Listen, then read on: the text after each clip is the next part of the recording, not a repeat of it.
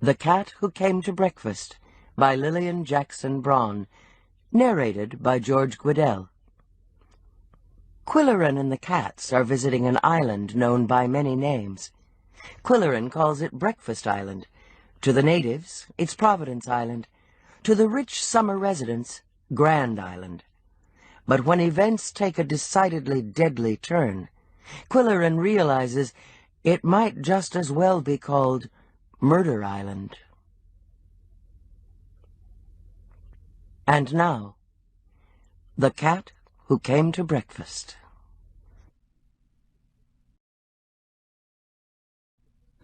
Chapter 1. It was a weekend in June. Glorious weather for boating. A small cabin cruiser with double six, freshly painted on the sternboard, chugged across the lake at a cautious speed. Stowed on the aft deck were suitcases, cartons, a turkey roaster without handles, and a small wire mesh cage with a jacket thrown over the top. "They're quiet," the pilot yelled above the motor noise. The passenger, a man with a large mustache, shouted back, "They like the vibration. Yeah, they can smell the lake, too." "How long does it take to cross?" "The ferry makes it in 30 minutes. I'm going slow so they don't get seasick." The passenger lifted a sleeve of the jacket for a surreptitious peek. "They seem to be okay." Pointing across the water to a thin black line on the horizon, the pilot announced loudly, "That's our destination. Breakfast Island, ahoy!" "Yow!" came a piercing baritone from the cage. "That's Coco," the passenger yelled. "He knows what breakfast means." "Now!" came a shrill soprano echo. "That's Yum Yum. They're both hungry." The cabin cruiser picked up speed. For all of them it was a voyage to another world. Breakfast Island, several miles from the Moose County mainland, was not on the navigation chart. The pear-shaped blip of land, broad at the south end and elongated at the northern tip, had been named Pear Island by 19th-century cartographers. Less printable names were invented by lake captains who lost ships and cargo on the treacherous rocks at the stem end of the pear. The southern shore was more hospitable. For many years, fishermen from the mainland, rowing out at dawn to try their luck, would beach their dinghies on the sand and fry up some of their catch for breakfast. No one knew exactly when or how Breakfast Island earned its affectionate nickname, but it was a long time before the economic blessing known as tourism. Moose County itself, 400 miles north of everywhere, had recently been discovered as a vacation paradise. Its popularity was developing gradually by word of mouth. Breakfast Island, on the other hand, blossomed suddenly, the result of a seed planted by a real estate entrepreneur, nurtured by a financial institution, and watered by the careful hand of national publicity. 2 days before the voyage of the Double Six, the flowering of Breakfast Island was the subject of debate on the mainland, where two couples were having dinner at the old stone mill. "Let's drink a toast to the new Pear Island resort," said Arch Riker, publisher of the local newspaper. "Best thing that ever happened to Moose County." "I can hardly wait to see it," said Polly Duncan, head of the Pickaxe Public Library. Mildred Riker suggested, "Let's all four of us go over for a weekend and stay at a bed and breakfast." The fourth member of the party sat in moody silence, tamping his luxuriant mustache. "How about it, Qwill?" asked Riker. "Will you drink to that?" "No," said Jim Qwilleran. "I don't like what they've done to Breakfast Island. I see no reason for changing its name, and I have no desire to go there." "Well," said Polly in surprise. "Really?" said Mildred in protest. The two men were old friends. Journalists from down below, as Moose County natives called the population centers of the United States. Now Riker was realizing his dream of publishing a country newspaper, and Qwilleran, having inherited money, was living a comfortable bachelor life in Pickaxe City, population 3,000, and writing a column for the Moose County something. Despite the droop of his pepper-and-salt mustache and the melancholy look in his heavy-lidded eyes, He had found middle-aged contentment here. He walked and biked and filled his lungs with country air. He met new people and confronted new challenges. He had a fulfilling friendship with Polly Duncan. He lived in a spectacular converted apple barn, and he shared the routine of everyday living with 2 Siamese cats. "Let me tell you," he went on to his dinner partners, "why I'm opposed to the Pear Island resort. When I first came up here from down below, some boaters took me out to the island, and we tied up at an old wooden pier. The silence was absolute, except for the scream of a gull or the splash of a fish jumping out of the water. God, it was peaceful. No cars, no paved roads, no telephone poles, no people, and only a few nondescript shacks on the edge of the forest." He paused and noted the effect he was having on his listeners. "What is on that lonely shore now? A 3-story hotel, a marina with 50 boat slips, a pizza parlor, a T-shirt studio, and 2 fudge shops." "How do you know?" Riker challenged him. "You haven't even been over there to see the resort, let alone count the fudge shops." "I read the publicity releases. That was enough to turn me off." "If you had attended the press preview, you'd have a proper perspective." Riker had the ruddy face and paunchy figure of an editor who had attended too many press previews. "If I ate their free lunch," Qwilleran shot back, "they'd expect all kinds of puffery in my column. No, it was enough, Art, that you gave them the lead story on page 1, 3 pictures inside, and an editorial." The publisher's new wife, Mildred, spoke up.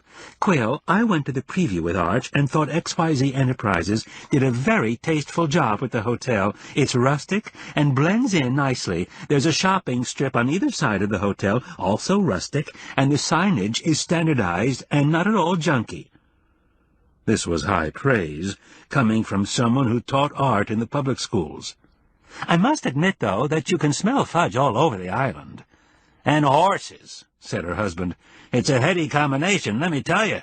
Since motor vehicles are prohibited, visitors hire carriages or hail horse cabs or rent bicycles or walk. Can you picture the traffic jam when that little island is cluttered with hordes of bicycles and strollers and sightseeing carriages?" Qwilleran asked with a hint of belligerence. Polly Duncan laid a hand softly on his arm. "Qwill, dear, should we attribute your negative attitude to guilt? If so, banish the thought." Qwilleran winced. There was some painful truth in her well-intended statement. It was his own money that had financed, to a great degree, the development of the island. Having inherited the enormous Qwilleran fortune based in Moose County, he had established the Qwilleran Foundation to distribute mega-millions for the betterment of the community, thus relieving himself of responsibility. A host of changes had resulted, some of which he questioned. Nevertheless, he adhered to his policy of hands-off. Polly continued with sincere enthusiasm. "Think how much the K Foundation has done for the schools, health care, and literacy. If it weren't for Qwilleran backing, we wouldn't have a good newspaper and plans for a community college." Riker said, "The Pear Island Hotel alone will provide 300 jobs, many of them much-needed summer work for young people. We pointed that out on our editorial page. Also, the influx of tourists will pour millions into the local economy over a period of time.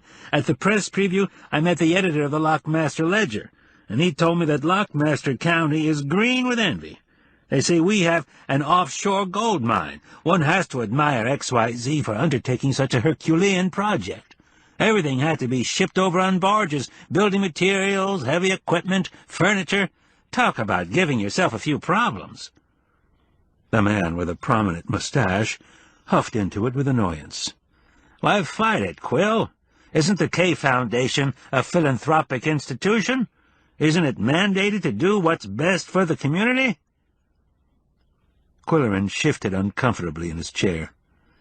"I've kept my nose out of the operation because I know nothing about business and finance, and care even less. But if I had offered more input, the directors might have balanced economic improvement with environmental foresight.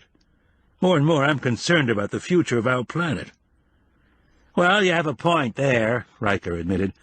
"Let's drink to environmental conscience," he said jovially, waving his empty glass at a tall serving person who was hovering nearby.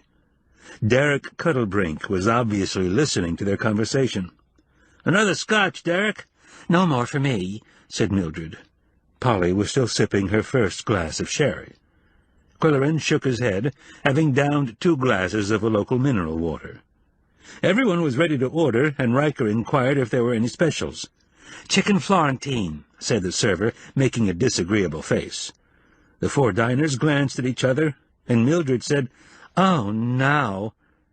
They consulted the menu, and the eventual choice was trout for Mildred, sweetbreads for Polly, and rack of lamb for the 2 men. Then Qwilleran returned to the subject.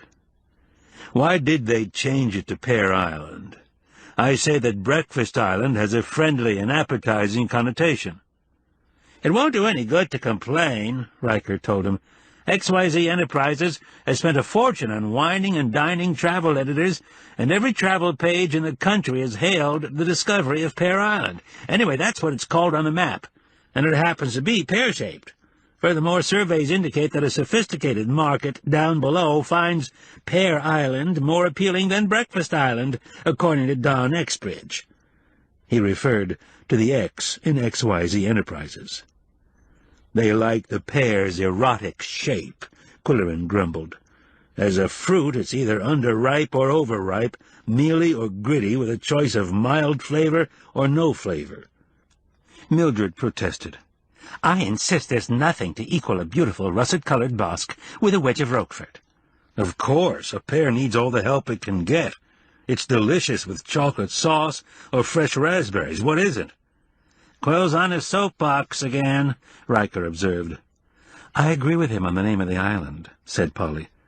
"I think Breakfast Island has a certain quaint charm. Names of islands on the map usually reflect a bureaucratic lack of imagination."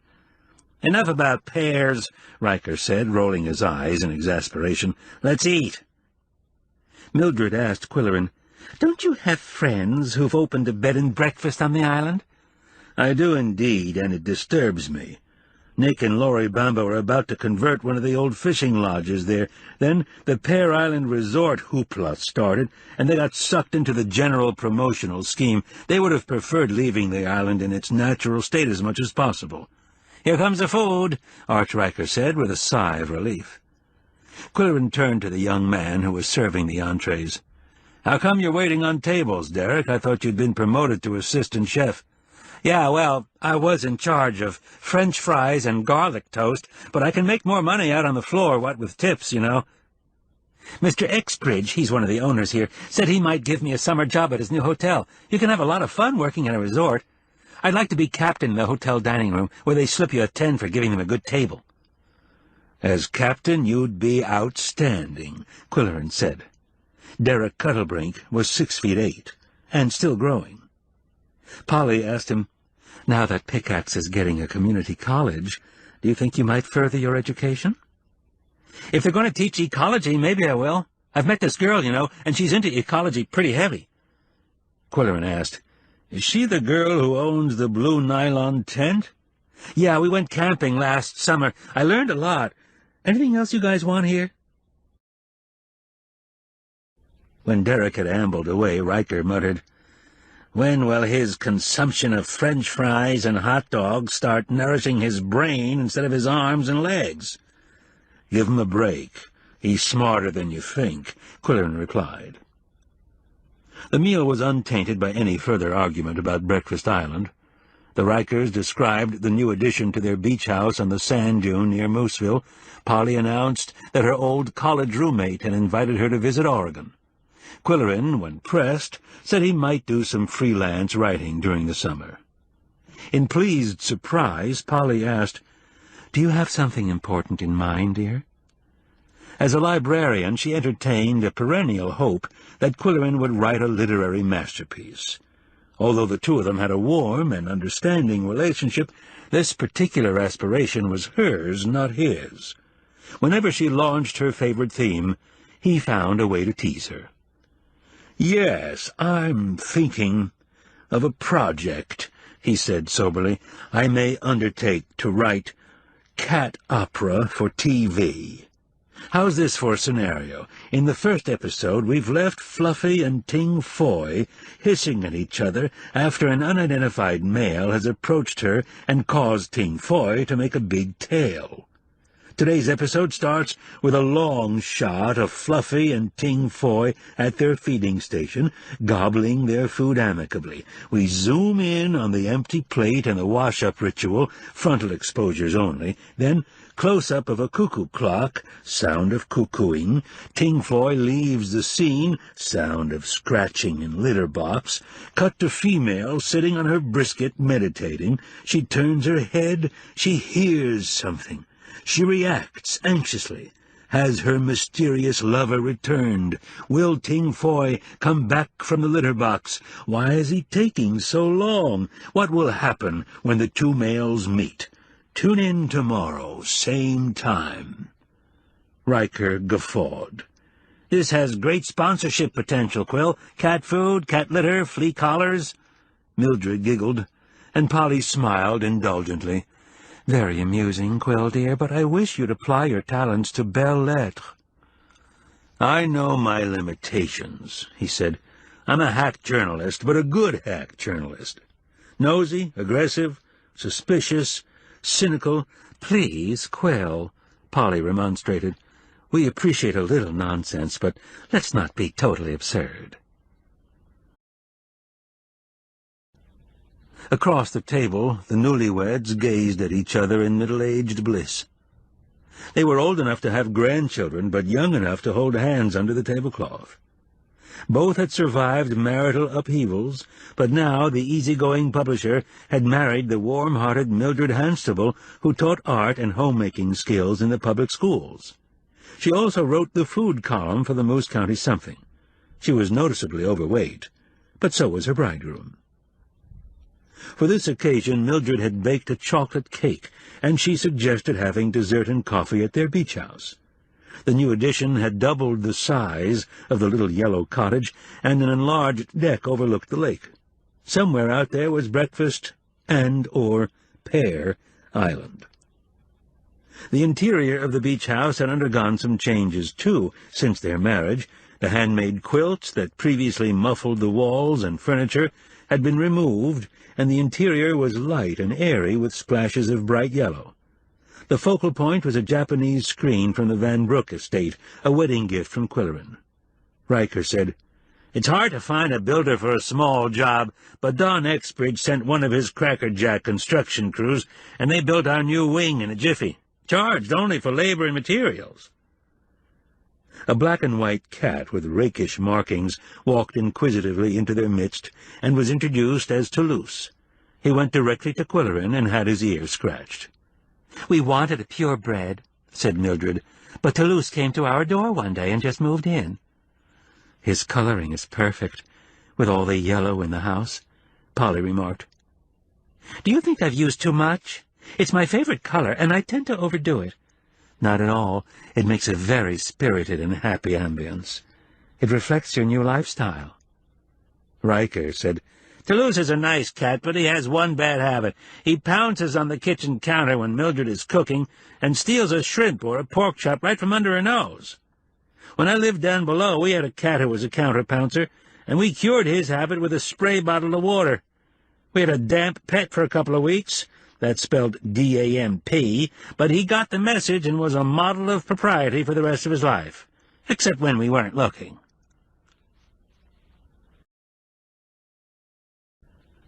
The evening ended earlier than usual because Polly was working the next day.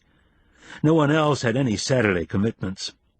Riker, following his recent marriage, no longer spent 7 days a week at the office, and Qwilleran's life was unstructured except for feeding and brushing the Siamese and servicing their commode. "My self-image," he liked to say, "was formerly that of a journalist. Now I perceive myself as hand-servant to a pair of cats, also tail-servant." He and Polly drove back to Pickaxe, where she had an apartment on Goodwinter Boulevard, not far from his converted apple barn. As soon as they pulled away from the beach house, he popped the question. "What's all this about going to Oregon? You never told me." "I'm sorry, dear. My old roommate phoned just before you picked me up, and the invitation was so unexpected I hardly knew how to decide. But I have 2 weeks more of vacation time, and I've never seen Oregon. They say it's a beautiful state." Qwilleran murmured as he considered all the aspects of this sudden decision. Once she had gone to England alone and had become quite ill. Once she had gone to Lockmaster for a weekend and had met another man. At length he asked, "Shall I feed Bootsy while you're away?" "That's kind of you to offer, Qwill, but he really needs a live-in companion for that length of time. My sister-in-law will be happy to move in. When I return, we should think seriously about spending a weekend on the island at an interesting bed and breakfast." "A weekend of inhaling fudge fumes could be hazardous to our health," he objected. "It would be safer to fly down to Minneapolis with the Rikers. You and Mildred could go shopping, and Arch and I could see a ball game."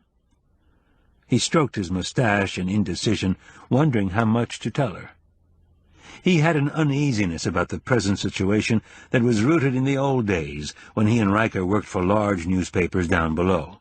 They kept a punctilious distance from advertisers, lobbyists, and politicians as a matter of policy. Now, Riker was getting too chummy with Don Exbridge. XYZ Enterprises was a heavy advertiser in the Moose County something. Exbridge had lent the Rikers a cottage for their honeymoon, and he had expedited the building of an addition to their beach house. To Qwilleran, it looked bad. And yet he tried to tell himself this was a small town and everything was different. There were fewer people, and they were constantly thrown together at churches, fraternal lodges, business organizations, and country clubs. They were all on first-name terms and mutually supportive, and there were times when they covered up for each other.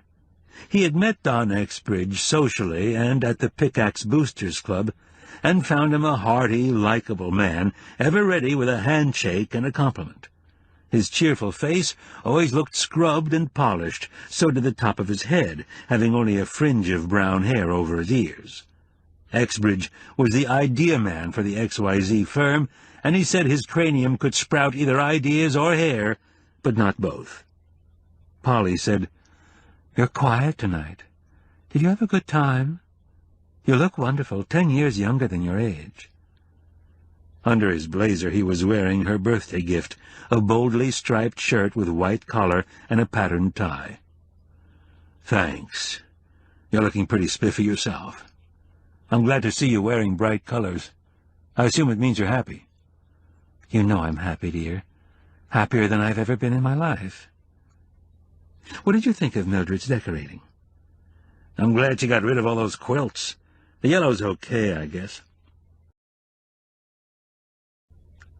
They turned into Goodwinter Boulevard, an avenue of old stone mansions that would soon be the campus of the new community college. The Qwilleran Foundation had bought the property and donated it to the city. Currently there was some debate as to whether the institution should be named after the Goodwinters, who had founded the city, or after the original Qwilleran, who was a rascally old saloon-keeper. Polly's apartment occupied a carriage house behind one of the mansions, within walking distance of the public library, and she was assured of a leasehold. "Things will get lively here when the college opens," Qwilleran reminded her. "That's all right. I like having young people around," she said, adding slyly, "Would you like to come upstairs and say good night to Bootsy?"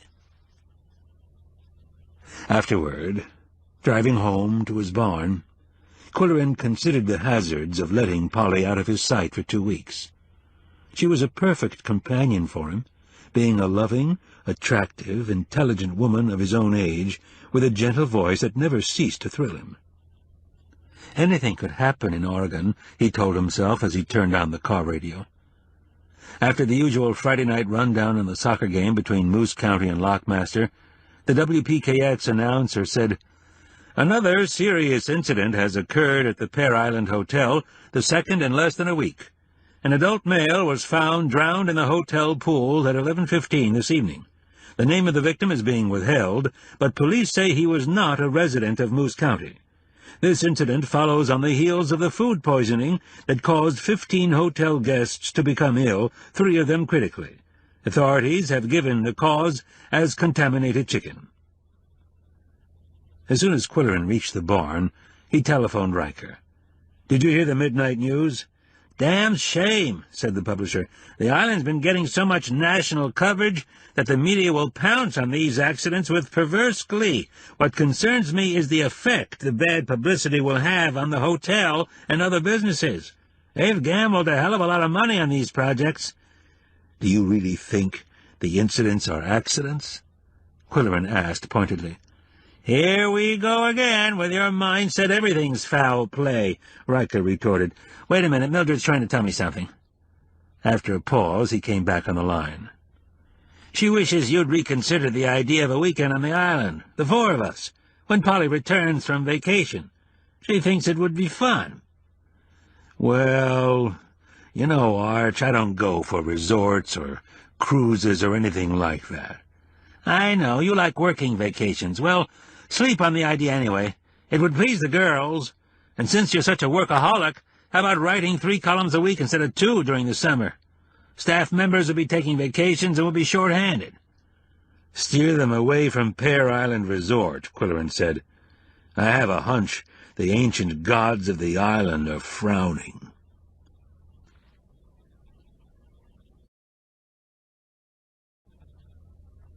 Chapter 2. The morning after the drowning in the hotel pool, Qwilleran was roused from sleep at an early hour by the ringing of the telephone. After a glance at his watch, he answered gruffly. "Sorry to call so early," said a familiar voice, "but I need to see you about something." "Where are you?" "In Mooseville, but I can be in Pickaxe in half an hour." "Come on down," Qwilleran said curtly.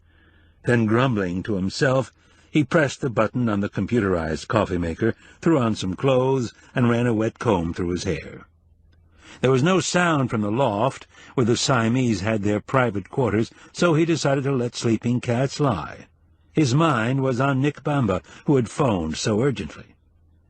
In Qwilleran's book, Nick and Laurie were an admirable young couple. She'd been postmaster in Mooseville until she retired to raise a family. Nick was head engineer at the state prison. It had been their dream to own and operate a bed and breakfast in the hope that he could quit his well-paying but demoralizing job. Thanks to a low-interest loan from the Qwilleran Foundation, they had bought an old fishing lodge on Breakfast Island. Before they could open their inn, however, they found themselves involved in the wholesale commercialization of the primitive island. As Qwilleran understood its history, the island had been populated for generations by the descendants of shipwrecked sailors and travelers.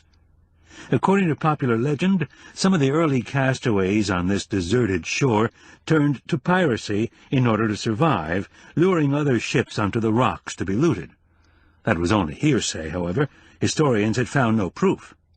One fact was known. Subsequent generations lived in privation, hauling nets in summer and living on salt-dried fish and wild rabbits in winter, eked out by goat's milk and whatever would grow in the rocky, sandy terrain.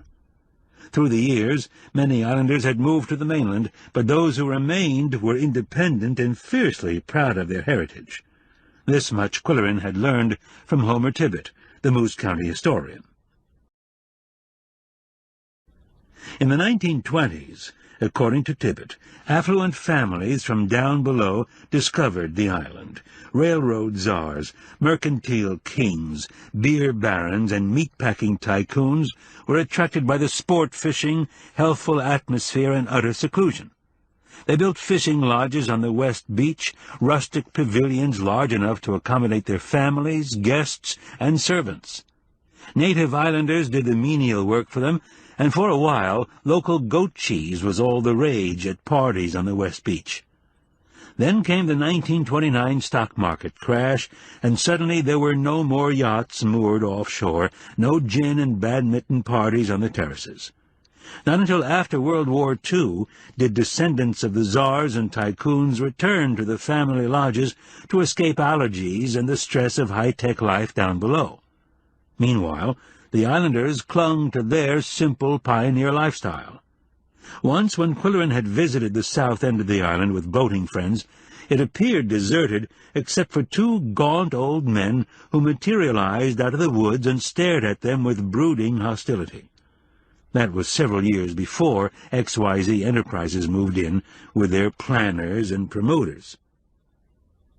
Nick Bamba's pickup truck pulled into the barnyard exactly on schedule, and a young man with a boat captain's cap on his curly black hair walked into the barn. With his flashing black eyes roving about the interior, he said what he always said, "Man, what a B&B you could make out of this baby." It was an octagonal apple barn, well over 100 years old, with fieldstone foundation, shingled siding, and windows of various shapes and sizes. The interior was open to the roof, 4 stories overhead, and a ramp spiraled around the walls, connecting the rooms on 3 upper levels. On the main floor, a large white fireplace cube in dead center divided the open space into areas for lounging, dining, and food preparation. In Qwilleran's case, this meant opening cans, thawing frozen dinners, and pressing the button on the coffee maker. He poured mugs of coffee and ushered his guest into the lounge. Ordinarily, Nick radiated vitality. Today he looked tired, overworked and dispirited. To open the conversation on a comfortable note, Qwilleran asked him, "Is your entire family on the island?" The young man recited in a monotone, "Jason is staying with my mother in Mooseville until school's out. I take him to the island for weekends.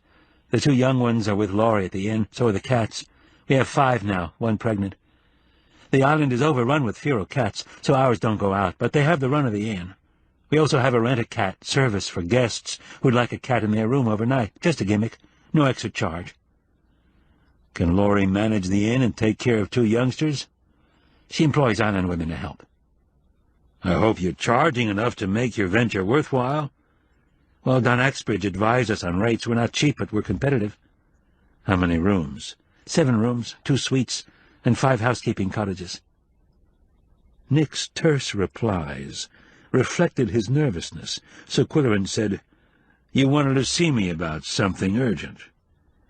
"Did you hear about the drowning last night?" "Only briefly on the air. What were the circumstances, do you know?" "He'd been drinking in the hotel bar. They'll have to lock the pool gates after a certain hour or provide better security.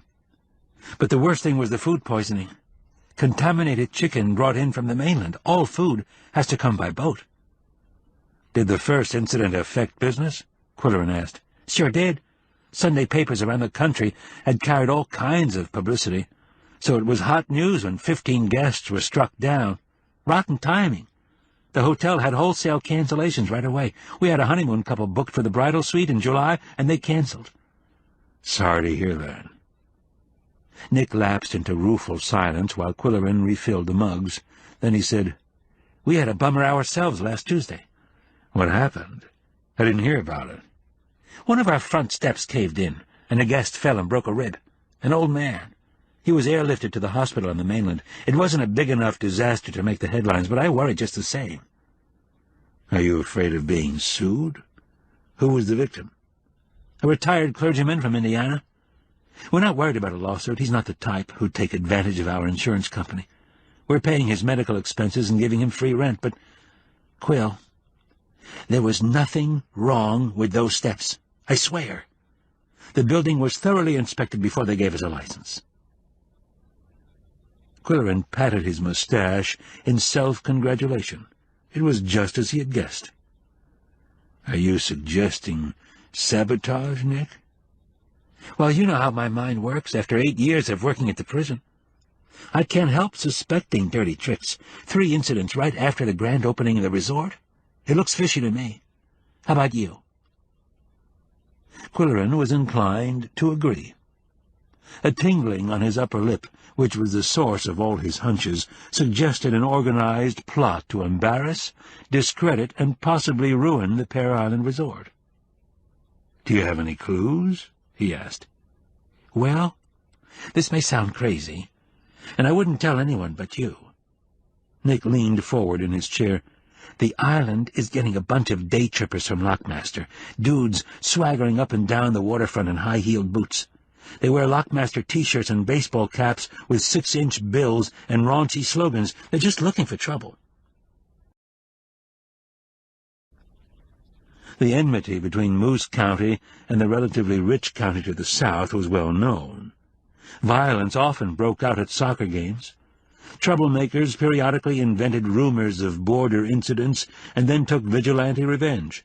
Even mature citizens of Lockmaster took pleasure in vaunting their superiority, boasting about their rich horse farms, good schools, winning athletic teams, and fine restaurants. That was before Qwilleran's fluke inheritance. After that, the Qwilleran millions began improving the quality of life in Moose County. Besides building a better airport and giving the high school an Olympic-sized swimming pool, Qwilleran money was luring the best teachers, physicians, barbers, and TV repairmen from Lockmaster. And now, Moose County had the Pear Island Resort, an economic plum pudding sauced with the sweet taste of national publicity. Nick went on with his story. Last Sunday, 3 of these goons were actually sitting on our porch swings at the inn, smoking God knows what. I pointed to the no-smoking sign and asked if they were taught to read in Lockmaster. They gave me the finger and went on puffing, so I called Island Security. The county doesn't supply much police protection. Don Exbridge is lobbying for more, so we hire our own weekend security guys. They're uniformed like Canadian Mounties and look pretty impressive when they ride up on horses. So the hoods took off without any more trouble, but it makes me wonder, you know? Have you mentioned your suspicions to Exbridge? Well, he's not on the island weekends, and I can't be there during the week. Besides, I'd feel stupid talking to him when I don't have anything but a gut feeling. What I wish, Qwill, is that you'd go to the island and snoop around. You're good at that kind of thing. You might come up with some evidence, or at least a clue. You could stay in one of our cottages. Bring the cats. Qwilleran had an unbridled curiosity and a natural urge to find answers to questions. Also, he had spent years as a crime reporter down below. He mused, tempted by the prospect of snooping. Nick said, "It's really nice on the island, and you'd like the food. Laurie's breakfasts are super. Everybody says so, and the hotel has a chef from New Orleans." New Orleans? Qwilleran repeated with growing interest. Food often figured in his decision-making. If I were to go over there, when would you suggest? Soon as possible. I have to bring Jason back here tomorrow afternoon, and I could ferry you to the island after that. I have my own boat now. If you meet me at the dock in Mooseville around 4 o'clock, we'll reach the island in plenty of time for you to get settled and go to the hotel for a good dinner. But no chicken, Qwilleran quipped.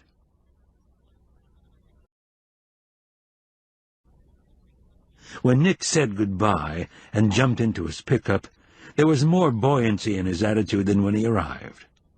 It was still early, but Qwilleran climbed the ramp to release the Siamese from their loft apartment.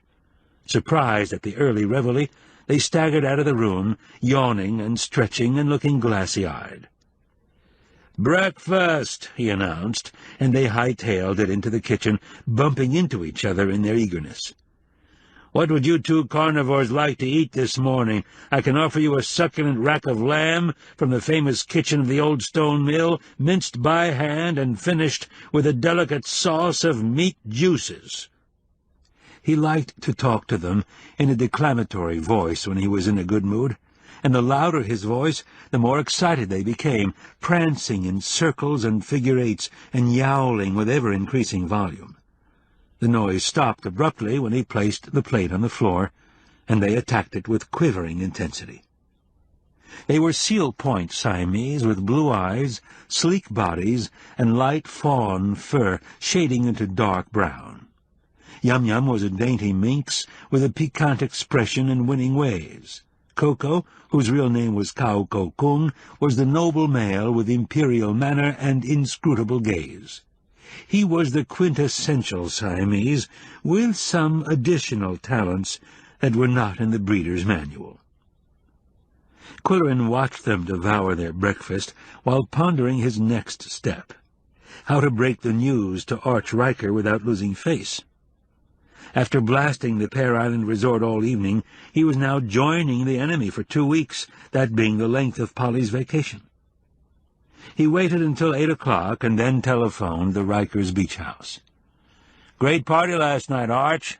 Did I make myself a bore?" "What do you mean?" "My tirade against the Pear Island resort must have been somewhat tiresome. Anyway, I'd like to make amends." "Uh-oh. What's the catch?" asked the man who had known Qwilleran since kindergarten. Their friendship had survived almost half a century of confiding, bantering, arguing, leg-pulling, rib-poking, and caring. "I suspect you have devious intentions." "Well, to tell the truth, Arch, I'm still ticked off about the commercial rape of Breakfast Island, but without playing politics, I'm willing to go there for a couple of weeks and write about island history, customs, and legends. I'd call it The Other Side of the Island. How does it sound?" "I'll tell you how it sounds, you dirty rat. It sounds as if Polly is going out of town for 2 weeks, and you're desperate for something to occupy your time. I can always read your hand. I've known you too long to fall for a fast shuffle." "Will you okay my expense account?" Qwilleran asked, to taunt him. There was a moment of silence on the line. Riker was editor and publisher of the Moose County Something, but the Klingenschein Foundation owned it. "Okay, go ahead," Riker said. "But it had better be good." "I'll be staying at the Bamba's B&B. I don't know the phone number, but they called it the Domino Inn."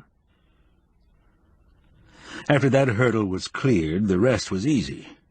Qwilleran called his janitor, Mr. Odell, who said, "Faith, and you'll not catch me setting foot on that island no more. What they're doing is again old Mother Nature, it is.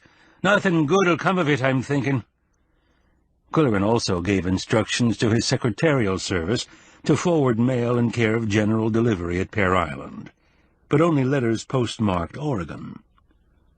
Finally, he phoned Andrew Brody at home on Saturday evening.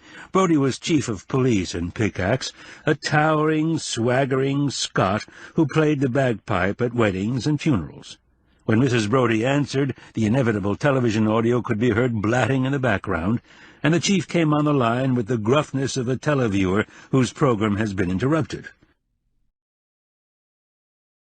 Amiably, Qwilleran opened with, "Sorry to snatch you away from your favorite cop series." "Are you kidding? I'm watching a nature program. Terrible what's happening to the rainforest. Last week it was black bears, and before that oil spills. What's on your mind? Want me to pipe at your wedding to Polly? For you two, I'll do it for free."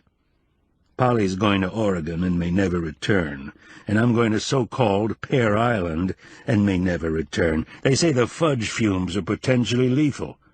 "What do you want to go there for? You won't like what they've done to our Breakfast Island," Brody predicted. "Mainly I'm going to write about island life for the Qwill Pen column," Qwilleran explained glibly. "But I might do a little amateur sleuthing on the side.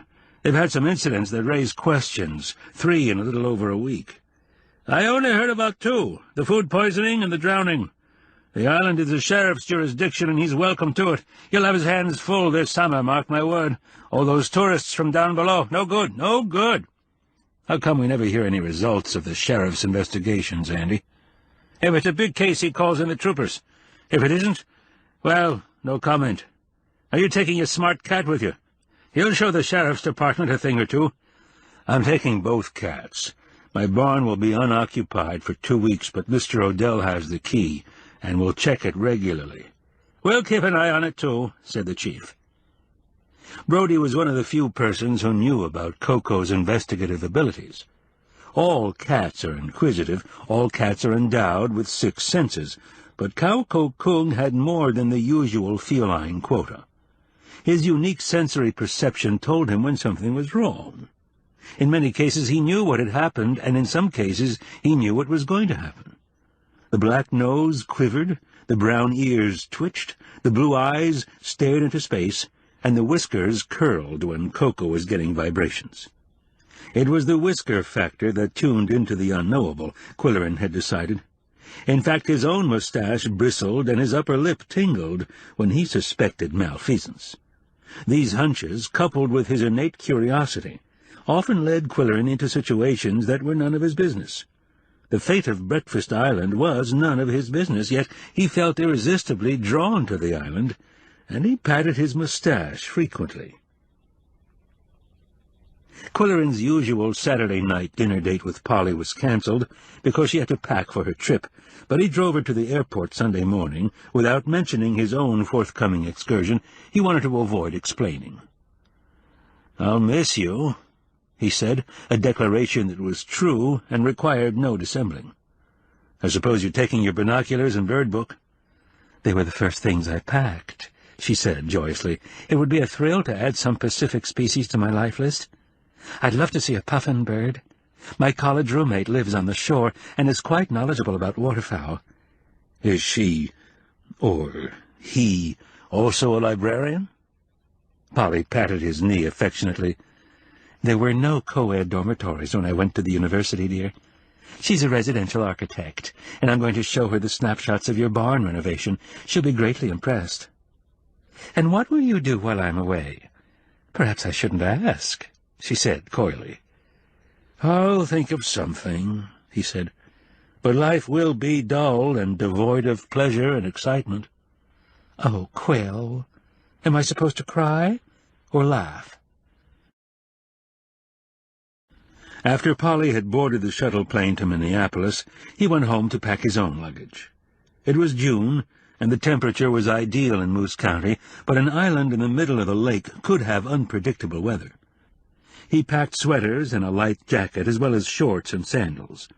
Not knowing how formal the hotel dining room might be, he packed good shirts and a summer blazer as well as knockabout clothing.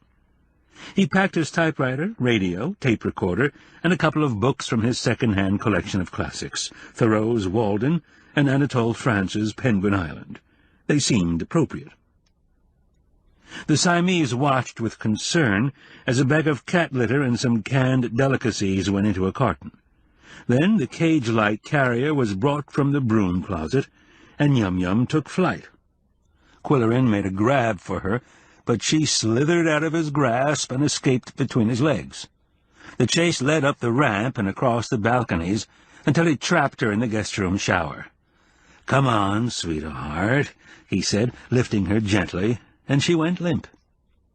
Back on the main floor, he put her in the carrier and announced, "All aboard for Breakfast Island." "Yow!" said Coco, and he jumped into the carrier. That was unusual. Ordinarily, he disliked a change of address. Qwilleran thought, does he know there's sabotage on the island? Or does he recognize the word breakfast? With the luggage stowed in the trunk of his sedan, and with the cat carrier on the back seat, Qwilleran drove north to Mooseville, past landmarks that had figured prominently in his recent life: the Dimsdale Diner, Itabidiwasi Road, the Turkey Farm, under new management, the extensive grounds of the federal prison, and the significant letter K on a post. Nick Bamba was waiting for him at the municipal pier, where a boat named 66 was bobbing lazily in the dock, but the young man's glum expression caused Qwilleran to ask, "Is everything all right?" "Another incident," Nick said, "just this afternoon. A cabin cruiser blew up at the Pear Island Marina. Owner killed." "Any idea what caused it?" "Well, he'd just bought this boat, a neat craft only 3 years old, and filled up at the marina gas pump. The manager thinks he didn't blow out the fumes before starting the engine." "Inexperienced boater?" Qwilleran asked. "Looks like it. When I bought this boat, I took a course in marine safety, but the majority of boaters don't bother. It's a bad mistake." "Who owns the marina?" "XYZ owns everything on the South Beach. There was some damage to the pier and nearby craft, but luckily most boaters were out in the lake fishing. What depresses me, Qwill, is that the guy was a family man. He came over on the ferry to close the deal on the boat. He paid cash for it and was going back to the mainland to pick up his wife and kids."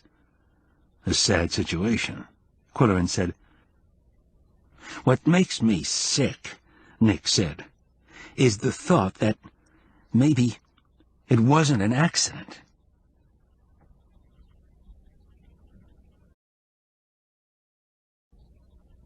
Chapter 3. As they stowed the luggage and the cat carrier on the deck of the 66, Nick Bamba said, "It's great of you to do this, Qwill. How long can you stay?" "A couple of weeks." Officially, I'll be researching fresh material for the Qwill Pen column. You're our guest, you know. Stay as long as you want. I appreciate the invitation, but let the newspaper foot the bill. It'll look better, and they can afford it. As the pilot carried aboard the turkey roaster that had no handles, he said, "What's this for? Are you going to do some serious cooking? I know the cats are crazy about turkey, but the cottage has all the pots and pans you'll need. Or you can borrow from Laurie's kitchen." "That's the cat's commode," Qwilleran said in an offhand way. "Well, I've got to say I've never seen one like it, and I've seen a lot of cat parties." "It's practical. I hope Coco and Yum Yum are good sailors." "They've never had a boat ride, as I recall," said Qwilleran. "I'll throw my jacket over their coop in case there's too much breeze or spray from the wake.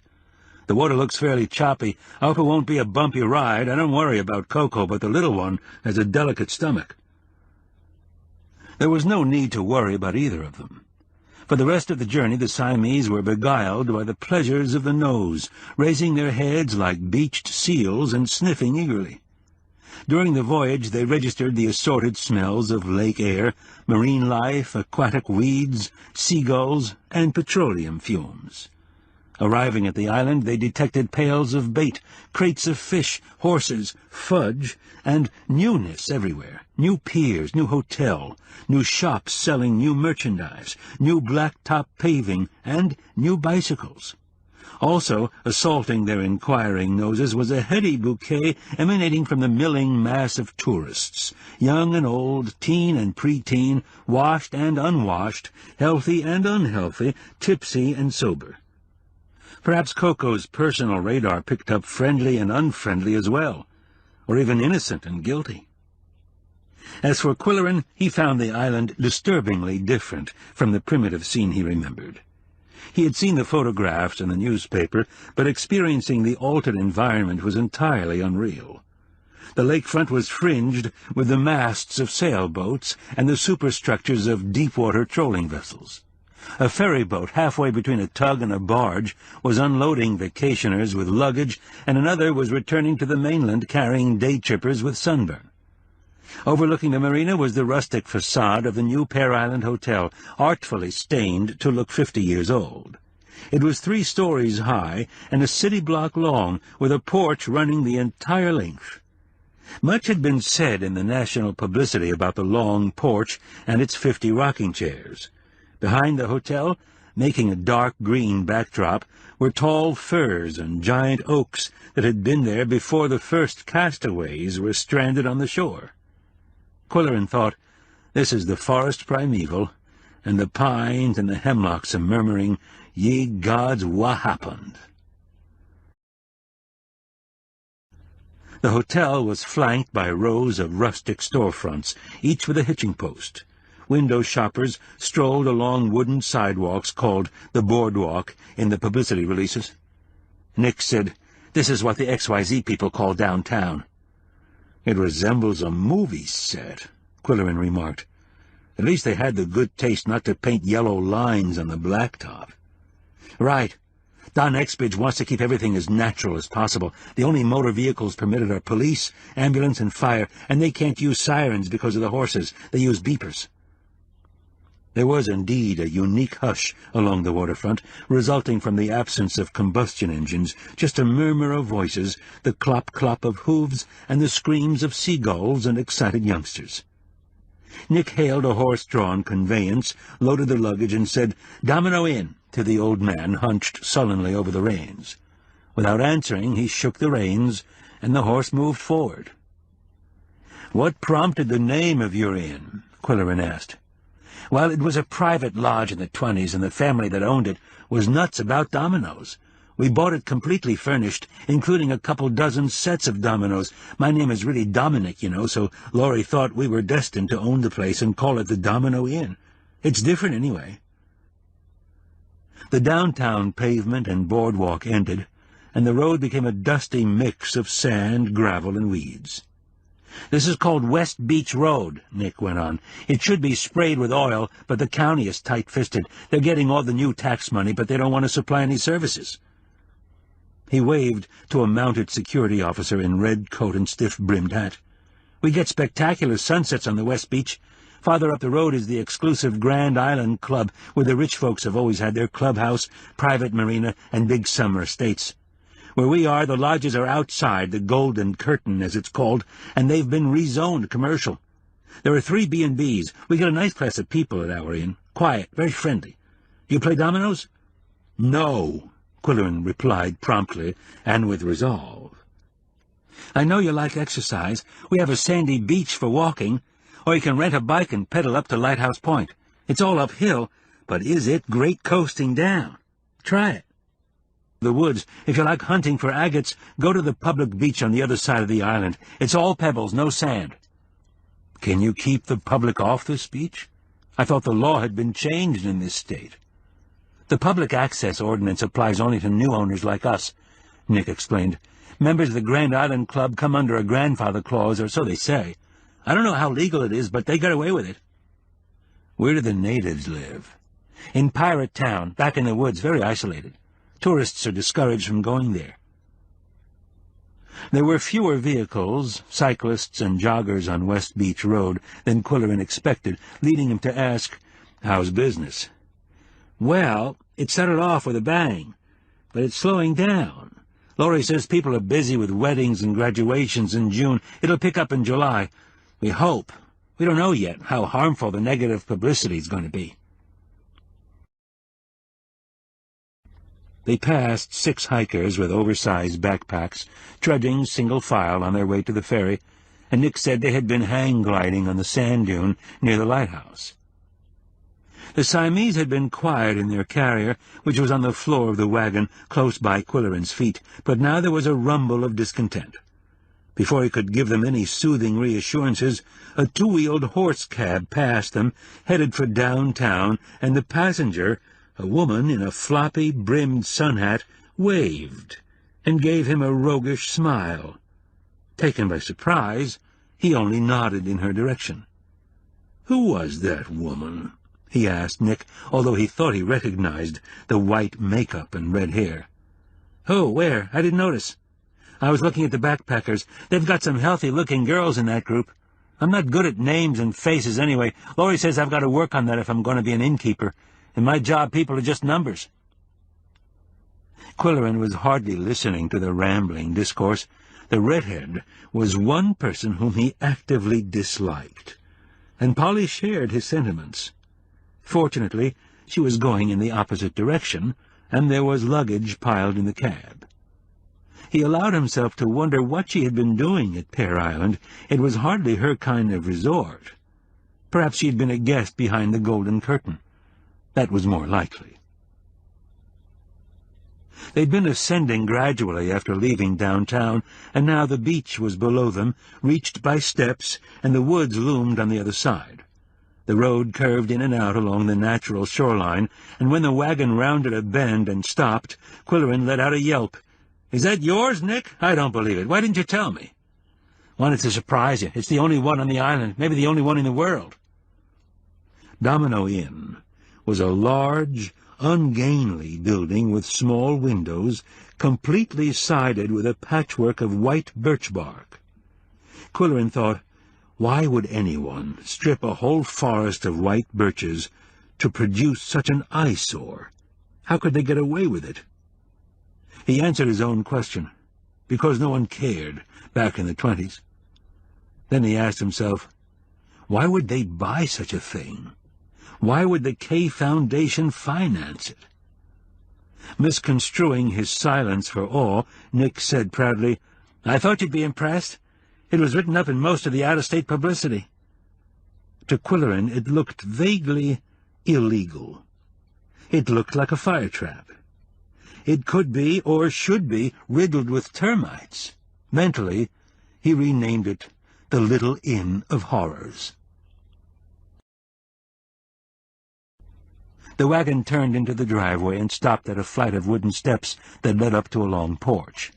There were no rocking chairs, but there were porch swings hanging from chains. Immediately, the front door flew open, and Laurie came bounding down the steps to give Qwilleran a welcoming hug. His former secretary was now an innkeeper and mother of 3, but she still wore her long golden hair in girlish braids tied with blue ribbons. I could barely wait for you to see it, she cried with excitement. Wait till you see the inside. Come on in.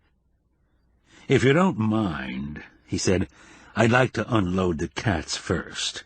They might express their emotions in some unacceptable way if they don't decoop soon. I'll feed them and then come in to register. Do you need cat food? Do you need litter? No, thank you. We're well equipped. Nick instructed the driver to continue around to the rear and then down the lane to the 4th cottage. The sandy lane was marked with a rustic street sign, Pip Court. It reminded Qwilleran of a poultry disease and other illnesses, and he inquired about it. The spots on dominoes are called pips, he was told. The 5 cottages, hardly larger than garages, were stained a somber brown, and the door of each was painted black with white pips. The 4th cottage was identified with a double 2. Yours is called 4 pips, and it's deeper in the woods than the first 3. The cats can watch birds and rabbits from the screened porch and back. Here's the key. You go in, and I'll offload everything. The doorstep was hardly large enough to accommodate a size 12 shoe, and when Qwilleran unlocked the giant domino, he stepped into the smallest living quarters he had experienced since an army tent. He was a big man, accustomed to living in a 4-story barn, and here he was faced with a tiny sitting room, snug bedroom, mini kitchen, and pocket-sized bathroom. True, there was a screened porch, but it was minuscule and rather like a cage. How could he exist in these cramped quarters for 2 weeks with a pair of active animals? There was more. Someone had painted the walls white and dressed them up with travel posters. Then someone had gone berserk and camouflaged furniture, bed and windows with countless yards of fabric in a splashy pattern of giant roses, irises, and ferns. "How do you like everything?" Nick asked as he looked for places to put the luggage. "Not much extra floor space," he admitted, "and the place gets a little musty when it's closed up." He rushed around, opening windows. The kitchenette was new, he said, and the plumbing was new, although it took a while for the water to run hot. The cottages had originally been built for servants. "Did I hear a gunshot?" Qwilleran asked. "Just rabbit hunters in the woods, from Pirate Town. If there's anything else you want, just whistle." Qwilleran switched on 2 lamps and mentioned that he could use a higher wattage for reading. "Will do, and now I've got to take Jason back to the mainland. I'll see you next weekend. Goodbye, kids," he said to the occupants of the portable cage. They emerged from the carrier with wary whiskers, their bodies close to the floor and their tails drooping. They sniffed the green indoor-outdoor carpeting.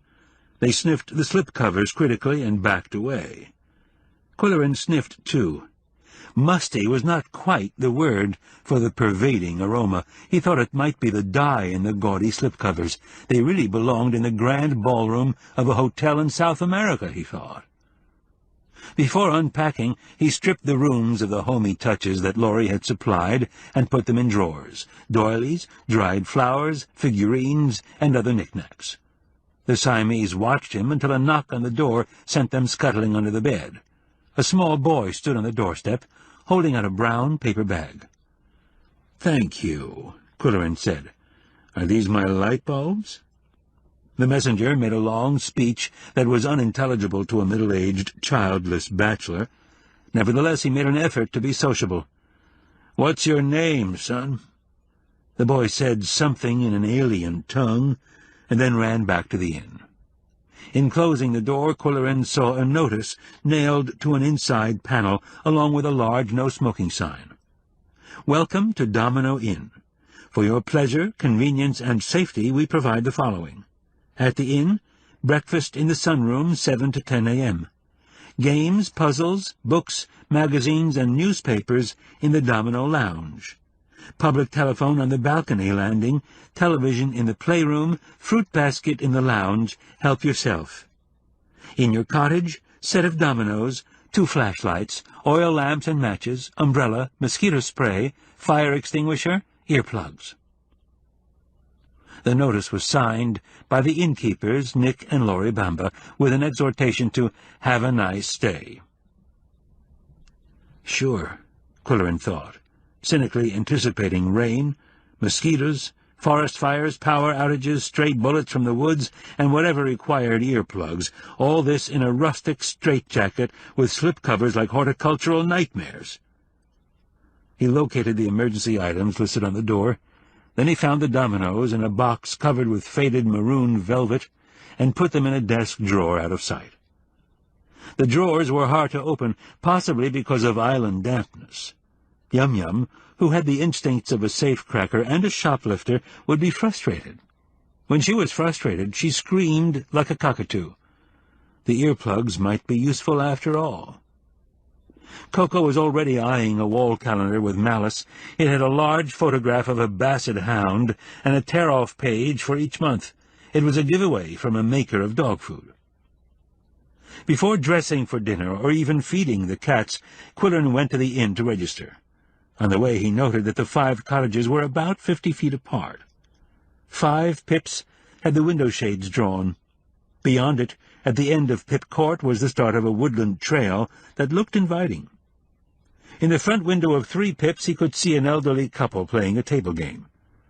A pair of state-of-the-art bicycles with helmets hanging from the handlebars were parked in front of 2 pips. 1 pip appeared to be empty. At the head of the lane, a large cast-iron farm bell was mounted on a post with a dangling rope and a sign for emergency only. 3 stray cats were scrounging around trash cans at the back door of the inn. And then Qwilleran mounted the front steps of the inn, entered the lobby, and gazed upward in amazement. The Domino Lounge had a skylight about 30 feet overhead and balcony rooms on all 4 sides, and the entire structure was supported by 4 enormous tree trunks. They were almost a yard in diameter. The bark on these monoliths was intact, and the stubby ends of sawed-off branches protruded at intervals. There were no guests in evidence at that hour, but the same boy who had delivered the light bulbs was sitting on the floor and playing with building blocks of architectural complexity. As soon as he caught sight of the man with a large mustache, he scrambled to his feet and ran to the door marked Office. A moment later, Laurie came hurrying into the lounge. "What do you think of it, Qwill? How do you like it?" She waved both arms at the gigantic tree trunks. "Words fail me," he said truthfully. "Are you sure they're not cast concrete?" "They're the real thing. One of the wonders of the world, I think. And I hope you're impressed by the slipcovers." All the furniture in the lounge was covered in the same overscale pattern of roses and irises, but with the 3-foot tree trunks they looked good. "I made them all myself. It took 6 months. I bought an entire factory closeout for practically nothing." They were glad to get rid of it, Qwilleran thought. The boy who had summoned his mother was back again, and he said something to Qwilleran in the same mystifying language. Laurie came to the rescue. "Mitchell wants you to know he saw a flying saucer over the lake last week." "Good for you, son." "Mitchell is 4 years old, and he's in charge of deliveries and communications. He's very enthusiastic about his job," she said. They went into the office to register. "I hope you like your cottage, Qwill. We also have a bridal suite upstairs in case you and Polly ever make up your minds." "We've made up our minds. Polly and I are happily unmarried until death do us part," he said gruffly. Then, pleasantly, he asked, "Who painted the cottage doors like dominoes?" She raised her right hand. "Guilty. They needed refinishing, so I thought it would be fun to paint them black with white pips. Nick thought I was crazy, but Don Exbridge is pushing the fun ethic. What do you think, Qwill?" "I think it's crazy and fun. And what is the purpose of the big bell?" "Oh, that's to alert everyone in case of fire. There's a volunteer fire department. Nick's on call weekends, but so far there's been no alarm. Knock on wood." "Nick mentioned that one of your elderly guests took a tumble on the front steps." Laurie nodded contritely. "I feel terrible about that. Mr. Harding in 3 pips. He was vicar of a small church in Indiana before he retired. He and Mrs. Harding are such a sweet couple. He's back from the hospital now and insists he'll heal faster here than down below." "Who repaired the step?" Qwilleran asked. Well, that was last Tuesday. Nick wasn't here, so I had to find an islander to fix it. An old man. He looked 100 years old, but he did a good job and didn't charge too much. Did he say what had happened to the step? They're not very communicative, these islanders, but he said the nails were rusty. He reinforced the whole flight with new nails and braces of some kind. And yet the county inspector okayed the building before you opened for business, Qwilleran said. That's right. It makes you wonder how good the inspection was. The county commissioners, you know, were pushing to get the resort open by mid-May because they wanted those tax dollars. I'll bet they told the inspectors not to be too fussy. Qwilleran glanced at his watch. Do I need a reservation for dinner at the hotel? Should I wear a coat and tie? Heavens, no. Everything's informal, but I'll call the hotel and tell them you're coming. They'll put out the red carpet for the popular columnist from the Moose County something. No, not that, he protested. I'm keeping a low profile during this visit. Okay. Shall I call a horse cab? I think not. I'd like to walk. But thanks just the same. Walk on the edge of the road, Laurie advised. The horses, you know. On the way back to the cottage to feed the cats and change into a fresh club shirt, Qwilleran met the elderly couple from 3 Pips. "Don't miss the sunset tonight," said the man, who wore a black French beret at a jaunty angle. "We always order a special performance for a new guest." Qwilleran could see the Siamese on the back porch, and he walked around to talk to them through the screen. "Are you fellow travelers ready for a can of boned chicken imported from Pickaxe?" There were 2 chairs on the porch, one more comfortable than the other, and, with catly instinct, they had chosen the better of the 2. They were sitting there calmly, too calmly. It meant that one or both had committed some small misdemeanor of which they were proud. He knew them so well. Unlocking the front door, he walked into the scene of the crime. The desktop was littered with scraps of paper, and other bits were strewn about the floor. One said, Tuesday. Others were blank squares with numbers in the upper left-hand corner. Someone had attacked the wall calendar hanging above the desk. The glossy, full-color photo of a basset hound and the name of the dog food manufacturer were still intact, but the month of June had been ripped off piece by piece, or day by day. It was now July in 4 Pips.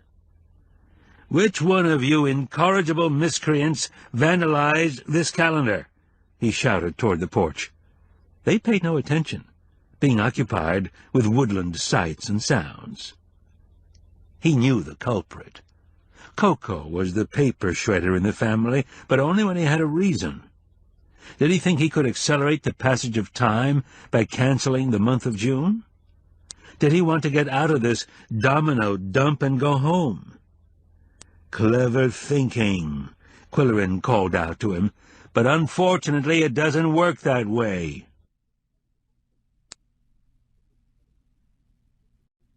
Chapter 4.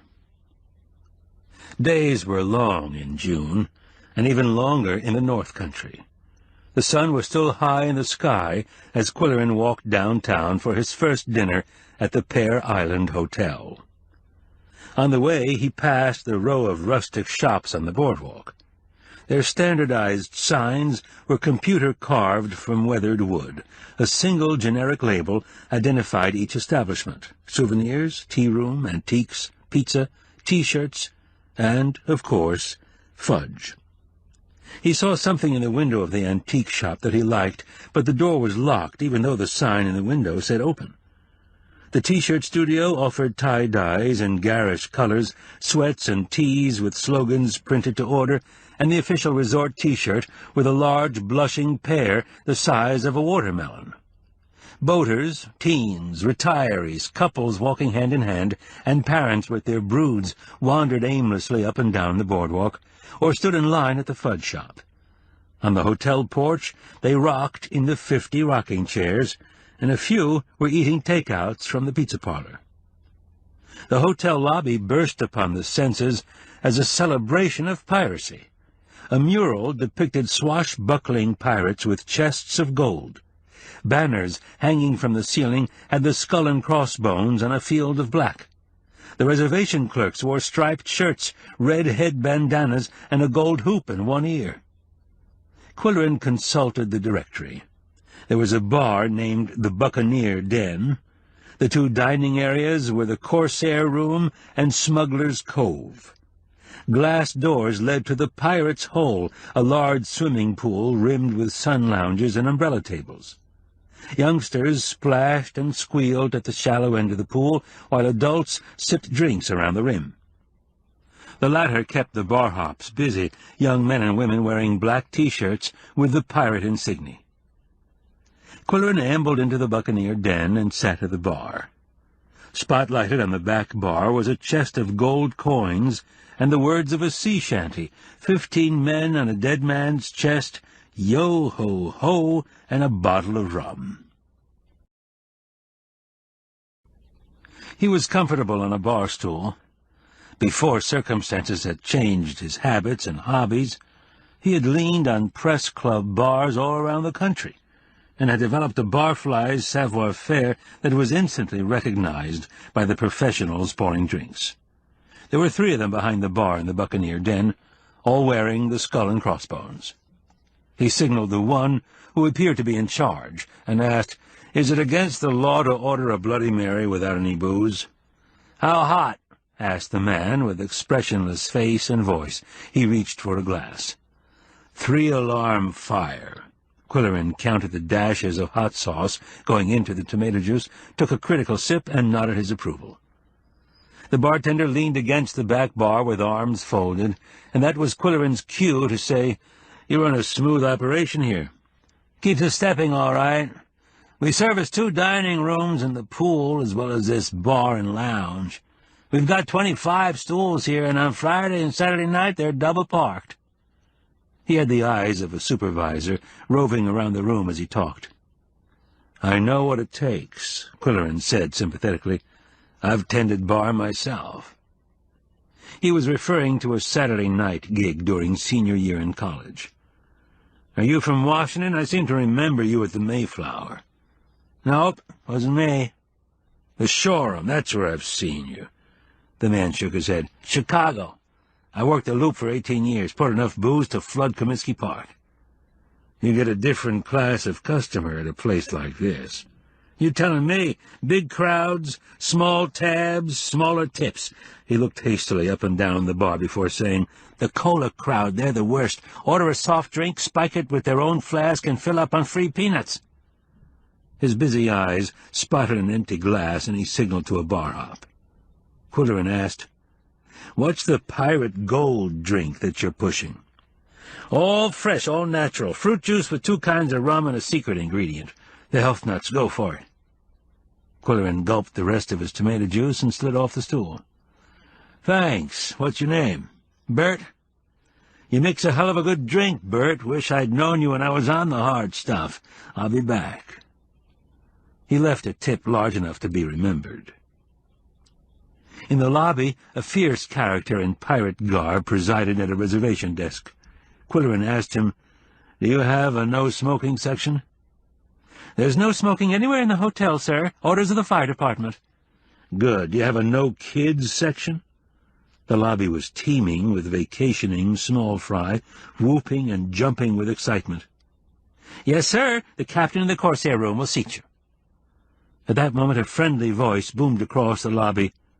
"Qwill, you dirty P.O.B., what are you doing here?" A young man grabbed his arm. Dwight Summers was employed as Director of Community Services for XYZ Enterprises. They had met on a trip to Scotland and had developed an instant camaraderie.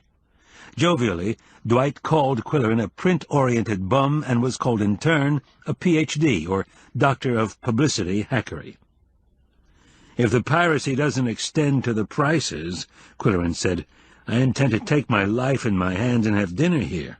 Want to join me?" It was quiet in the Corsair Room. The tables, most of them unoccupied, gleamed with white tablecloths, wine glasses, and flowers in crystal vases. "We're making some changes," Dwight said. "This class act intimidates your average tourist. We're downscaling to vinyl table covers and ketchup bottles. Only tank tops will be a no-no. If you look around, you'll see we're the only dudes in club shirts." A server in the official Black and Bones T-shirt took their order for drinks, and Qwilleran remarked to his dinner partner, "Don't you think you're working the pirate theme overtime?" The XYZ publicity man shrugged apologetically. "The kids like it, and Don Exbridge says it's a historical reference. The island was a base of operations for lake pirates at one time. They lured ships onto the rocks so they could loot their cargo. You should change the name of this place to the Blackbeard Hotel. I hear one of your guests walked the plank last week, and that sea shanty on the back bar is right on target, with 15 guests poisoned and 1 guest dead. Who was the guy, do you know?" "Just some lush from down below, looking for girls or whatever." "I'd question the secret ingredient in your pirate gold," Qwilleran advised. The drinks came to the table, and Dwight said, "Where have you been? Don asked me why you didn't attend the press preview." "I prefer to sneak around incognito and dig up my own stories. I'll be here a couple of weeks." "Where are you staying? I know you're not on the hotel register unless you're using an alias. I checked daily arrivals." "I'm at the Domino Inn." "How come?" "There's a posh bed and breakfast on the West Beach called the Island Experience. It's run by 2 widows. Expensive, of course, but a lot better than where you're staying." "Well, you see, I had to bring my cats," Qwilleran explained. "The Bambas are letting me have a cat-proof cottage." "That makes sense, but isn't the Domino Inn the most god-awful dump you ever saw?" "Still, it gets mentioned in all the national publicity, so maybe the Bambas knew what they were doing. I'm hungry. What are you going to eat?" "Not chicken. Where's the hotel been getting its poultry?" "From a chicken factory in Lockmaster. It's being investigated by the Board of Health. The hotel is absolved of blame. Don Exbridge has been in Pickaxe, smoothing things over. In the matter of the drowning, our head bartender is being fined for serving the guy too much liquor." Qwilleran nodded and thought, the hotel pays his fine, and Exbridge gives him a bonus for keeping quiet. The menu featured Creole and Cajun specialties, and he ordered a gumbo described as an incredibly delicious mélange of shrimp, turkey, rice, okra, and the essence of young sassafras leaves. Turkey was inked in where a previous ingredient had been inked out. "You'll like it," said the enthusiastic waitress. "Everyone in the kitchen is giving it raves." The waitstaff consisted of college men and women who breezed around the dining room in a festive mood, all smiles, quips, and fast service. Dwight, who had ordered a steak, said, "Okra, how can you eat that mucilaginous goo?" "Are you aware that gumbo is the African word for okra?" Qwilleran asked, with the lifted eyebrows of a connoisseur. "By any other name, it's still slimy." The 2 men concentrated on chomping their salads for a while, and then Dwight said, "How do you like the generic signs on the strip mall? There's a big turnover in resort businesses, and if Luigi's Pizza Parlor doesn't make a profit this summer, he can be replaced by Giuseppe next summer." "Sounds like Exbridge's idea." "Yeah, he comes up with some good ones, and others not so good, like his helicopter stunt. There's a landing pad behind the rescue station, and Don wants to rent a chopper and offer sightseeing trips over the island." "If he does that," Qwilleran said with a threatening scowl, "the islanders will shoot it down with their rabbit guns. The private club will take him to court, and I'll personally crucify XYZ in my column. I don't care how much advertising revenue they pour into our coffers." "I don't like it either," said Dwight. "But my boss is a hard guy to reason with, and now he's in a bad mood because of the boat explosion and the pickets that were parading in front of the hotel this weekend." "Who were they?" "Just kids from the mainland, protesting the name change from Breakfast Island, but it ruined the view for guests sitting in the porch rockers, and the chanting drowned out the seagulls and frightened the horses." Qwilleran said, "Downtown isn't the only target. Did you hear about the accident at the Domino Inn?" Dwight snapped to attention. "What kind of accident?" He listened to Qwilleran's description of the broken step and the injury to the elderly guest. "If you ask me, Qwill, that whole building will collapse one day like the one-horse shay." "Does the island have a voice on the Board of Commissioners? Or is it a case of exploitation without representation?" Well, there's a so-called island commissioner, but he lives in Pickaxe and has never been to the island. He gets seasick on the lake. He's very cooperative, though, and Don has a good rapport with him." The waitress interrupted with the entrees and a flutter of bonhomie. "The gumbo looks so good, and the cornbread is right out of the oven. And look at this steak. Yum, yum." When she was out of earshot, Qwilleran asked Dwight, "Do you write her script, or is she a graduate of the Exbridge Charm School?" After a few moments of serious eating, Dwight said, "The initial response to the resort has been largely motivated by curiosity, we can assume, so my job is to keep interest alive. Bike races, kite-flying contests, prizes for the biggest fish, and all that hoopla. But we also need some indoor programs for the rocking chair crowd, and for rainy days, heaven forbid. The conservation guys will show videos on wildlife and boat safety. How would you like to give a talk on our trip to Scotland?" "I wouldn't. Get Lyle Compton. He tells hair-raising tales about Scottish history." "Good idea," Dwight scribbled in a pocket notebook. "Any more suggestions?" "We can offer an overnight and dinner for two, plus a small honorarium." "How about Fran Brody? She gives a talk on interior design that's entertaining as well as informative, and she's attractive." Dwight made another note. "That'll be something for the wives while their husbands are out fishing." "Or vice versa." "You're really clicking tonight, Qwill. Does okra stimulate the brain cells? It might be worth the yucky experience." "Then there's Mildred Hanstable Riker," Qwilleran suggested. "She gives talks about cats and shows a video." "Scratch that one. My boss hates cats. There are wild ones hanging around the hotel all the time." For dessert, Qwilleran ordered sweet potato pecan pie, which the waitress delivered with a rah-rah flourish, and he asked Dwight, "Where do you get these cheerleaders to wait on tables?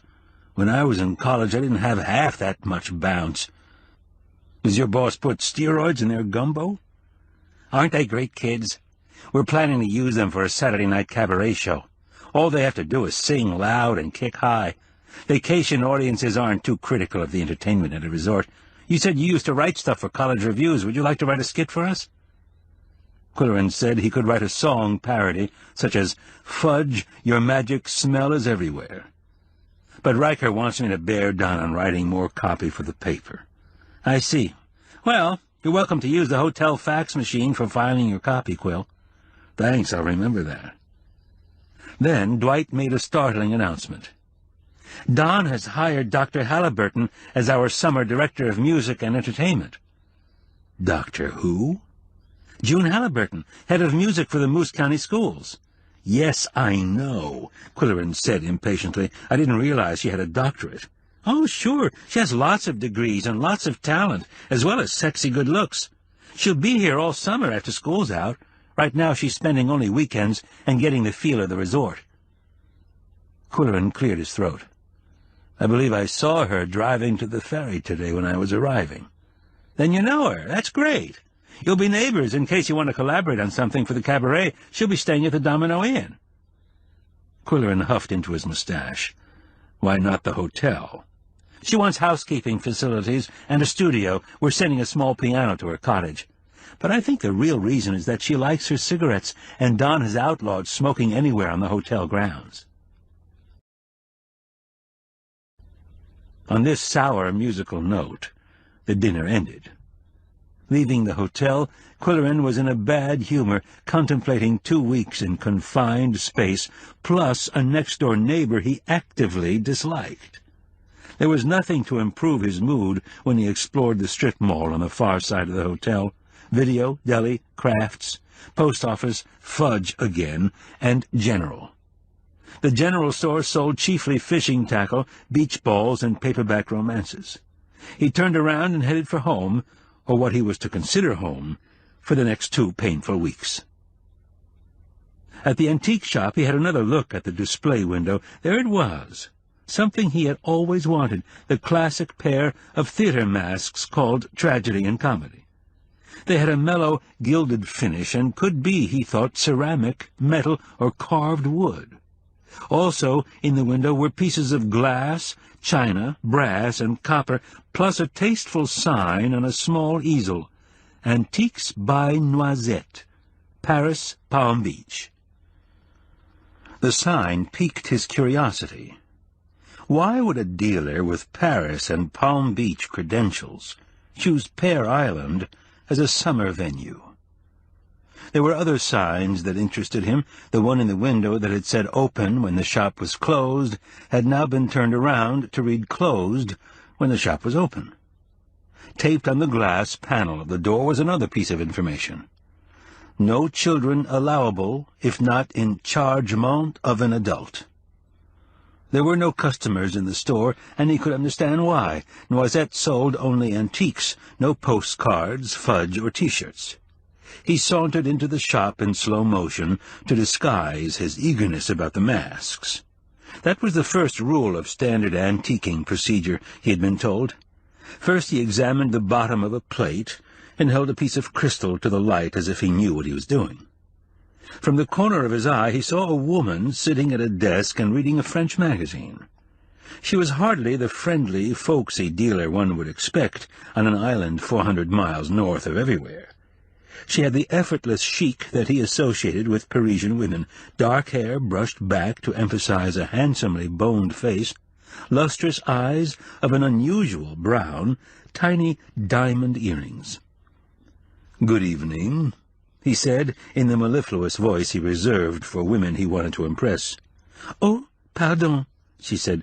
"I did not see you enter." Her precise speech said Paris. And when she stood up and came forward, her jade silk shirt and perfectly cut white trousers said Florida. "You have some interesting things here," he said, mentally comparing them with the plastic pears and bawdy bumper stickers in the shop next door. "Ah, what is it that you collect?" "Nothing in particular. I walked past earlier, and your door was locked." "I was taking some sustainment, I regret." She walked to a locked vitrine that had small figures behind glass. "Are you interested in pre-Columbian? I take them out of the case." "No, thanks, don't bother, I'm just looking." He did some more aimless wandering before saying, "Those masks in the window, what are they made of?" "They are fabrications of leather, a very old Venetian craft, requiring great precisement. I have them from the collection of a famous French film actor, but I have not the liberty to use his name. I regret." Said Qwilleran, without any overt enthusiasm. He then picked up an ordinary-looking piece of green glass. "And what is this?" "It is what one calls depression glass." The rectangular tray of green glass was stirring vague memories. His mother used to have one on her dresser when he was young. She would say, "Jamesy, please bring my reading glasses from the pin tray on my bureau. That's a good boy." He had never seen any pins on the pin tray, but he definitely remembered the pattern pressed into the glass. "How much are you asking for this?" he asked. $25. I have a luncheon set in the same pattern, 16 pieces, and I make you a very good price if you take the entirement." "And how much are you asking for the masks?" 300. Are you a theater activist? "I am a journalist, but I have an interest in drama. I'm here to write some features about the island. How's business?" "Many persons come in for browsement, but it is too early. The connoisseurs, they are not yet arrived." With studied nonchalance, Qwilleran suggested, "You might let me have a closer look at the masks." She brought comedy from the window display, and he was surprised to find it lightweight when it looked heavy, and soft to the touch when it looked hard. He avoided making any comment or altering his expression. "If you really like them," the dealer said, "I make you a little reducement." "Well, let me think about it. May I ask what brought you to the island?" "Ah, yes, I have a shop in Florida. My customers fly north in the summer, so I fly north." "Makes good sense," he said agreeably. After a measured moment he asked, "What is the very best you can do on the masks?" "For you, $2.75, because I think you appreciate. He hesitated. What will you take for the piece of green glass? 15? He hesitated.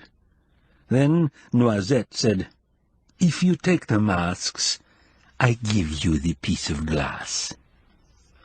That's a tempting offer, he said. Then, in probability, you will come back and take the luncheon set. Well, he said reluctantly, will you take a personal check? With the producement of a driver's license? To whom do I make the check payable? Antiques by Noisette. Are you Noisette? That is my name. She wrapped the masks and the tray in tissue, and put them in an elegant, glossy paper tote bag. As he was leaving, he remarked, You and your shop would make an interesting feature for my newspaper, the Moose County Something on the mainland. Might we arrange an interview? I regret I do not like personal publicity. But thank you, with apologies. That's perfectly all right. I understand. Do you have a business card? But no. I have ordered some cards, and they have not yet arrived.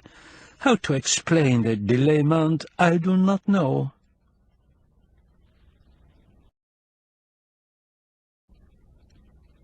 As Qwilleran walked up West Beach Road with his tote bag, he frequently touched his mustache. His curiosity about Noisette was turning into suspicion. Any individual in the business world who declined free publicity in his column was suspect. Her stock was scant, customers were few, if any. She was out of place on Pear Island, where a flea market would be more appropriate. Her prices seemed high, although what did he know about prices? He knew what he liked, that was all, and he liked those masks. On West Beach Road, the sky was gearing up for a spectacular sunset. Even the Domino Inn looked less objectionable in the rosy glow, and all the porch swings were occupied by swingers waiting for the color show. The wooden two-seaters squeaked on their chains, musically but out of tune. As Qwilleran crossed the porch on the way to see Laurie, two white-haired women smiled at him sweetly, and the Hardings waved. "How was your dinner?" Laurie asked. "Excellent. I had shrimp gumbo, and I stopped in the antique shop and bought you a pencil tray for your desk. Depression glass, circa 1930. "Oh, thank you. My grandmother used to collect this." "I also bought a couple of masks I'd like to hang on my sitting-room wall, if it's permissible." "Sure," she said. "2 more holes in those old walls won't hurt. I'll give you a hammer and some nails. How do the cats like the cottage?" "I believe they're victims of culture shock." Gallantly he refrained from mentioning the slipcovers that discomforted all 3 of them with their pattern, if not their odor. "Cats sense when they are surrounded by water," Laurie said with assurance, "but in 3 days they can get used to anything." Qwilleran said, "Coco has vandalized your wall calendar, but I'll buy you a new one and take it out of his allowance. He tore off the month of June, and now—" He stopped abruptly as the roots of his mustache tingled. "By the way, who are my next-door neighbors on Pip Court?" "In 3 pips we have Mr. and Mrs. Harding, a darling elderly couple. 5 pips is rented for the season to June Halliburton from the mainland. I'm sure you know her." "I do indeed," he said crisply. "Did anyone occupy 4 pips before we arrived?" "As a matter of fact, she used it the first 2 weekends, but asked to move to the end of the row. She was afraid her music would disturb the Hardings. It was very thoughtful of her. Are you going to watch the sunset from the porch, Qwill?" "I have something to do first," he said, as he hurried from the office.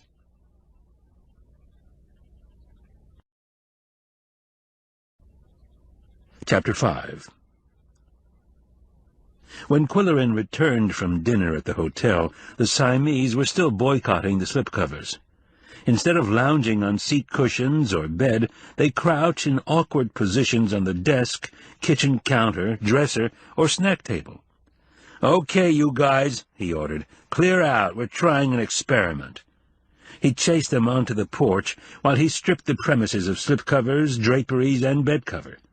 He also opened all the windows to dispel the haunting memory of June Halliburton, which blended her musky perfume with stale cigarette smoke.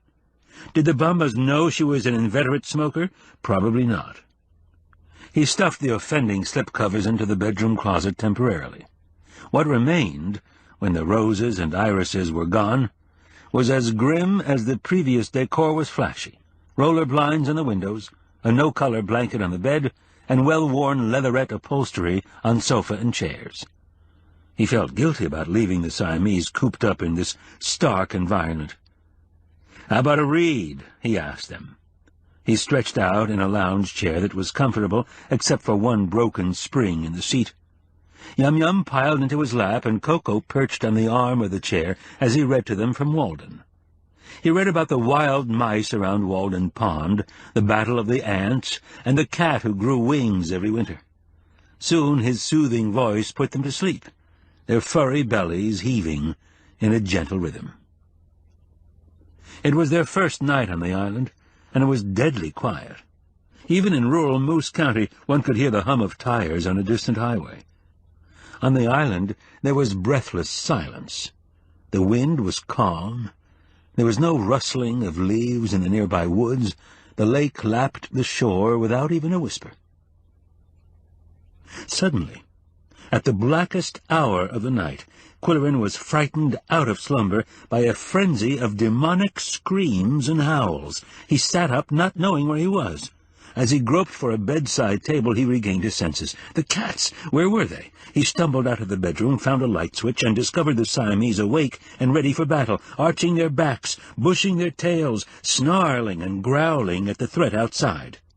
He rushed to the porch with a flashlight and turned it on a whirlwind of savage creatures uttering unearthly screeches. He ran back to the kitchen, filled a cookpot with water, and threw it out the back door. There was a burst of profanity, and then the demons disappeared into the night. The Siamese were unnerved, and he left the bedroom door open, spending the rest of the night as a human sandwich between two warm bodies. While dressing for breakfast the next morning, he thought, "Damn it, why should we stay here? I'll make some excuse. We'll go back on the ferry." "Ick-ick-ick," came a rasping retort from the next room, as if Coco knew what Qwilleran was thinking. "Is that vote an aye or a nay, young man?" "Ick-ick-ick." The connotation was definitely negative. "Well, if you can stand it, I can stand it, I suppose." Avoiding the closet with its aromatic bundle of slipcovers and whatnot, Qwilleran dressed in shorts and a tee from the dresser drawer and went to the inn for breakfast, carrying the hammer. He had hung the two gilded masks over the sofa between two travel posters, and their elegance made the sturdy, practical furnishings look even bleaker by comparison. In the sunroom he nodded courteously to a few other guests and took a small table in a corner where he found a card in Laurie's handwriting. "Good morning, Monday, June 9. Pecan pancakes with maple syrup and turkey apple sausages, or tarragon chive omelet with sautéed chicken livers. Help yourself to fruit juices, muffins, biscuits, homemade preserves, and coffee or milk." "These pancakes are delicious," Qwilleran said to the plain-faced waitress who shuffled about the sunroom. "Did Mrs. Bumba make these herself?" "Yeah," she said, without change of expression. When the serving hours ended, he stopped drinking coffee and went to the office, where he found Laurie slumped in a chair, looking frazzled. "That was a sumptuous breakfast," he said. "My compliments to the chef." "Today I had to do it all myself," she replied wearily. "My cook didn't show up, and the waitress was late. Two of the guests volunteered to wait on tables until she came. I believe in hiring island women, but they can be annoyingly casual. Perhaps that's why the hotel hires college kids. Anyway, I'm glad you liked your first breakfast. Did you have the pancakes or the omelet?" "To be perfectly honest, I had both." Laurie shrieked with delight. "Did you sleep well? Did you find the bed comfortable?" "Everything was fine, except for the cat fight outside our back door." "Oh, dear, I'm sorry.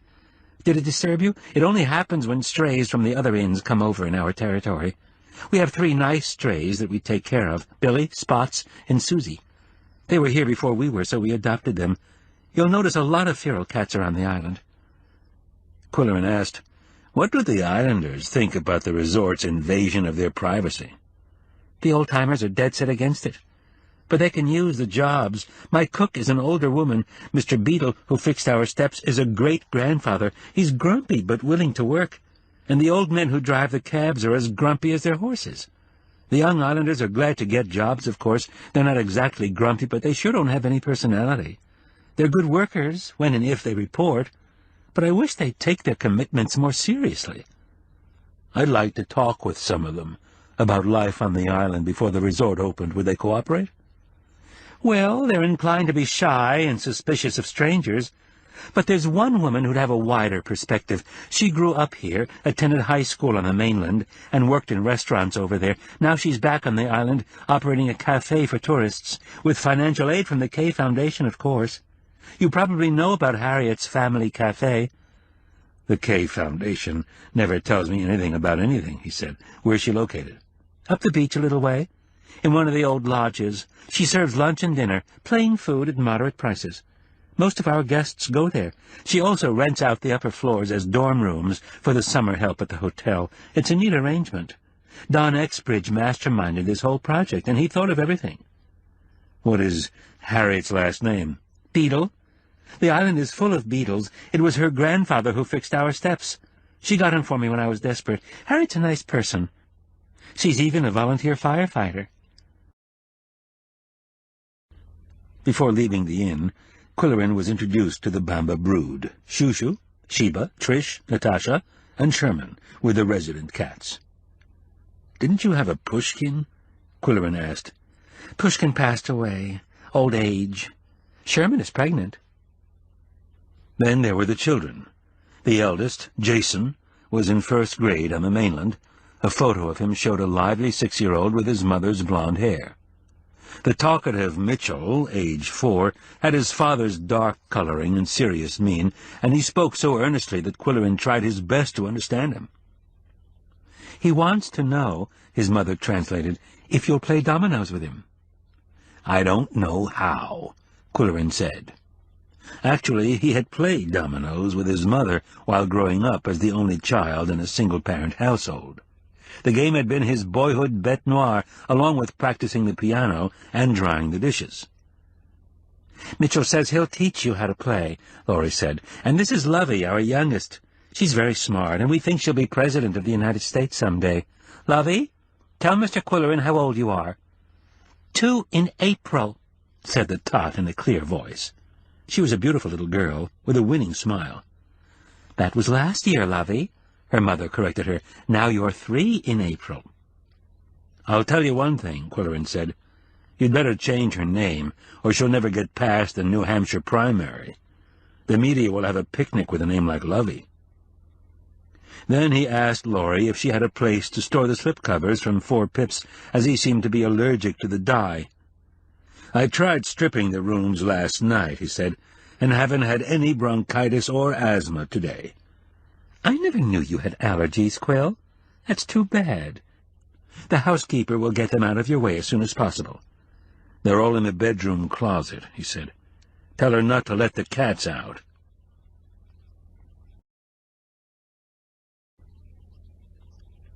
At the bike rack downtown, Qwilleran rented an all-terrain bicycle for his first island adventure, a trip to Lighthouse Point.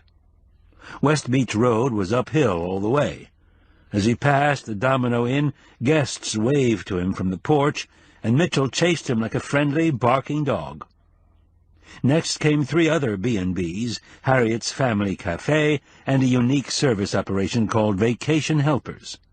According to the sign in front of the converted lodge, they would sit with the baby, wash your shirt, bake a birthday cake, sew a button on, cater a picnic, address your postcards, mail your fudge, clean your fish.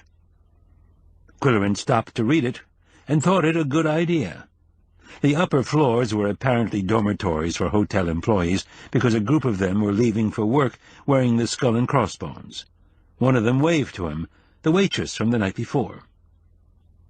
At that point, the commercial aspect of the beach road ended, and a forbidding sense of privacy began. First, there was the exclusive Grand Island Club with tennis courts, a long row of stables, and a private marina, docking small yachts and tall-masted sailboats. Beyond were the summer estates, with large rustic lodges set well back behind broad lawns. On the other side of the road, flights of wooden steps led down to private beaches with white sand. There were no bathers. The lake was notoriously cold, even in summer, and the lodge owners would undoubtedly have heated swimming pools. Driveways were marked with discreet rustic signs identifying the estates as Red Oaks or White Sands or Cedar Gables. The last and largest was the Pines, protected by a high iron fence similar to that in front of Buckingham Palace. How, Qwilleran wondered, were these elite vacationers reacting to the increased traffic on the beach road? On weekends there would be a continual parade of cyclists pedaling to the lighthouse. Carriage loads of gawking sightseers would stop in front of the grandest lodges to take pictures and listen to the guides spieling about family scandals. By the same token, how would the reclusive islanders react to the noisy strangers, the aroma of fudge polluting their lake-washed air, and brash city folk wearing clown colors and trespassing on their sacred privacy? Would these rugged natives resent the intrusion strongly enough to retaliate? They might be an underground army of little Davids, aiming slingshots at a well-capitalized Goliath who was getting a tax break. After the Pines, the lush woods dwindled to stunted, wind-swept vegetation atop a mountain of sand. Beyond could be seen the lighthouse, a pristine white against the blue sky. For the last few hundred yards the road was steep, but Qwilleran bore down on the pedals resolutely. He was breathing hard when he reached the summit, but he was in better shape than he had realized. Lighthouse Point was a desolate promontory overlooking an endless expanse of water to the north, east, and west. The tower itself was dazzlingly white in the strong sunlight, and adjacent buildings were equally well maintained. There was no sign of life, however. Such romantic figures as the lighthouse keeper and the lighthouse keeper's daughter had been made obsolete by automation. A high steel fence surrounded the complex. Inside the fence, but visible to visitors, a bronze plaque was a reminder of the old days. In memory of 3 loyal light keepers who saved hundreds of lives by keeping the beacon burning, but lost their own in the line of duty. There followed the names of the 3 men, typical North Country names that could be found in the old cemeteries of Moose County: Trevelyan, Schmidt, Maphus. Yet for some reason they were considered heroes. Qwilleran asked himself, what did they do to earn this recognition? Were there 3 isolated incidents over a period of years, or were they swept off the rock in a storm?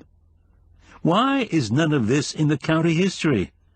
He made a mental note to discuss the oversight with Homer Tibbet.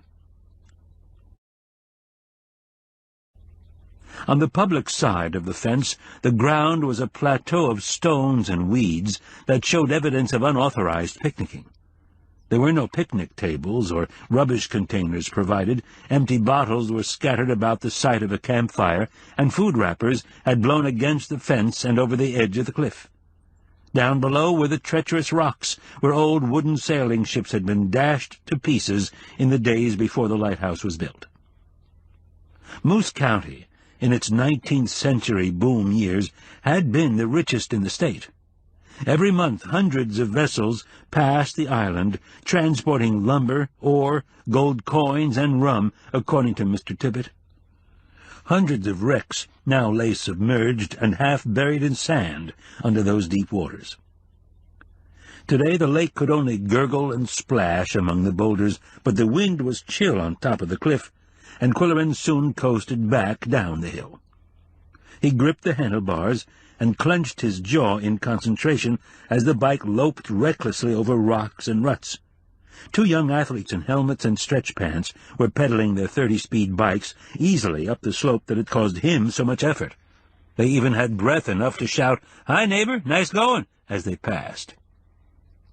After returning his own bike to the rental rack, he bought a supply of snacks and beverages at the deli, for himself and possible visitors. There were 2 large shopping bags, and he hailed a horse cab to carry them home. Without even greeting the Siamese, he checked the bedroom closet. The slipcovers had been removed, as Laurie had promised, but the same odor rushed out to meet his offended nose. It had permeated his clothing. "That woman!" Qwilleran bellowed. "May her piano always be out of tune!" Without a word to the bewildered cats, he stuffed his belongings into the 2 shopping bags and hiked up the beach road to Vacation Helpers. The Enterprise occupied the main floor of the former fishing lodge. In one large open space there were work tables and such equipment as washer, dryer, ironing board, sewing machine, word processor, and child's playpen. When Qwilleran dumped the contents of his shopping bags on one of the tables, the young woman in charge sniffed and said, "Someone lovely has been hanging around you." "That's what you think," he said grouchily. "How fast can you do this stuff? I need some of it to wear to dinner." "One shirt is silk, and it'll need special care, but most of it's wash and wear. I can have everything ready by 6 o'clock. "Make it 5:30. I'll pick it up." Without any of his usual pleasantries, he started for the door. "Sir, shall I give your bundle to anyone with a big mustache?" she asked playfully. "Or do you want to leave your name?" "Sorry," he said. "I had something on my mind. The name's Qwilleran. That's spelled with a QW. "I'm Shelley, and my partners are Mary and Midge."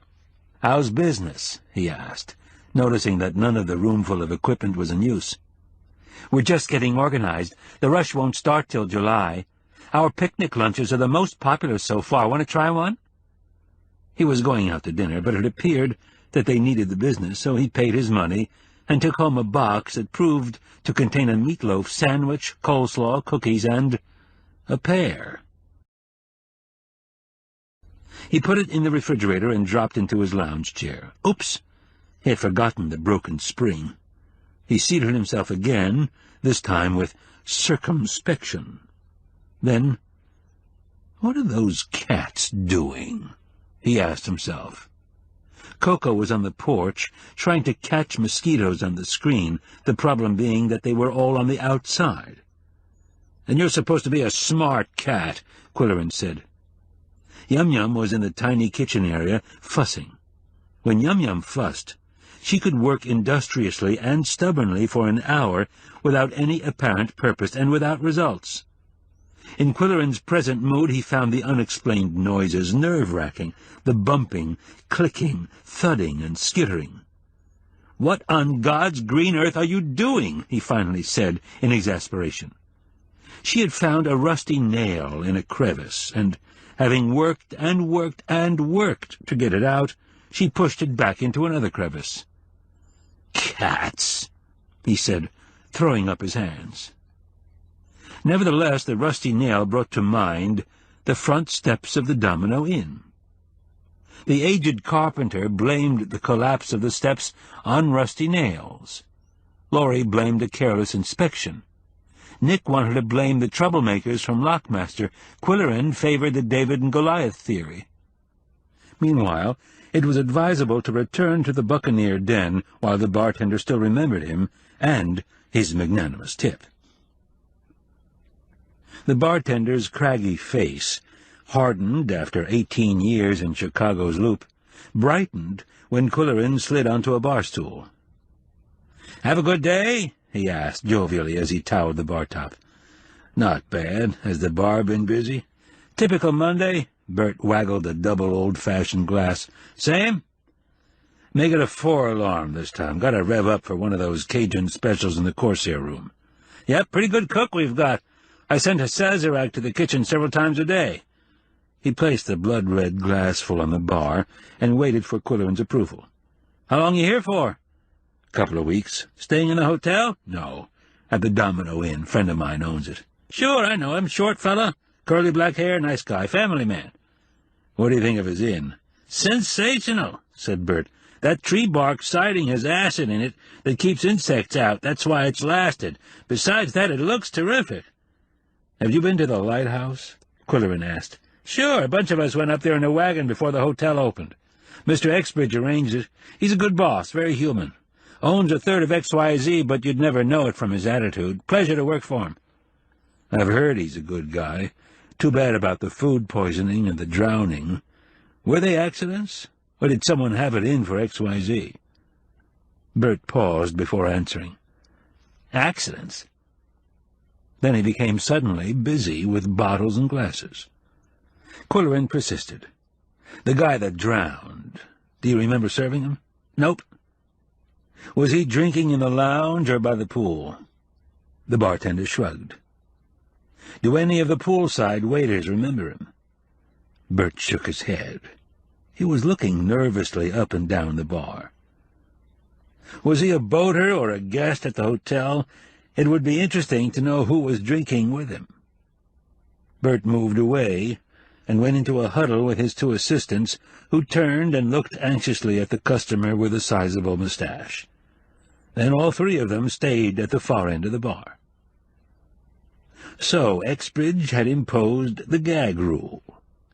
Qwilleran had guessed as much when having dinner with Dwight Somers.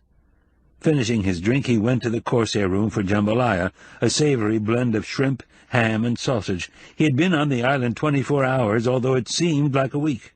There was something about an island that distorted time. There was also something about jambalaya that made one heady.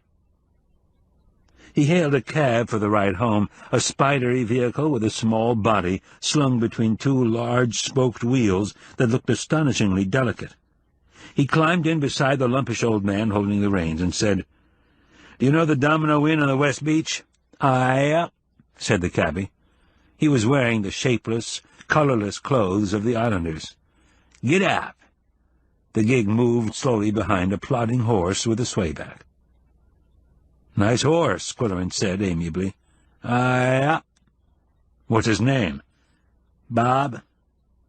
"How old is he?" "Pretty old." "Does he belong to you?" "Aye." "Where do you keep him?" "Yonder." "How do you like this weather?" Qwilleran wished he had brought his tape recorder. "Pretty fair." "Is business good?" "Pretty much." "Have you always lived on the island?" "Yep." "Do you get a lot of snow in winter?" "Enough." "Where's Pirate Town?" "Ain't none." Eventually the cab reached the Domino Inn, and Qwilleran paid his fare plus a sizable tip. "What's your name?" he asked. "John." "Thanks, John. See you around." The old man shook the reins, and the horse moved on. Chapter 6. It was sunset time. Guests filled the porch swings as Qwilleran walked up the front steps of the inn. "Beautiful evening," said the man, who wore a French beret indoors and out. He spoke with a pleasant voice and a warmly benign expression on his wrinkled face. "Yes, indeed," Qwilleran replied, with a special brand of courtesy that he reserved for his elders. "I'm Arledge Harding, and this is my wife Dorothy." "My pleasure. My name is Qwilleran, Jim Qwilleran." The retired vicar moved with a physical stiffness that added to his dignity. "We're quite familiar with your name, Mr. Qwilleran, being privileged to read your column in the Moose County newspaper. It's most refreshing. You write extremely well." "Thank you. I was sorry to hear about your accident. Which was the faulty step?" "The third from the top, alas." "Were you walking down or coming up?" "He was going down," said Mrs. Harding. "Fortunately, he had hold of the railing. I always remind him to grip the handrail. It's strange, though. Arledge weighs like a feather, and that husky young man who rides a bicycle runs up and down the steps all the time. But in the middle, my dear, I stepped on the end of the step, and the other end flew up in a seesaw effect. The carpenter blamed it on rusty nails, and I do believe the nails in this building are even older than I am." His wife squirmed to get out of the wooden swing. "Do sit here, Mr. Qwilleran." "Don't let me disturb you," he protested. "Not at all. I have things to do indoors, and I'll leave my husband in your good hands. Arledge, come inside if you feel the slightest chill." When she had bustled away, Qwilleran said, "A charming lady. I didn't mean to chase her away." "Have no compunction. My dear wife will be glad of a moment's respite. Since my accident, she feels an uxorial obligation to attend me 24 hours a day, and this for a single fractured rib. I tremble to think of her ceaseless attention if I were to break a leg. Such is the price of marital devotion. Are you married, Mr. Qwilleran?" "Not any more, and not likely to try it again," said Qwilleran, taking the vacant seat in the creaking swing. "I understand you have visited the island in the past."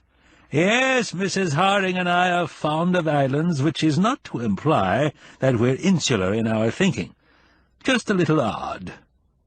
Individuals who are attracted to islands, I have observed, are all a little odd, and if they spend enough of their lives completely surrounded by water, they become completely odd." "I dare say you've noted many changes here." "Quite. We were frequently guests of an Indianapolis family by the name of Ritchie. In the decades B.C., before commercialization, I might add. The Ritchies would have deplored the current development. They were a mercantile family, good to their friends and employees, and generous to the church, rest their souls." Qwilleran said, "The name of Ritchie is connected with the Mackintosh clan. My mother was a Mackintosh." "I recognize a certain sly Scottish wit in your writing, Mr. Qwilleran. I mentioned it to Mrs. Harding, and she agreed with me." "What was this island like in the years B.C.? Mr. Harding paused to reflect. "Quiet, in tune with nature, and eminently restorative." "Did the Ritchies have the lodge behind the high iron fence?" "Gracious me, no," the vicar exclaimed. "They were not at all pretentious, and they found delight in poking fun at those who were." "Then who is the owner of the Pines? It looks like quite a compound." "It belongs to the Appleharts, who founded the private club and were the first to build in the 1920s. The Ritchies called them the Royal Family, and their estate Buckingham Palace." "What brings you to the island, Mr. Qwilleran?" "A working vacation. I'm staying in one of the cottages because my cats are with me, a pair of Siamese." "Indeed. We once had a Siamese in the vicarage. His name was Holy Terror." Mrs. Harding suddenly appeared. "A breeze has sprung up, and I'm afraid it's too chilly for you, Arledge." "Yes, a storm is brewing. I feel it in my bones, and one bone in particular." The three of them went into the lounge and found comfortable seating in an alcove, whereupon the vicar asked his wife, "Should I tell Mr. Qwilleran the story about Holy Terror and the bishop?"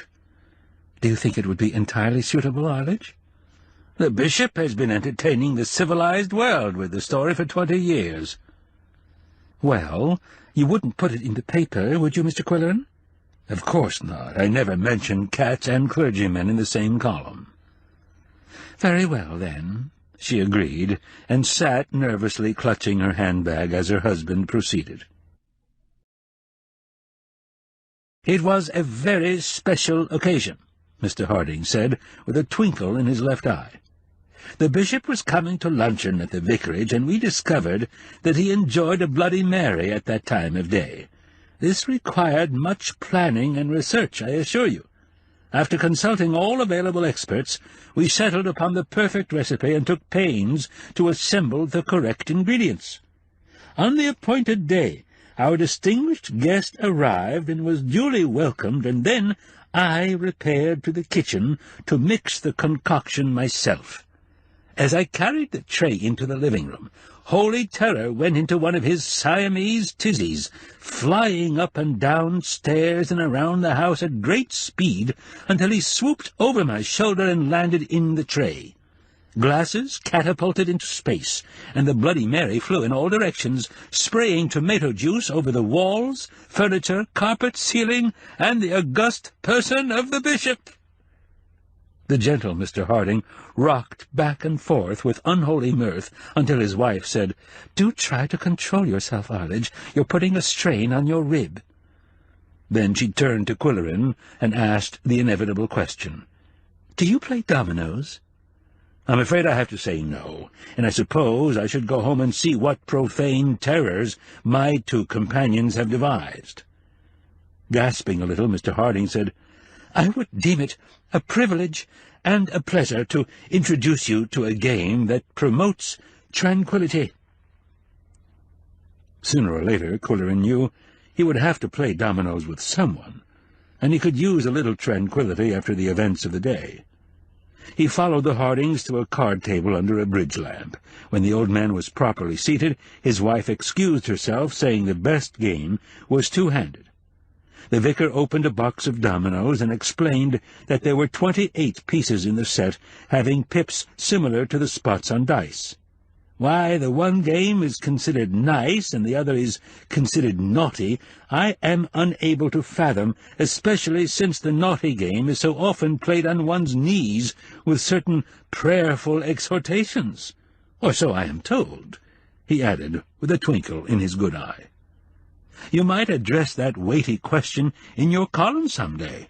As a clue, let me mention that a domino was originally a hood worn by a canon in a cathedral." The two men began matching pips in geometric formations, and Qwilleran began thinking longingly about a chocolate sundae, a symptom of boredom in his case. When the game ended, and the Hardings retired to their cottage, he found Laurie and asked if Harriet's family cafe would be open at that hour. "She'll be open, but she may not be serving the regular menu. If you're starving, though, she'll scramble some eggs for you." "All I want is some ice cream." Before walking to the restaurant, Qwilleran picked up his tape recorder and a flashlight at the cottage, moving quietly to avoid waking the Siamese. They were sleeping blissfully in the bowl-shaped leatherette cushion of the lounge chair. Groggy heads raised indifferently, with eyes open to slits, and then fell heavily back to sleep. The cafe occupied one of the more modest lodges, built when the West Beach was being invaded by the lower upper class and even the upper middle class. Whatever residential refinements had been there were now superseded by a bleak practicality. Fluorescent lights that made it easy to clean the floor, dark, varnished paneling that would not show grease spots, tables with stain-proof plastic tops and kick-proof metal legs. It had been a busy evening, judging by the number of high chairs scattered among the tables. The last customer stood at the cash register, counting his change, and the cashier was clearing tables and sweeping up jettisoned food. "Sorry to bother you," Qwilleran said. "Am I too late for an ice cream sundae?" "You can sit down," she said in a flat voice. "What kind?" "Can you rustle up some chocolate ice cream with chocolate sauce?" She left the dining room and returned, saying, "Vanilla is all." "That'll do, if you have chocolate sauce." He sat at a table near the kitchen to save the weary employee a long trek. To his surprise, another woman burst through the kitchen door, carrying his sundae. She was a husky woman of about 40, wearing a chef's hat, unstarched, and a large canvas apron, streaked with tomato sauce. She had the lean face and stony expression typical of island women, and she walked with a lumbering gait. Plunking the dish down in front of the customer, she said, "I know you. From Pickaxe. You came into the old stone mill to eat. I worked in the kitchen. Derek would come back and say, 'He's here with his girlfriend,' or he'd say, 'He's here with a strange woman, much younger.' Then we'd peek through the kitchen door, and we'd put an extra slice of pork or turkey on your plate. We always had a doggy bag ready for you. Eat your ice cream before it melts." "Thank you," he said, plunging his spoon into the puddle of chocolate sauce. "How come you didn't ask for hot fudge? I can cook some up if you want. I know you like it." "This is fine," he said, "and it's late, and you must be tired." "I'm not tired. When you have your own business, you don't get tired. Funny, isn't it?" "You must be Harriet Beadle. I'm staying at the Domino Inn, and Laurie told me you helped her find a carpenter when she was in trouble." "Laurie's nice. I like her. Want some coffee?" "I'll take a cup if you'll have one with me." Harriet sent her helper home, saying she'd finish the clean-up herself. Then she brought 2 cups of coffee and sat down, having removed her soiled apron and limp headgear. Her straight, colorless hair had been cut in the kitchen, Qwilleran guessed, with poultry shears and a mixing bowl. "I know you like it strong," she said. "This is island coffee. We don't make it like this for customers." He could understand why. He winced at the first sip. "What brought you back to the island?" "There's something about the island. Always makes you want to come back. I always wanted to run my own restaurant and do all the cooking. Then Mr. Exbridge told me about this and told me how to go about it, borrow the money, buy second-hand kitchen equipment and all that. He's a nice man. I suppose you know him. What are you doing here? Writing for the paper?" "If I can find anything to write about. Perhaps you could tell me something about island life." "You bet I could." He placed his recorder on the table. "I'd like to tape our conversation. Don't pay any attention to it, just talk." "What about?" "Breakfast Island when you were growing up." "It was hard. No electricity, no bathrooms, no clocks, no phones, no money. We don't call it Breakfast Island over here. It's Providence Island." "Who gave it that name?" "The first settlers. A divine providence cast them up on the beach after their ship was wrecked." "You say you had no money. How did you live?" "On fish, wild rabbit, goat's milk." She said it proudly. "What about necessities like shoes and flour and ammunition for hunting rabbits?" "They used traps back then. Other things they needed they got by trading on the mainland.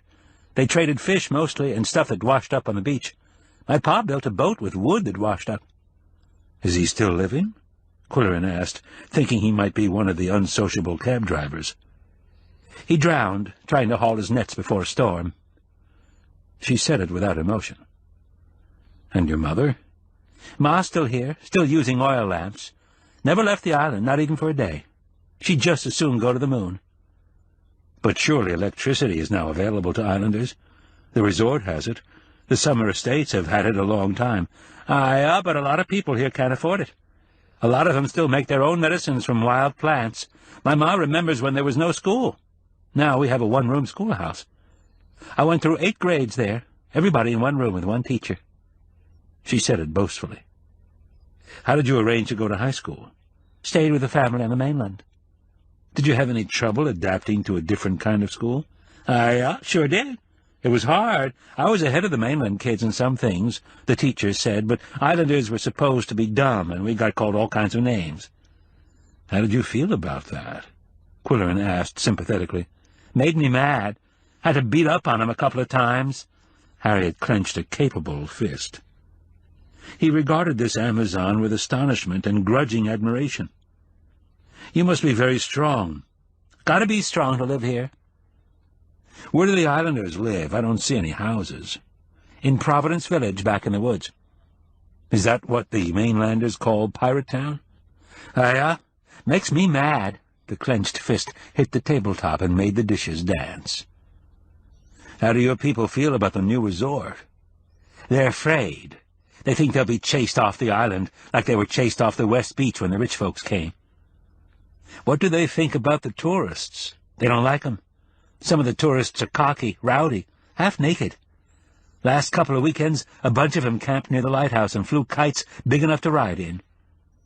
"Hang gliders," Qwilleran said, nodding. "Was that considered objectionable?" "Well, they sat around with no clothes on, drinking beer and playing the radio loud." "How do you know?" "Some rabbit hunters saw 'em. Want more coffee?" For the first time in his life, Qwilleran declined a second cup. He could feel drums beating in his head. "What's your personal opinion of the Pear Island Hotel?" he asked her. "Too much stuff about pirates. Makes me mad." "Are you saying that there were no pirates in the history of the island? Maybe they were here before your ancestors came." Harriet looked fierce and banged the table. "It's all lies. Made-up lies." He thought it a good idea to change the subject. "There's a plaque at the lighthouse honoring 3 lightkeepers. Do you know what happened to them?" "Nobody knows," she said mysteriously. "I could tell you the story if you want to hear it." The drums stopped beating in Qwilleran's head, and he snapped to attention. "I'd like to hear it, but you had a long, hard day. You probably want to go home." "I don't go home. I have a bed upstairs."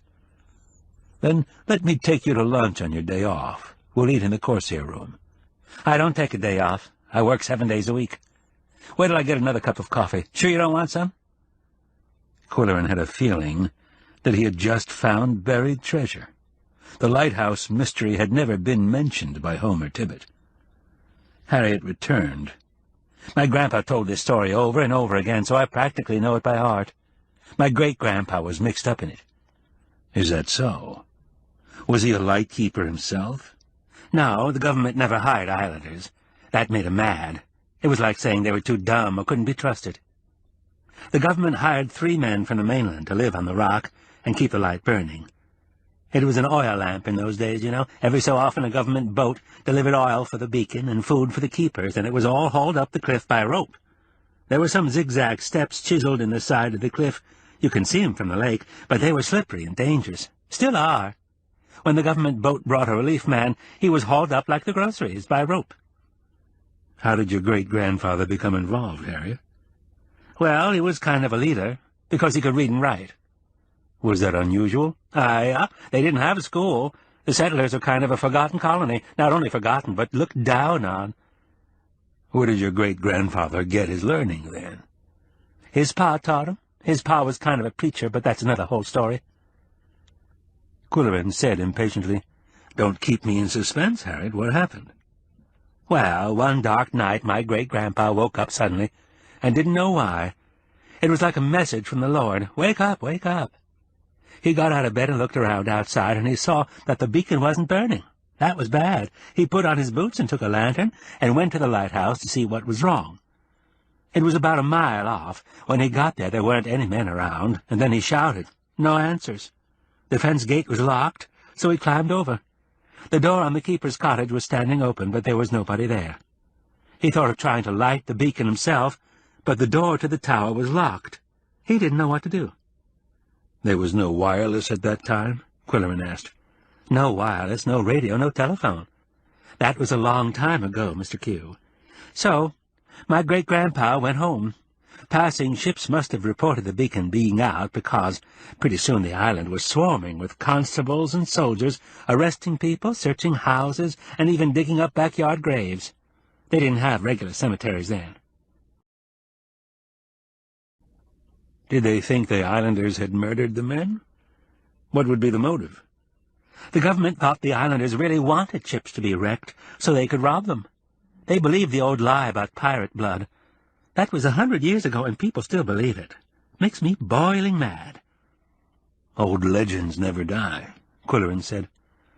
They only get made into movies, he thought. Were the bodies ever found? Never. The police suspected my great-grandpa and took him to the mainland for questioning. Why? Because he climbed over the fence? Because he could read and write. They thought he was dangerous. Incredible. Are you sure this story is true, Harriet? She nodded soberly. He kept a diary and wrote everything down. My ma has it hidden away.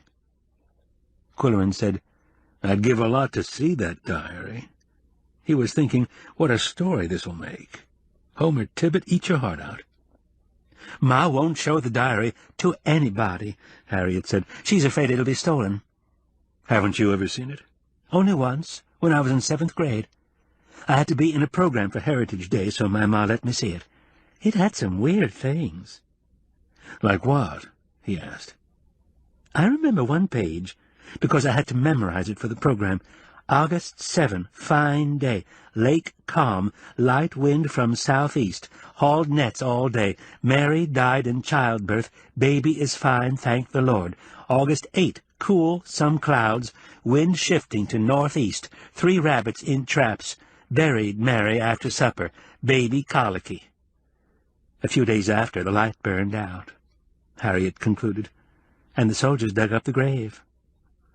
Ghastly, Qwilleran said. How could your great-grandfather write about such things without emotion? Islanders don't cry. They just do what they have to do, said Harriet, and it doesn't matter how hard it is. Qwilleran thought, they never laugh either. He asked her, had the islanders been on friendly terms with the lightkeepers? They celebrated feast days together, and Grandpa took them fresh fish sometimes. They'd give him some hardtack. The islanders couldn't go inside the fence, but the keepers could come out. Were there any changes in the system after the disappearance?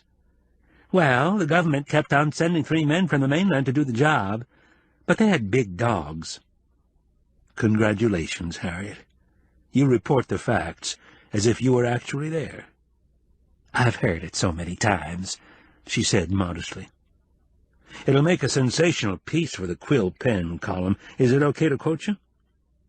Her pleasure at being complimented turned to sudden alarm. Which do you mean? Not the lighthouse story? Especially the lighthouse mystery, he corrected her. This is the first I've heard of such an incident, and I've read a lot of county history. Harriet put her hands to her face in chagrin. No, you can't write anything about that. I just told you because I thought you'd be personally interested. I didn't know. Why, Qwilleran wondered, do people give journalists sensational information or personal secrets that they don't want published? And why are they so surprised when it appears in print? What would happen if I ran this story anyway? Historical data obtained from an anonymous source. And then he thought, the lighthouse story might be a hoax. Does she know it's not true? It might be a family fiction invented to go with the ambiguous bronze plaque in the lighthouse compound. As for the diary, that's probably a myth, too. To Harriet he said, "Give me one good reason why I shouldn't publish the lighthouse story. Your reason will be confidential." It'll make trouble. It'll make trouble in the village. She moistened her lips anxiously. What kind of trouble? Don't you know what happened Memorial Weekend? I think Mr. Exbridge stopped it from getting in the paper. Some men from the mainland, from Lockmaster, came to the village with shovels and started digging for buried pirate treasure. They dug big holes in front of Ma's house and near the school. They had a map that they'd bought for $50 from some man in a bar. Qwilleran suppressed an urge to chuckle. How did the villagers get rid of them? Some rabbit hunters chased them out. The diggers complained to the sheriff's deputy about harassment, but he laughed and told them to go home and say nothing about it, or they'd look like fools. He reported it to Mr. Exbridge, though, and Mr. Exbridge said he'd done right. Qwilleran said, I'm sure it was annoying to the villagers, but I don't blame the deputy for laughing. The question is, what does this have to do with my running the lighthouse mystery? Don't you see? She said angrily. Someone would sell maps, and the men would be back, digging for bones.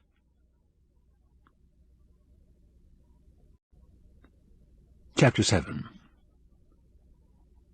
On the way home from Harriet's family cafe, Qwilleran's mind was busy filming mental images. Harriet, built like a Mack truck, working like a Trojan, and apparently happy as a lark. Harriet in her drooping chef's hat.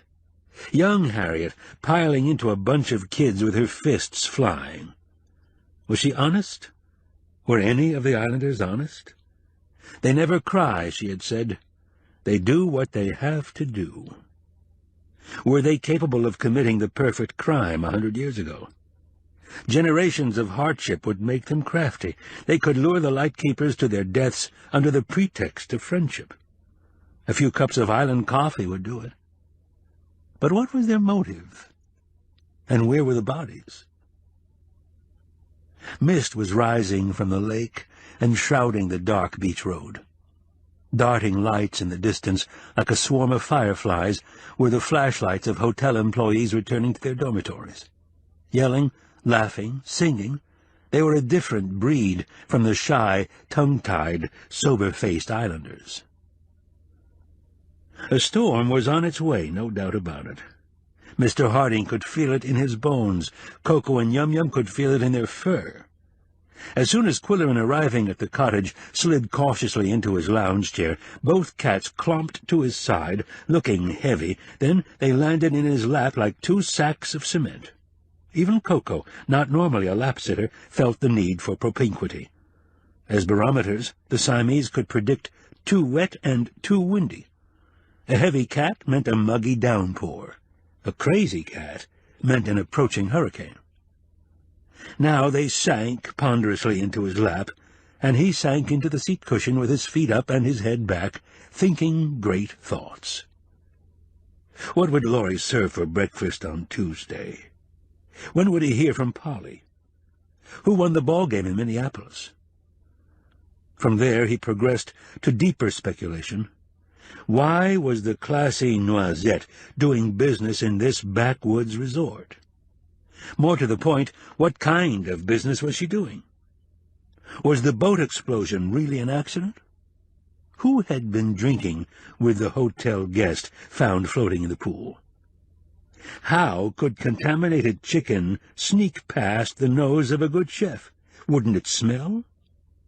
Where could one find an informant, an insider who could ask gossipy questions without being suspected?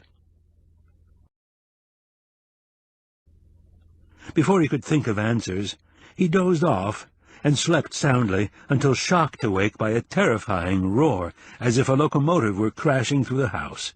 It was followed by a hollow silence. Had it been an audio dream? The cats had heard it too. Both were on top of the wall cabinet in the kitchenette. Then the empty silence was broken by another bellowing blast. It was the Breakfast Island foghorn on Lighthouse Point. It could be heard 30 miles out in the lake, and on Pip Court it sounded as if it were in the backyard. Now Qwilleran understood the earplugs on the emergency list. The Siamese came down from their perch and slept peacefully throughout the booming night. Laurie, in her infinite wisdom about cats, explained to Qwilleran the next day that they associated the regular bleating of the horn with their mother's heartbeat when they were in the womb. Reporting for breakfast, he appreciated the green and white golf umbrella that came with the cottage. 2 others were dripping on the front porch of the inn, and his neighbors from Pip Court were seated at a large round table. "Please honor us with your company," said Mr. Harding, his dignified stiffness aggravated by the dampness. He introduced the other couple as the newlyweds in 2 pips. "We're checking out today," they said. "We have to bike back to Ohio before the weekend." "In this weather?" Qwilleran questioned. "We have rain gear, no problem." "Can you tell me anything about the nature trail at the end of the lane?" "Super," said the young woman. "It goes all the way to the sand dune, and there's a hidden pond with a beaver dam and all kinds of wildflowers." "It's really a swamp with all kinds of mosquitoes," said the young man, a realist. "Is the trail well marked?" Qwilleran asked. "Last year I lost my way on a mountain and would still be wandering in circles if it weren't for a rescue dog." "Stay on the main path, you can't go wrong. Just be alert for snakes, wood ticks, and bush shooters. The rabbit hunters shoot at anything that moves, so wear bright colors." The biker stood up. "We've got to catch the 10 o'clock ferry. Have a nice day, you guys." This was said with a humorous nod at the rain-drenched windows. "Deck thyself in gladness," Mr. Harding said, with ecclesiastical pomp and a twinkle in his good eye. "Charming young people," Mrs. Harding muttered when they had loped with athletic grace from the breakfast-room. "There should be more like them on Pear Island." Qwilleran said, "Are you aware that this island has 3 names? It's Pear Island on the map, Breakfast Island to mainlanders, and Providence Island to the natives." "There is yet another name," said the vicar. "When the millionaires built their stately mansions, for their souls and their social prestige, we presume, they considered Pear Island incompatible with their delusions of grandeur, so they renamed it. Perhaps you've seen the sign, Grand Island Club." Qwilleran ate slowly and prolonged his first breakfast, hoping the elderly couple would leave and allow him to order a second breakfast without embarrassment. They lingered, however. "Good day for a friendly game of dominoes, if you feel so inclined," the vicar said. "Unfortunately, I have a deadline to meet," Qwilleran replied, and he excused himself from the table, having had the souffled ham and eggs with fresh pineapple, but not the waffles with ricotta cheese and strawberries. He felt deprived. On the way out he was selecting a couple of apples from the communal fruit basket, when a sweet voice at his elbow said, "You should take a banana."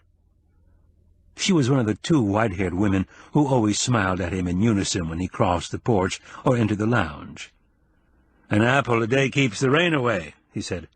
But bananas, you know, are an excellent source of potassium.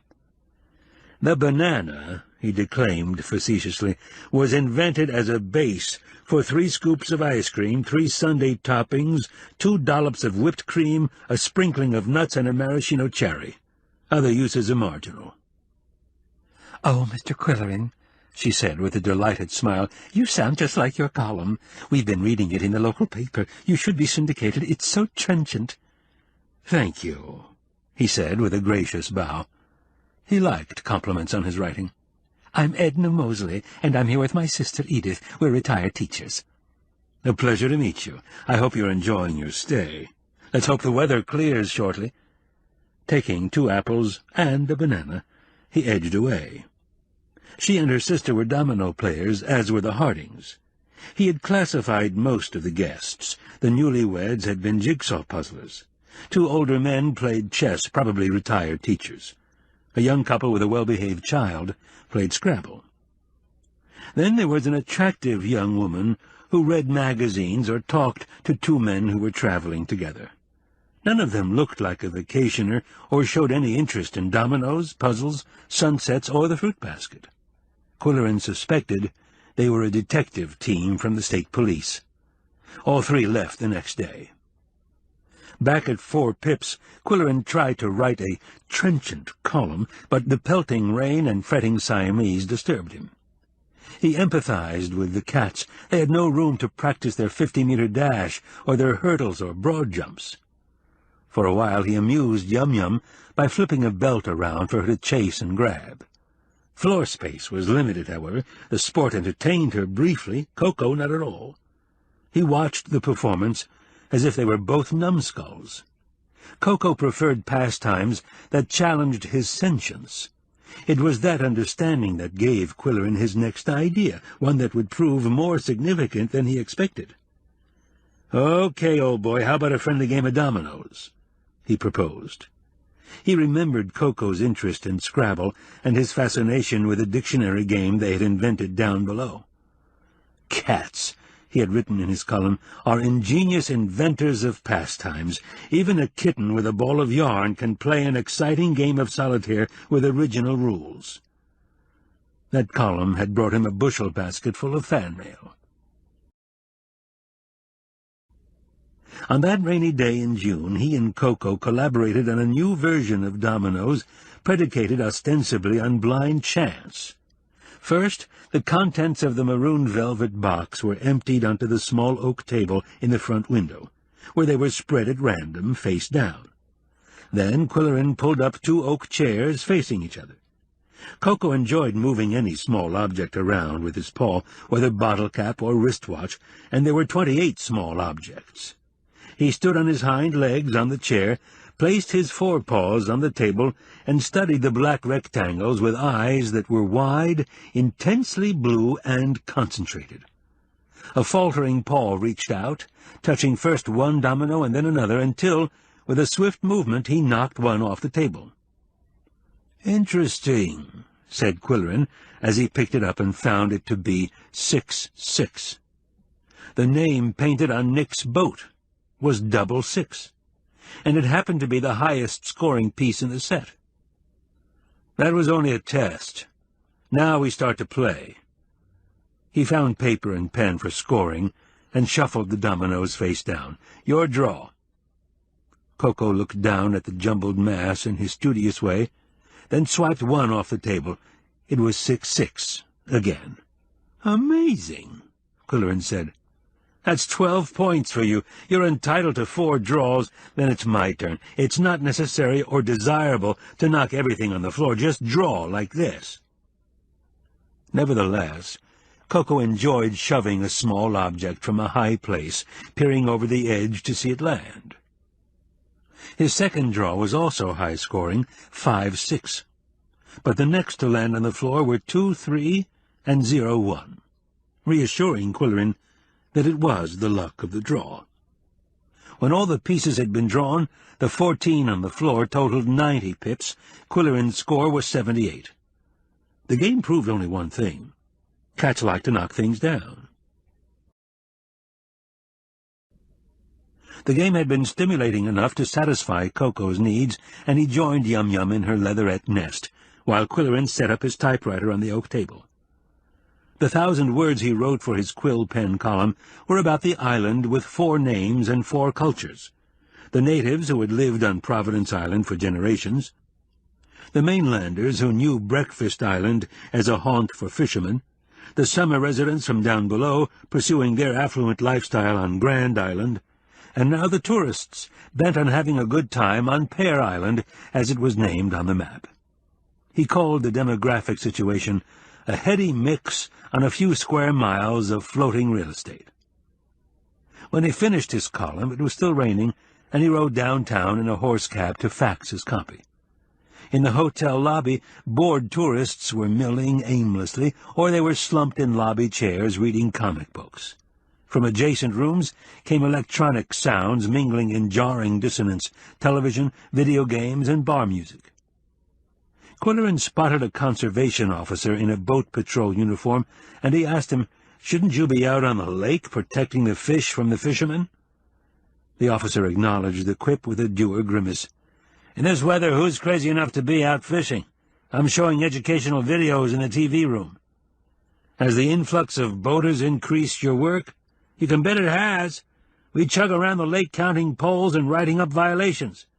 The law allows 2 poles per licensed fisherman, you know. A couple of days ago, we saw a sport fishing craft with 8 poles and only 3 men visible on deck. We stopped them and asked to see their fishing licenses. When they could show us only 2, they explained that the 3rd guy wasn't fishing, he just came along for the ride. That was a big laugh. Now they had 8 poles and only 2 fishermen. But that wasn't the end of it. We did a safety check, and their fire extinguisher wasn't charged. We sent him back to shore to get it recharged and face a hefty fine for illegal lines." "How about the sport divers?" Qwilleran asked. "Are they giving you any trouble?" "They're the sheriff's responsibility. He has divers and patrol boats that keep tabs on them. Divers aren't supposed to take artifacts from wrecks, but they're crazy about those brass portholes." Qwilleran asked, "Do you know what caused the explosion at the marina last weekend?" "Sure, the usual. Carelessness and ignorance. Landlubbers know they have to take a road test and written exam to drive a car, but they buy a $25,000 boat and think it's just a toy." He looked at his watch.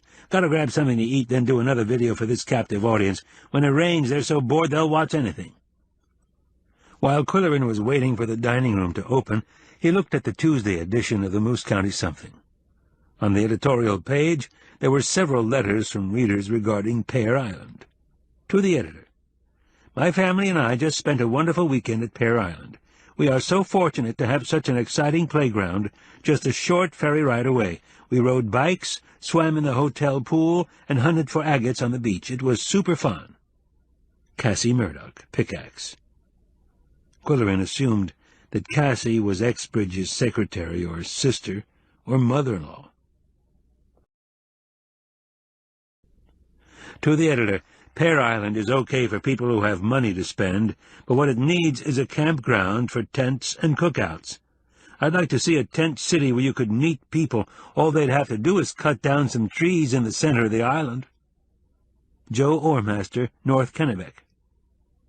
Qwilleran thought, "No one's going to love you, Joe. Not XYZ, not the environmentalists, not the islanders."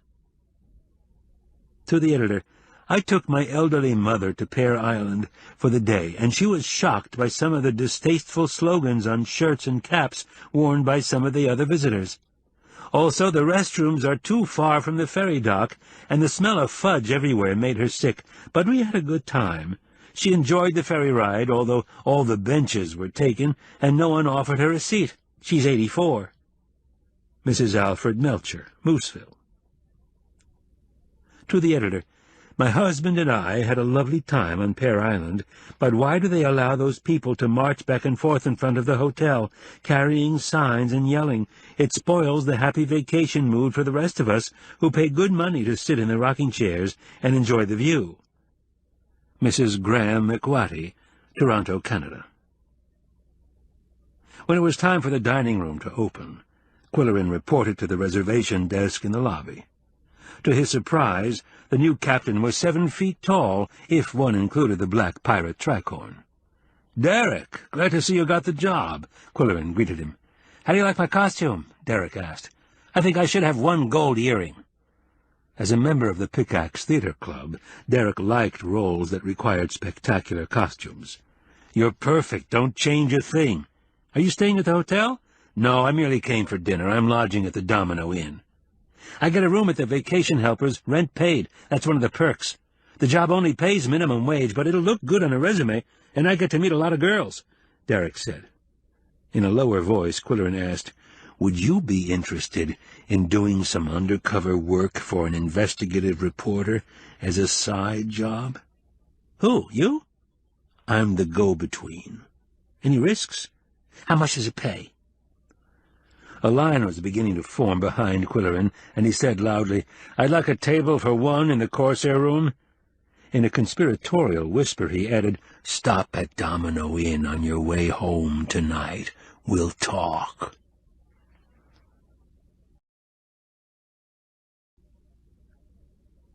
Qwilleran hurried through dinner and was ordering a horse cab for the ride home when Dwight Somers hailed him. "Are you here for dinner, Qwill?" "Just finished. Come into the lounge and have a drink." "I can stand another cup of coffee and some dessert." They sat in a booth to assure conversational privacy, and Dwight said, "Just got some good news. Don Exbridge has been in Pickaxe lobbying to get the island sprayed for mosquitoes, and the county's going to do it." "That's good news for tourists," Qwilleran said, "but the ecologists will hit the ozone layer." "By the way, Qwill, we don't call them tourists anymore. It has a negative connotation. They're vacationers, by decree from the boss. He's also twisting some political arms to get the beach road paved all around the island, with a strip for bikers and joggers." "I hate to be a wet blanket, Dwight, but the summer people will fight it to the last drop of their blue blood. The natives won't be so hot for it either." "The natives are against any kind of progress. They almost rioted when the post office was moved downtown. It had been in some woman's kitchen in Pirate Town for years." "We don't call it Pirate Town anymore, Dwight. It has a negative connotation. It's Providence Village." Dwight ordered a burger and beer. Their booth was within sight of the bar, and Qwilleran noticed the head bartender eyeing him strangely as he talked with the hotel's publicity chief. "What do you think of this rain?" Dwight asked. "It wasn't predicted." "The ancient gods of the island are not only frowning, they're weeping. Maybe your boss is lobbying the wrong hierarchy. In less than 2 weeks, you've had 2 deaths, 1 broken rib, a wrecked boat, 15 stomach aches, and unscheduled rain. Someone is trying to tell you something." "Well, those are the bugs you have to expect in new operations." "Did you see the letters to the editor today? We're batting about 200. "What kind of response are the merchants getting? I never see any customers in the antique shop." "Her stuff is too good for this place. A flea market would be more in line." "Why would someone like Noisette choose to come here? Or did Exbridge party in Palm Beach last winter and invite her?" "Don't ask me."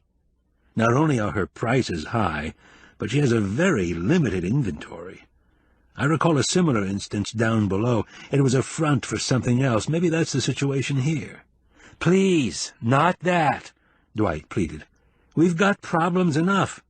The latest is bird droppings. The, vacationers sit on the porch and throw bread to the seagulls.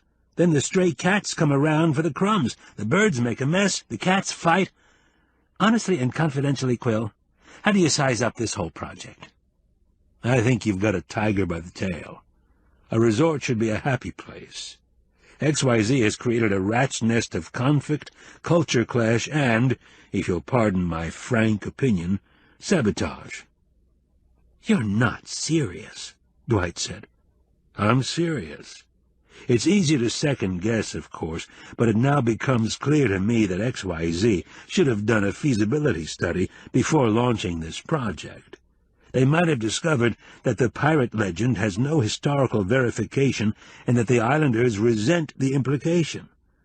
It's my belief that the hotel's celebration of the pirate myth is creating hostility. It's all in fun. It's just fantasy. The islanders have no sense of humor. Neither would you if you lived in Providence Village. But what harm can it do? Do you realize a con artist was selling Pear Island treasure-hunting maps for $50 in bars on the mainland? Dunderheads are coming over on the ferry with shovels. That's a cheap racket. Your promotional theme is responsible. Why not taper off a little? Dwight said, XYZ has invested a bundle in the pirate gimmick. My heart bleeds for XYZ, Qwilleran said. Well, shed a few drops for me, too. Don's a great boss as long as things are going right, but when something backfires, he goes berserk and I get hell. With a surge of sympathy for his friend, Qwilleran said, Are you still looking for material for your cabaret? I have an idea for a humorous skit, although it might not appeal to your literal-minded boss. Write it anyway, Dwight said. Write it. As Qwilleran rode home to Domino headquarters in a cab, he congratulated himself on lining up Derek Cuttlebrink as an undercover agent. There were those who thought the young man scatterbrained, but Qwilleran was confident that he had promise. Inside that lanky, goofy kid there was a short, serious young man trying to find himself. Derek had muttered a cryptic 10:15 as Qwilleran passed the reservation desk on the way out. Shortly before that hour, Qwilleran took the green and white golf umbrella and walked to the wet and deserted porch to meet him. The wooden swings were covered with plastic, and the chairs were leaning against the back wall. Soon a babble of young voices could be heard coming up the beach road. When the troop reached the Domino Inn, the tallest one peeled off and approached the porch steps, flapping his arms with a surplus of youthful energy. In his yellow slicker, nor'easter rain hat, and muddy boots, Derek looked like a scarecrow. Qwilleran raised his hand for silence and put an index finger to his lips. "Say nothing," he whispered. "Follow me. This meeting is confidential." He led the way to the dark end of the porch. "Sorry it's too wet to sit down." "I never sit down," Derek said. "What's it all about?" "I'll make this brief. Some suspicious incidents have occurred on the island. No doubt you know about the food poisoning." "Yeah, they crack a lot of chicken jokes in the kitchen." "Good. I want you to listen to the scuttlebutt and report to me what you hear." He knew that would come naturally for Derek. As a native of Moose County, he had been weaned on gossip. Another incident was a drowning in the hotel pool. The victim was a guest who had been drinking on the premises. Employees have obviously been instructed not to talk to outsiders, but we can be sure they gossip among themselves. As a newcomer to the staff, you can show a healthy curiosity about the case, right?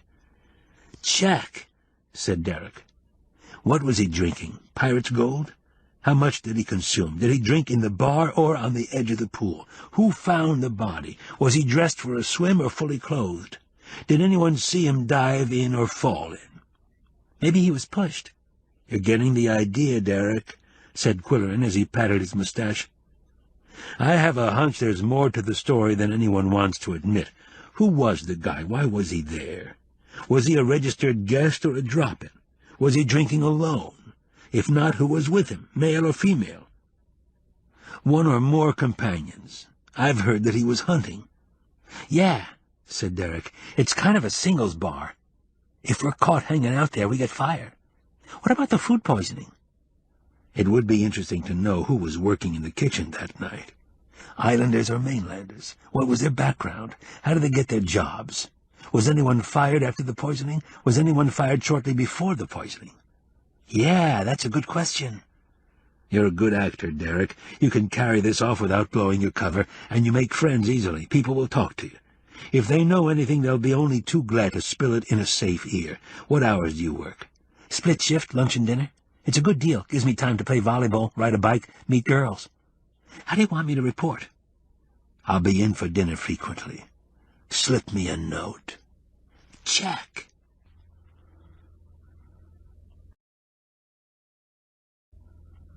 Chapter 8.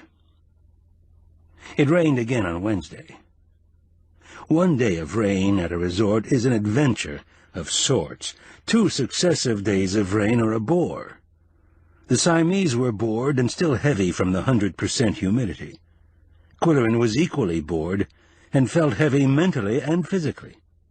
First he gave the cats their breakfast and their daily grooming. Waving the walnut-handled brush that Polly had given them for Christmas, he announced, "Brush, Brush, who wants to go first?"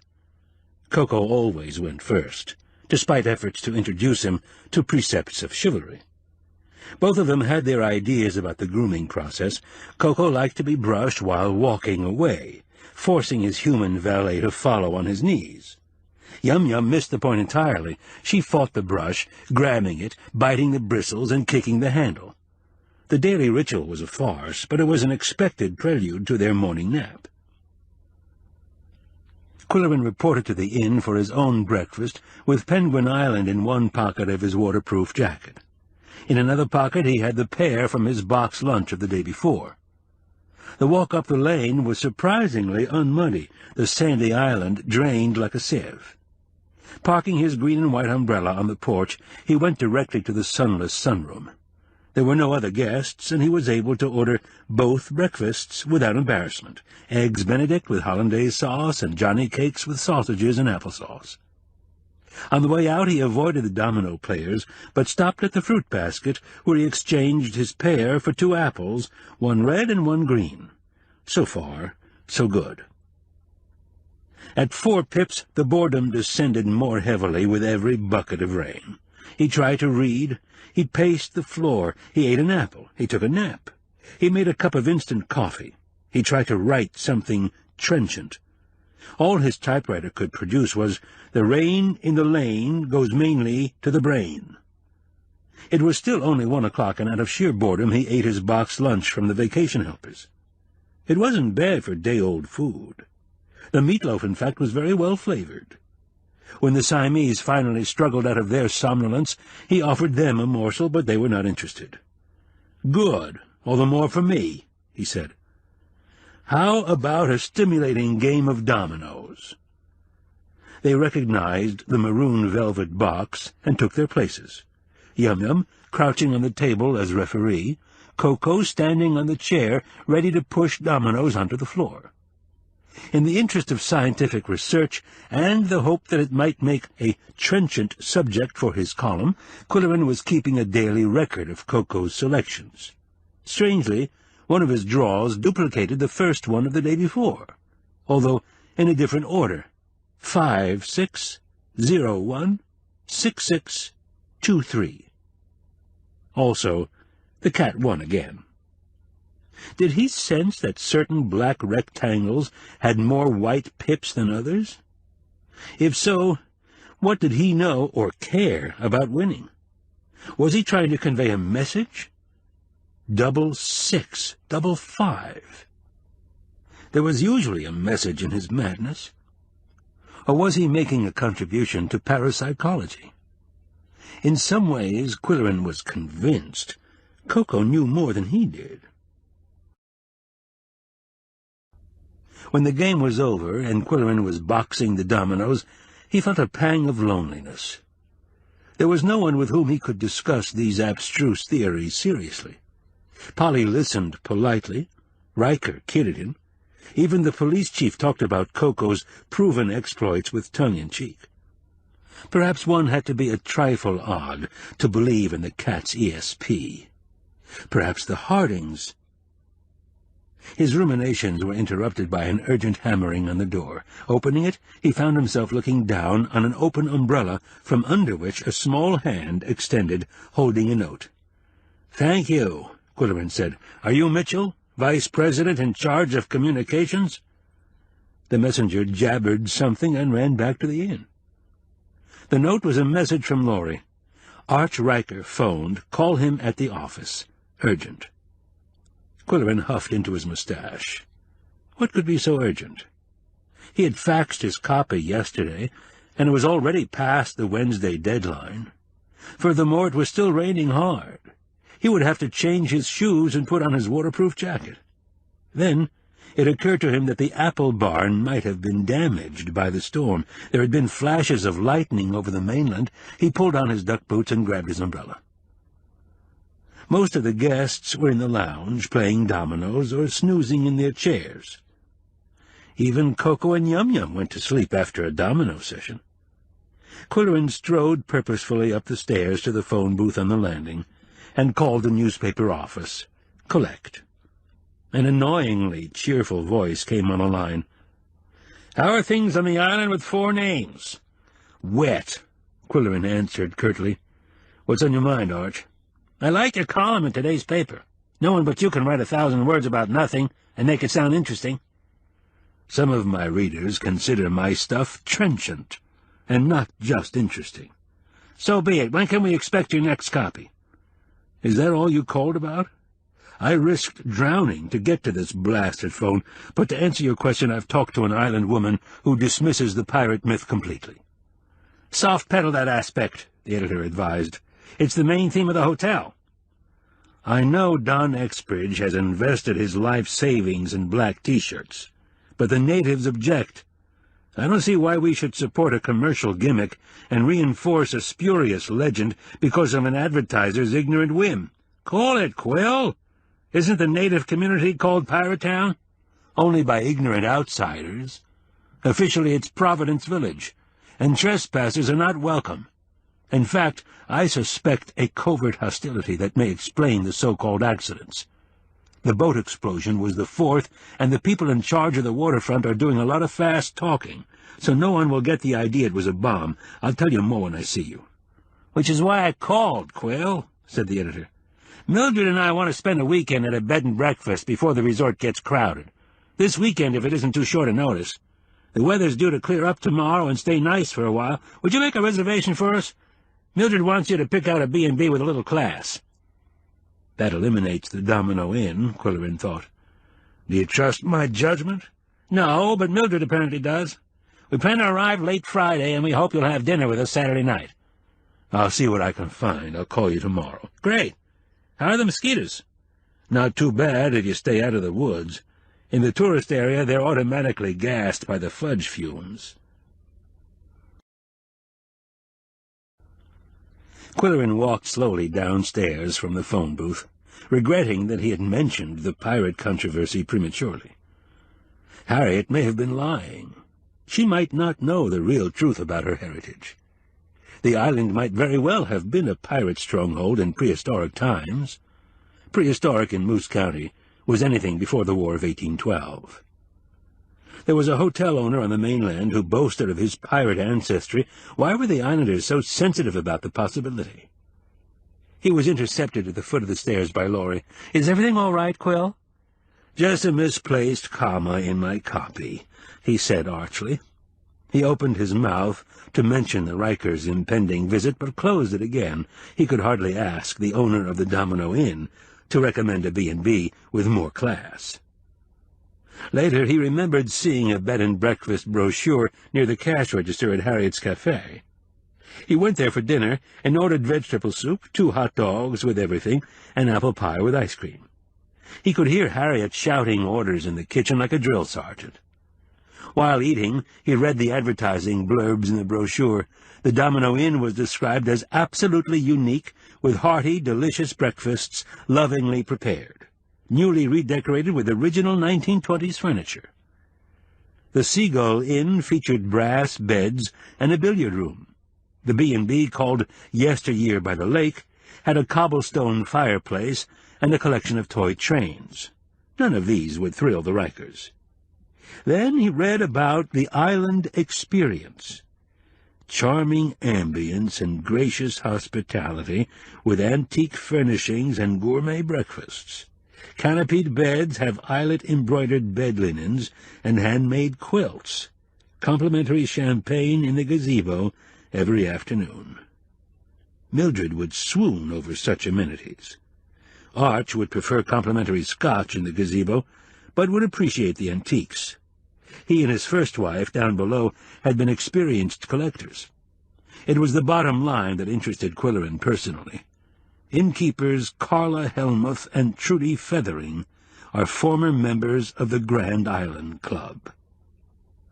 With no motive other than curiosity about the private estates, He determined to check out the island experience the next day, rain or shine.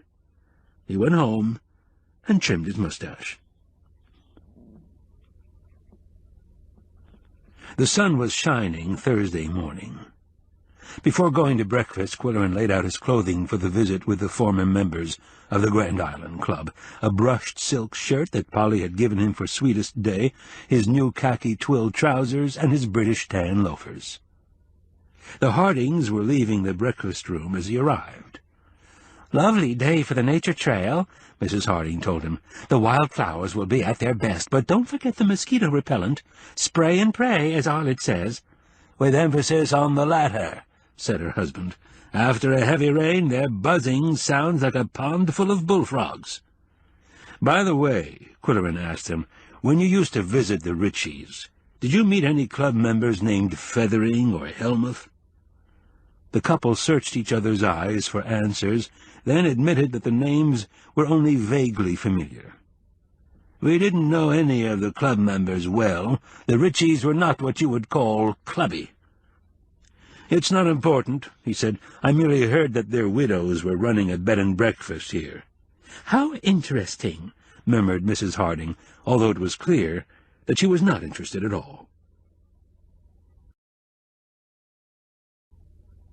After smoked salmon and scrambled eggs, followed by ham and potato cakes with chutney, Qwilleran returned to Four Pips to dress for his visit with the widows. As he unlocked the door, he heard sounds of commotion. When he walked in, he saw a scene of disaster. Table lamp on the floor, chair knocked over, desk papers scattered. He stepped on something. It was a domino. He kicked something. It was his green apple. Coco was circling the room wildly, jumping over furniture, ricocheting off the walls, and yowling with pain or glee. He was having a cat fit. "Stop! Stop!" Qwilleran yelled. Coco made a few more turns about the room before stopping and licking his battered body. Yum-Yum came crawling out from under the sofa. "You ruffian! What's the matter with you?" Qwilleran scolded. Patiently he put the room in order. Nothing was broken. The lampshade had flown off, and the harp was bent, but there was no harm done. The dominoes scattered about the floor were found. Only the cover of the maroon velvet box was missing. It would show up somewhere. He put the dominoes in a desk drawer, then he went into the bedroom to change clothes. First he noticed a sock on the floor. Next he saw his trousers crumpled on the floor behind the bedside table. And where was his silk shirt? Hunting for it on hands and knees, he found it wadded up under the dresser. "You fiend!" Qwilleran exploded. "I just had this washed and pressed. I can't wear any of this now." Coco stood in the doorway, looking impudent, with legs splayed, tail stiffly curled, and ears pointed in two directions. Qwilleran sat down abruptly on the bed. Could it be that Coco did not want him to visit the island experience?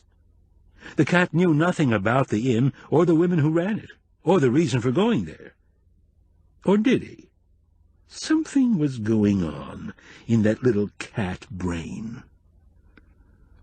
Qwilleran shrugged in resignation. No one would believe that a man of his size, intelligence, education, and wealth could be tyrannized by a 10-pound animal. Now he had lost the wherewithal and the incentive to visit the island experience. He brought a bottle of club soda from the refrigerator and took it to the porch to drink while he simmered down. It was calm on the porch. The woods were beautiful after the rain. He saw some yellow flowers outside the screens that hadn't been there before. When a rabbit hopped out of the underbrush and came close to the porch, Qwilleran remained quiet and motionless.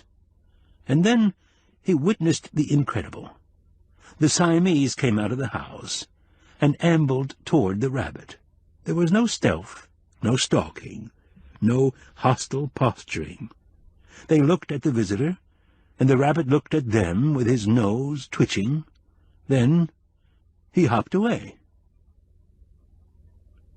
Qwilleran finished his drink and then changed clothes. He put on some lightweight jeans, a long-sleeved T-shirt, and his yellow baseball cap. "I'll be back after a while," he told the Siamese. He found the mosquito repellent and headed for the nature trail. There was a wagon in front of 5 Pips delivering a small barroom piano. Laurie had unlocked the door for the delivery men, but the window shades were still drawn. "Hi, Qwill," she said. "The hotel is lending her a piano. Isn't that nice? She'll be here starting this weekend." "Have you ever taken the nature trail?" he asked. "I haven't had time, but I hear it's lovely." The approach to the trail was mysteriously inviting. The path was thick with pine needles and spongy after the rain. On either side there were tall, straight pines with lofty branches admitting shafts of sunlight, while oaks and graceful birches dappled the path with shade.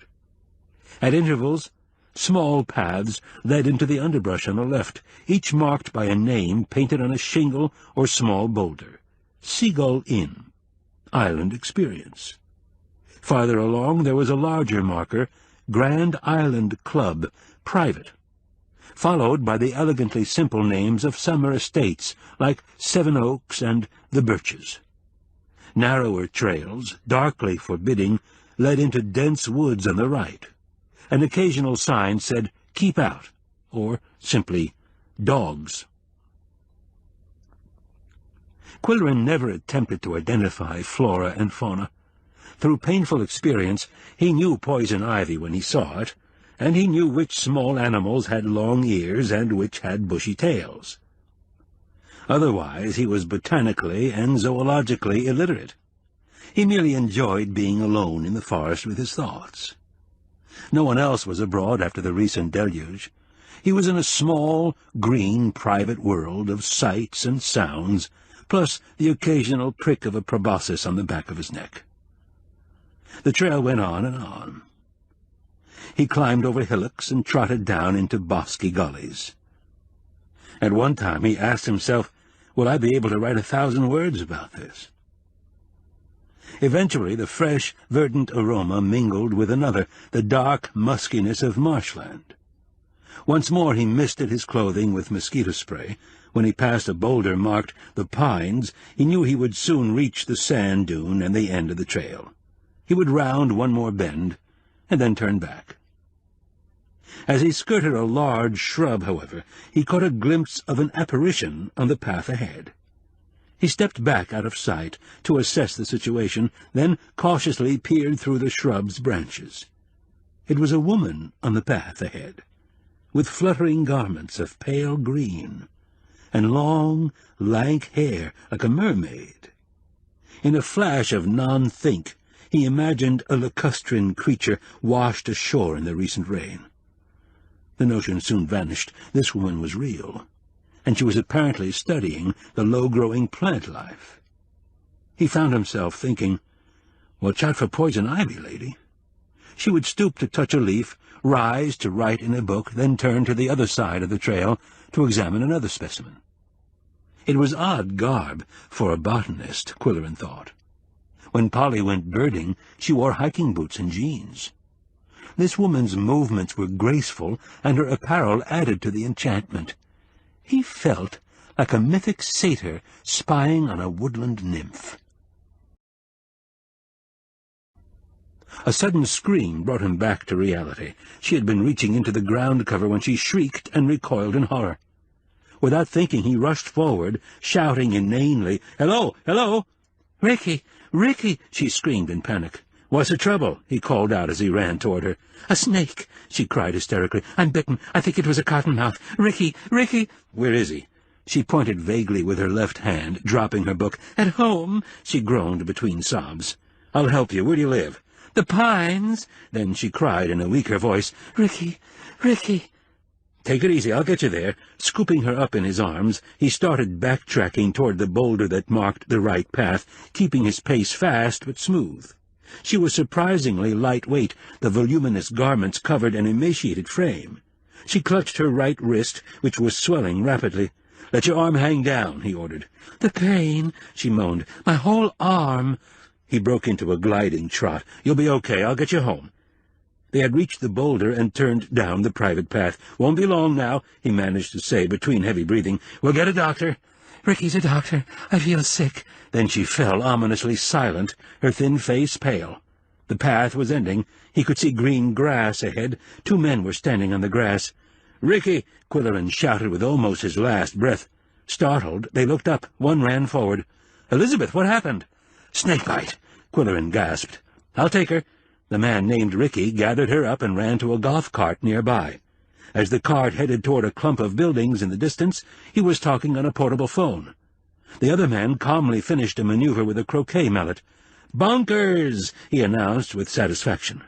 Turning to Qwilleran, he said, "I suppose I should thank you for rescuing my baby sister. She's been warned to stay out of the woods. I'm Jack Appleheart, and you're—" "Jim Qwilleran, staying at the Domino Inn. I happen to be—" "What?" the man interrupted with an unpleasant smile. "Does anyone actually stay at that place?" His remark was meant to be jocular. Qwilleran was not amused. Gruffly he replied, "Hope she'll be all right." He turned away and walked up the access path as briskly as his lungs would permit. He could hear a motorized vehicle beeping in the languid atmosphere. It grew louder, then stopped. He could visualize the rescue squad running with a stretcher, loading the victim into the ambulance, radioing for the helicopter. Ricky would accompany the patient. It helped to have a doctor in the house. This was one island incident that Qwilleran could not attribute to foul play. Reaching the main trail, he sat on the boulder to catch his breath before starting home. Then a prick on the back of his neck made him realize he had lost his mosquito spray. He returned to the scene of the rescue and retrieved not only the spray can, but a silver pen and a leather-bound book stamped in gold, E. C. Appleheart. It contained lists of botanical names, along with dates and places. The latest entry was Dionea muscipula, Venus's flytrap. He returned home with the lost articles and a potpourri of thoughts. Strange woman, so thin. How old? Could be young. Face full of pain. Why so thin? Who was the doctor? Strange brother. Very strange woman. Unusual clothing. Hair like a mermaid. As he reached the end of the trail and turned into Pip Court, he remembered the last-minute cat fit that had raised havoc with a silk shirt and a good pair of pants. Otherwise, he would have been having refreshments in a gazebo with 2 widows instead of risking a heart attack to rescue a not-so-fair damsel in distress. And then he thought, was the cat's tantrum just a coincidence? Or what? He could never be sure whether Coco's cat fits were the result of a stitch in the side, a twitch in a nerve end, or an itch in the tail. Sometimes the cat had an ulterior motive. Sometimes he was trying to communicate.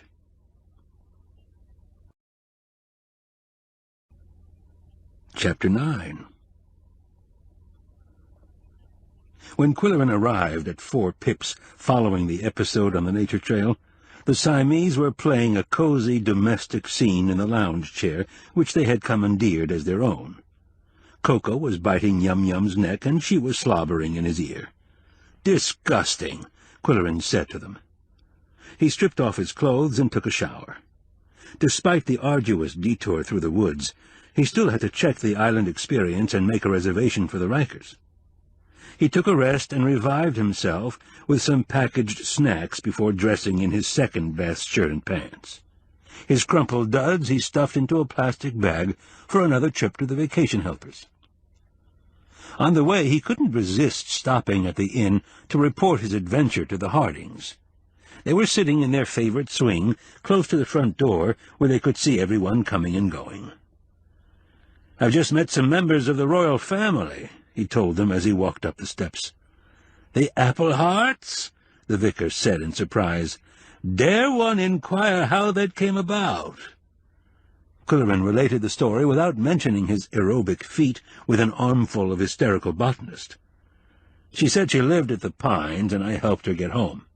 2 men were playing croquet, and one of them happened to be a doctor. He took her away in a golf cart, and I would guess she was airlifted to the mainland." "Well, well, well," Mrs. Harding exclaimed. 3 holes in the ground, her husband said mockingly. "Oh, Arledge," she slapped his wrist. "He always says that," she complained to Qwilleran fussily.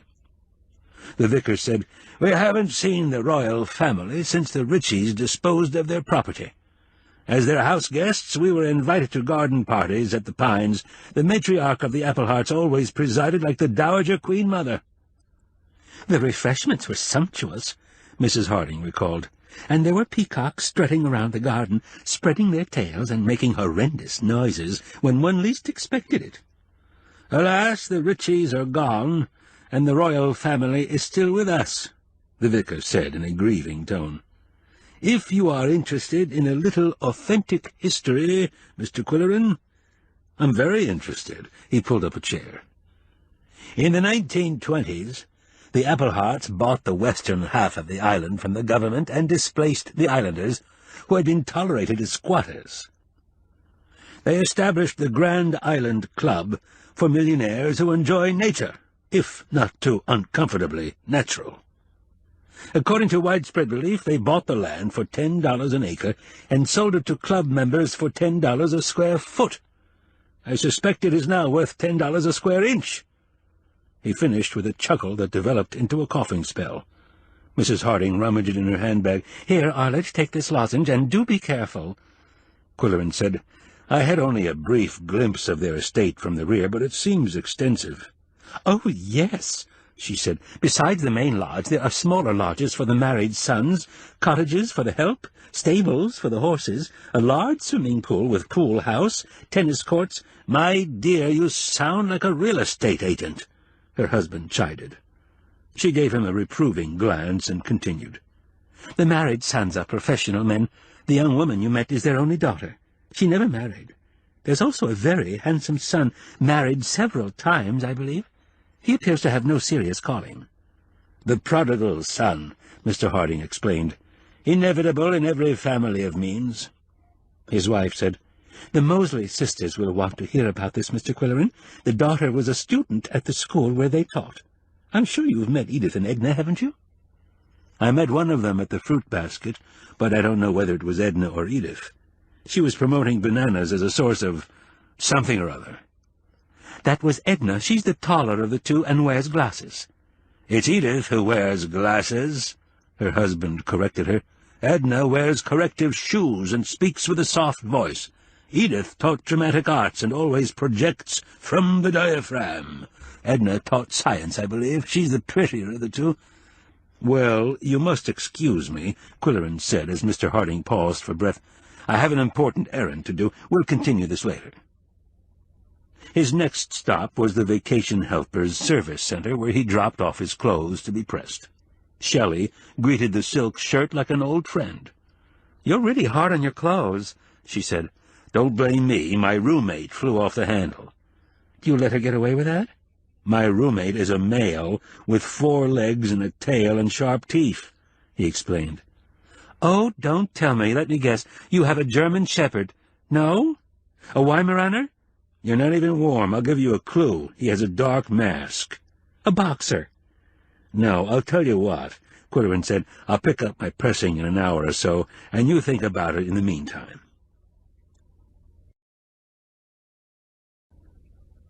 The island experience was the last in the row of commercial establishments on West Beach Road, and it was the most imposing. The rustic lodge was landscaped with taste and money. Instead of the traditional porch, a contemporary deck spanned the front elevation overlooking the lake. There were tubs of salmon-pink geraniums to match the salmon-pink umbrella tables, but there were no guests in the salmon-pink canvas chairs.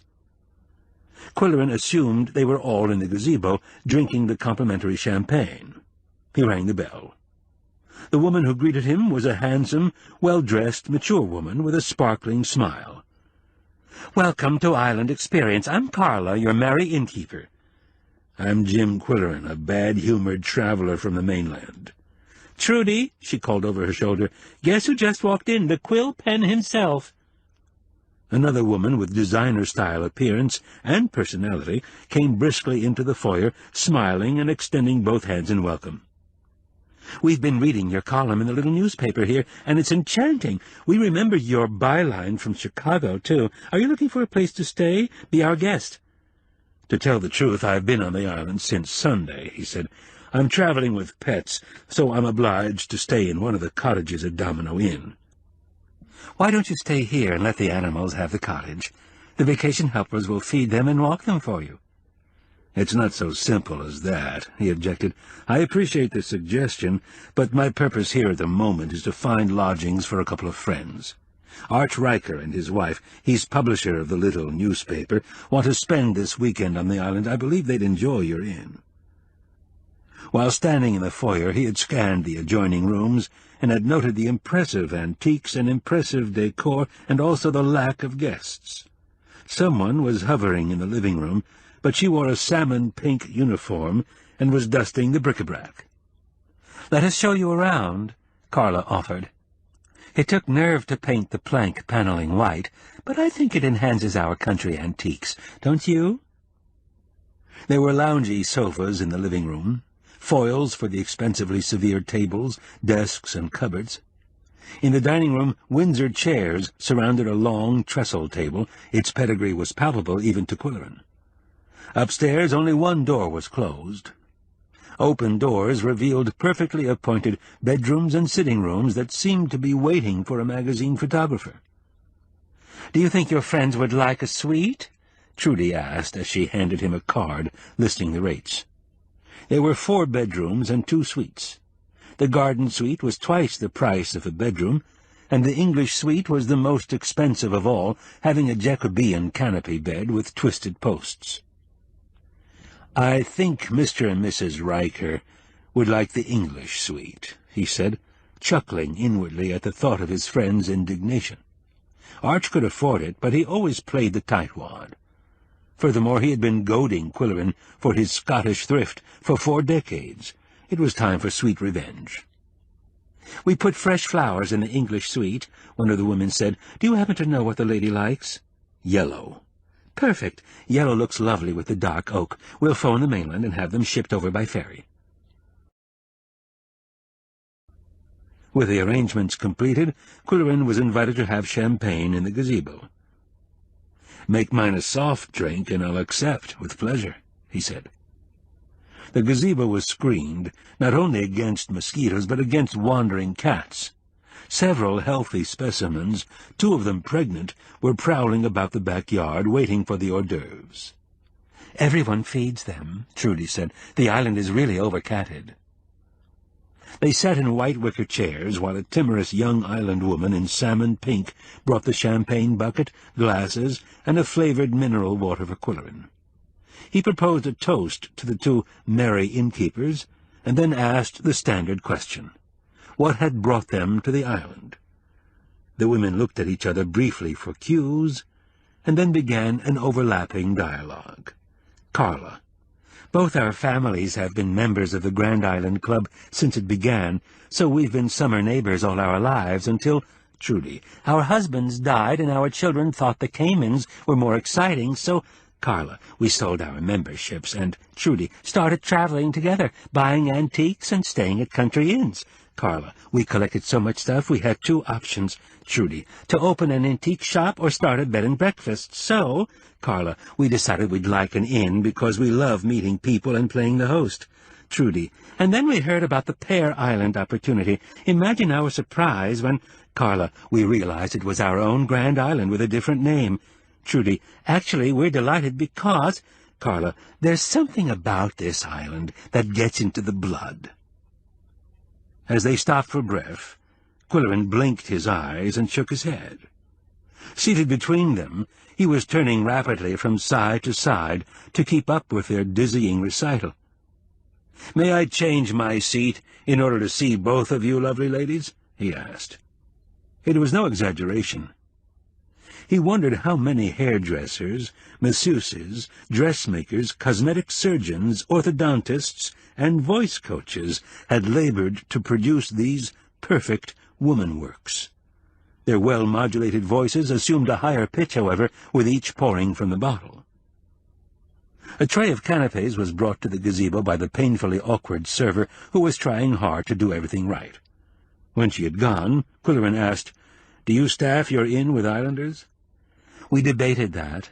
Don Exbridge wanted us to hire students from the mainland, but our families always hired islanders, and we felt comfortable with them. They're part of the island experience, you know. Another chilled bottle of champagne arrived, and another bottle of kiwi-flavored mineral water, and Qwilleran said, "You mentioned that you sold your memberships, not your real estate?" The women exchanged a glance that said, "Shall we tell him?" Then they succumbed to his sincere gaze and sympathetic manner. They were relaxing. They were eager to talk. "Well," Trudy began, "when we decided to sell our property, which our families had held since the 1920s, we learned we had to sell it back to the club at their price, which was much less than market value. It was in the original contract. Nothing we could do about it." Carla interrupted with belligerence.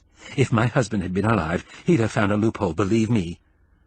"The Grand Island Club is controlled by the Applehart family who founded it, and Mrs. Applehart, the mother, is a hard woman," Trudy said. Carla again. "I call her a harpy. I always felt sorry for her kids. They grew up with our kids. None of them turned out the way she intended." Trudy. "Poetic justice. She wanted the eldest to be a lawyer. He got through law school but could never pass the bar exam." Carla. "The next was supposed to be a heart surgeon, and what is he? A perfectly wonderful vet. He always loved animals." Trudy. "And what about the girl? She's a real flake." Carla. "And the youngest boy. She's bailed him out of 3 marriages already." Trudy. "It would be funny if it wasn't so sad." Carla. "Why does he bother to get married?" Trudy. "He's just an easy mark who can't say no." When the merry innkeepers signaled for a 3rd bottle of champagne, Qwilleran stood up, thanked them for their hospitality, and explained that he had another appointment. Leaving them happily relaxed in the wicker chairs, he walked down West Beach Road, marveling at the intrigue behind the golden curtain. He picked up his pressed garments, then stopped at the Domino Inn to phone Riker's office. He left the information about the reservation with the secretary. "He's here. Want to talk to him?" asked Wilfred. "Haven't time. Late for an appointment." Qwilleran knew that his friend's first question would be, "How much?" On the way out of the building he was stopped by the Mosley sisters. "You're a hero," they said. "The Hardings told us about the rescue." "Just happened to be in the right place at the right time." "We knew Elizabeth very well," said the one with glasses. "She was a student at our school in Connecticut. When we read about Pear Island Resort in the Boston papers and made our reservation, we had no idea we were coming to her beloved Grand Island." "Have you seen her since you've been here?" "Oh, no, we wouldn't think of intruding," said the pretty one with a soft voice. "Is she looking well?" "In the throes of a snake bite, one is never at one's best." "Very true," they nodded, smiling at his arch observation. "But to answer your question seriously, she seems to be unhealthily thin." One sister murmured to the other, "She's having problems again. She's not eating. Too bad she can't get away from that environment." A profile of the rich little mermaid was forming in Qwilleran's mind. "Was she a good student?" "Oh, yes," said Edith. "All her life she'd had private tutors and was a prodigious reader, but she was a nervous wreck when she came to us. We all worked hard to improve her diet and elevate her spirit and draw her into campus life. We succeeded to a degree, and she should have gone on to college, but it didn't happen. The reason was never explained. We corresponded for a while, but gradually she slipped away into her small world. Poor Elizabeth." Qwilleran concealed his personal curiosity by inquiring, "And now that you've seen her beloved island, what do you think of it?" "It's not the idyllic spot we expected," said Edna ruefully. "The Bombas are a lovely family, but we doubt that we'll stay our full 2 weeks." "The island isn't even pear-shaped," Edith said. "We've taken carriage rides on both beaches, and it's an isosceles triangle." Edna said, "You should put that in your column, Mr. Qwilleran."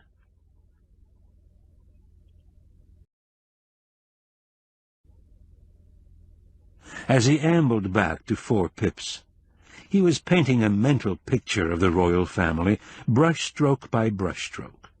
The daughter who wouldn't eat, the son who couldn't stop marrying, the law graduate who couldn't or wouldn't pass the bar exam, the doctor who preferred to treat animals, the autocratic mother who was said to be a harpy. Upon arriving home, he immediately wrote a brief note to Mrs. Applehart. "Found these on the nature trail. Hope your daughter recovers swiftly." He signed it J. Qwilleran. Then he set out for the vacation helpers once more, carrying the botany book and the silver pencil. Shelley was at the counter.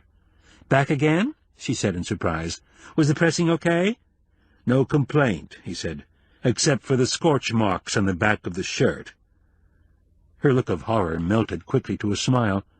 "Oh, you're a male chauvinist comic. What can we do for you now?" "Could you wrap these 2 articles and deliver them to an address on West Beach Road? Tomorrow will do." "We'll be happy to. I have a nice box and some seagull gift wrap." "This is not a gift," he said. "On the other hand, I don't want it to look like a homemade bomb. Here's the note to go with it, and here's the address." He looked over her shoulder to the rear of the room. "Is your cat supposed to be scratching himself in the baby's playpen?" "No, no, out, out!" she screamed, chasing him and slamming a door. "Somebody left the door open. That's Hannibal, one of our resident strays." "A resident stray sounds like an oxymoron," he said. "Hannibal is foxy, but he's no moron," she quipped. "He knows a good place to eat. How did you like your box lunch?" "The meatloaf was excellent. Could you deliver a whole one to me, say, every other day? I'd pay in advance." "Absolutely," said Shelley. "We'll start tomorrow. Midge makes 4-pounders for sandwiches and 2-pounders for snacks."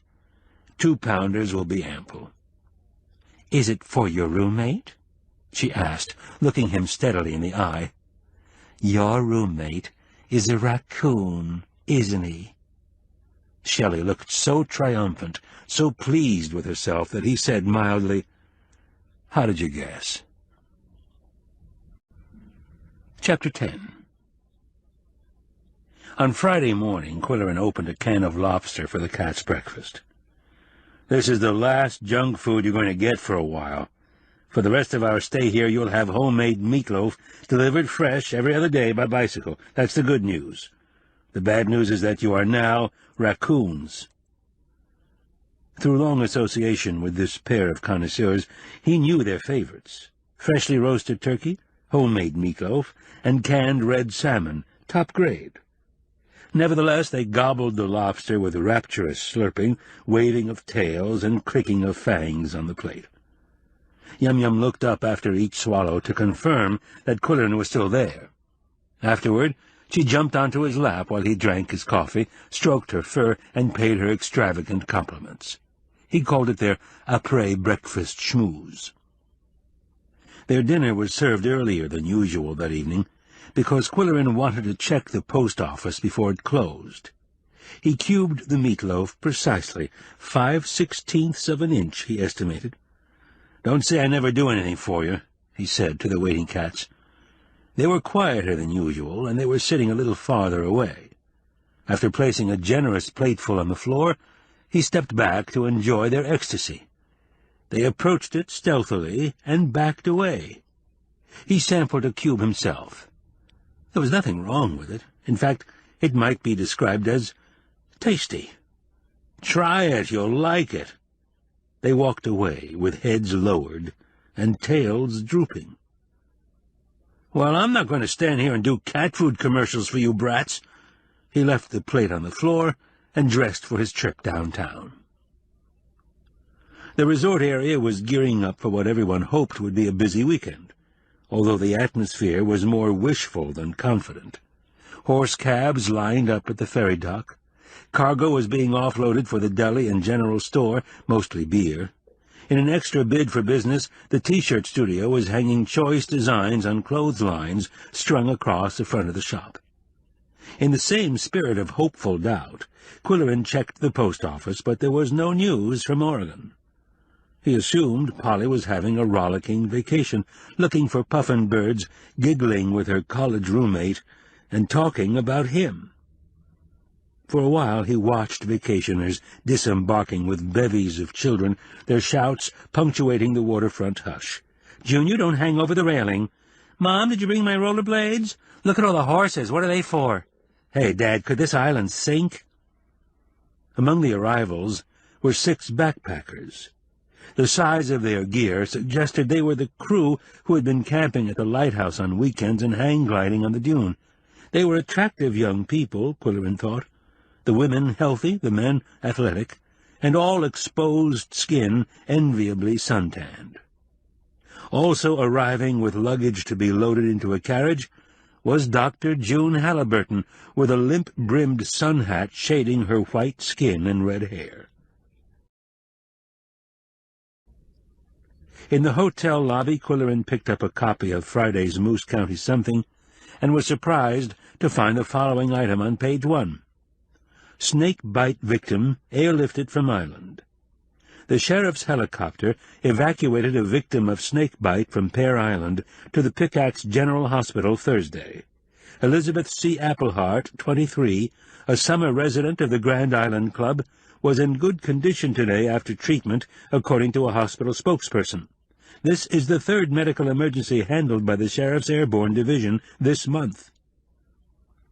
Only the sheriff would like the coverage, Qwilleran mused. He was always campaigning for re-election or lobbying for more funds to buy rescue equipment. The Queen Mother would dislike the publicity because it invaded her family's Olympian privacy. The victim would take umbrage at the mention of her age. Don Exbridge would explode because the report made the island sound hazardous to one's health. There was already a commotion erupting in the manager's office, and Qwilleran caught sight of a bald head and waving arms as Exbridge shouted, "Get those damn T-shirts off the front of the store! What do they think this is, a Persian bazaar?" As soon as the dining room opened, Qwilleran presented himself at the reservation desk. "Hi, Mr. Q, you're early," said Derek Cuttlebrink, resplendent in pirate's tricorn and 1 gold earring. "Are you all alone tonight?" "No, I have brought my friend, Anatole France." He held up his copy of Penguin Island. "I'd like a quiet table where I can read. Also a reservation for tomorrow night at 8 o'clock, 3 persons. In a lower voice he asked, "Any luck with your assignment?" Derek nodded importantly. "Got a contact," he mumbled, while appearing to study his reservation chart. "How about Sunday night? I'm off early." "Come to the 4th cottage behind the inn." Over shrimp bisque and Cajun pork chops, Qwilleran finished reading his book and was leaving the dining room when another blow-up occurred in the manager's office. There was a torrent of invective, and Dwight Somers came rushing out. He caught sight of Qwilleran. "I need a drink. Come into the bar." He led the way to a secluded booth and ordered a double martini. "That guy's a madman when things don't go the way he planned. And don't try to reason with him, or you'll get your head lopped off. If I'm still here by the 4th of July, I'll be surprised. Either I'll be fired or I'll be in jail for murder." "What's happened now?" Qwilleran asked sympathetically. "It's a funny thing, Qwill. The chicken incident didn't faze him because he could use his clout to squash the implications, but little things drive him bananas, like the pickets last weekend, and the critical letters to the editor, and the snakebite item in today's paper. He says, who cares if some snooty rich kid gets bitten by a snake? He says it's not important news. He says it only tarnishes the image of the resort, which is a boon to the community. When the paper reported the county's decision to spray for mosquitoes by plane, he got all kinds of flack, and he blamed you guys for playing it up on page 1. "Are we running a newspaper or a publicity agency?" Qwilleran asked. "He's not dumb. He knows he can't dictate to the press," said Dwight. "But he has these insane tantrums. If I play devil's advocate in the interest of public relations, I get dumped on. Where did you hear his latest brainstorm?" He gulped the rest of his drink and waved his glass at the waiter. Qwilleran advised him to order some food, too. "I'll have coffee and a piece of pie." "Okay, what's his latest noodle?" "Well, he's afraid we're getting too many families with 5 kids in a picnic basket instead of the sophisticated crowd he intended. So he wants to offer a Midsummer Night's Dream weekend package, everything first class, and limited to 30 persons, adults only. It includes transportation from the mainland by private boat, flowers and champagne in the rooms, breakfast in bed, and a supper dance on Midsummer's Eve." "Sounds okay," Qwilleran said. "He wants it outdoors, with white tablecloths, fresh flowers on the tables, 3 wine glasses at every place, hurricane candles, strolling musicians, and waiters in white coats with black bow ties. No pirate shirts. That would be okay around the pool. If it rained, we could set up indoors. But here's the fly in the soup. He wants it at the lighthouse." Dwight took a swig of his second double martini. "Can you imagine the logistics?" he went on. "First you need a fleet of wagons to transport tables, chairs, portable dance floor, table settings, food warmers, chilled wine, and portable johns. There are no facilities up there. Then you need a fleet of carriages to transport the guests. The ground behind the lighthouse is uneven, and how do you keep the tables and chairs from wobbling? The wind is capable of whipping the tablecloths around, blowing the napkins away, putting out the candles, breaking the glass chimneys, and even blowing the food off the plates. And suppose it starts to rain." "Hasn't Don ever been to Lighthouse Point?" "Of course he has, but he never lets reality and common sense get in the way of a fanciful idea." Qwilleran said, "I see a great scenario for a comedy skit. You have all the guests on the rock, getting happily plastered, and it starts to rain. No shelter, no carriages. They've returned to the stables. Everyone's drenched. The steaks are swimming on the plates. Thunder is crashing. Lightning is flashing. Then the foghorn starts blatting 50 feet from everyone's eardrums. The guests riot. 2 of them take refuge inside the portable potties and refuse to come out. I think it has infinite possibilities for laughs." "Not funny," said Dwight. But he laughed just the same and applied himself to his steak. Finally he said to Qwilleran, "And what have you been doing all week?" "Not much. I rescued a mermaid from certain death, that's all." He described the incident with more detail than he had wasted on other listeners. "It figures," Dwight said with envy. "The guy who has an indecent fortune of his own is the lucky one who rescues an heiress. What's she like?" "She has the svelte figure of a rainbow trout, the hair of a mermaid, and flowing garments that probably hide a tail. Want me to line her up for you? In case you get fired, it would be useful to have an heiress on the string." "No, thanks, finders keepers," said Dwight. "What do you hear from Polly?" "She hasn't even sent a postcard, but I bet she phones Pickaxe every night and talks to Bootsy." "I'm envious of your relationship with Polly, Qwill. You're comfortable friends, and you keep your independence. I've been in Moose County almost a year without any luck. I've bought dinner for every unattached female within 50 miles, except Amanda Goodwinter. And I may get around to her yet. So far no one has passed the litmus test. Hixie Rice is my type, if you want to know, but she's tied up with that doctor." "It won't last long," Qwilleran reassured him. "No one ever lasts long with Hixie, and that would go for you, too." Dwight said sheepishly, "I even took June Halliburton to dinner at the Palomino paddock and spent half a week's salary. It was a bust." "What happened?" Qwilleran asked, although he could guess. "You know how she is. She has looks, talent, and credentials, but she says the damnedest things. We were drinking $70 champagne, and she looked at me with those suggestive eyes and said, 'You're a handsome, intelligent man, Dwight, with a wonderful personality. Why don't you shave off that scruffy beard and invest in a good toupee?' That's typical of that woman. She pursues guys as if she likes them and then stomps on them." "How well do you know her?" "Well enough to know I don't want to know her any better." "I think of her as a predatory misanthrope." "That'll do until a stronger word comes along," Qwilleran said. At the Rikers' wedding she was coming on to every man at the reception, including the bridegroom. Polly can't stand her. When they meet, you could light a cigarette from the sparks. "Did you ever write June up in your column?" "Almost. I intended to interview her about music in the schools, but she wanted to make it a social occasion at her apartment. When I insisted on an office appointment, she proved impossible to interview. It was verbal football. She called the plays, carried the ball, straight-armed questions, and made end runs around the subject. The way it ended, she scored all the points, but I won the game. I never wrote the column. You media types always get the last word. I'm in the wrong business. Qwilleran said, Another time I invited the Comptons over for a drink after the theater, and they brought June. She didn't stay long. She said the circular building and diagonal ramps gave her a headache. Actually, it was Coco giving her the whammy. When he stares at someone's forehead, it's like a gimlet boring into the brain. What was his problem? Dwight asked. Apparently he didn't like her scent.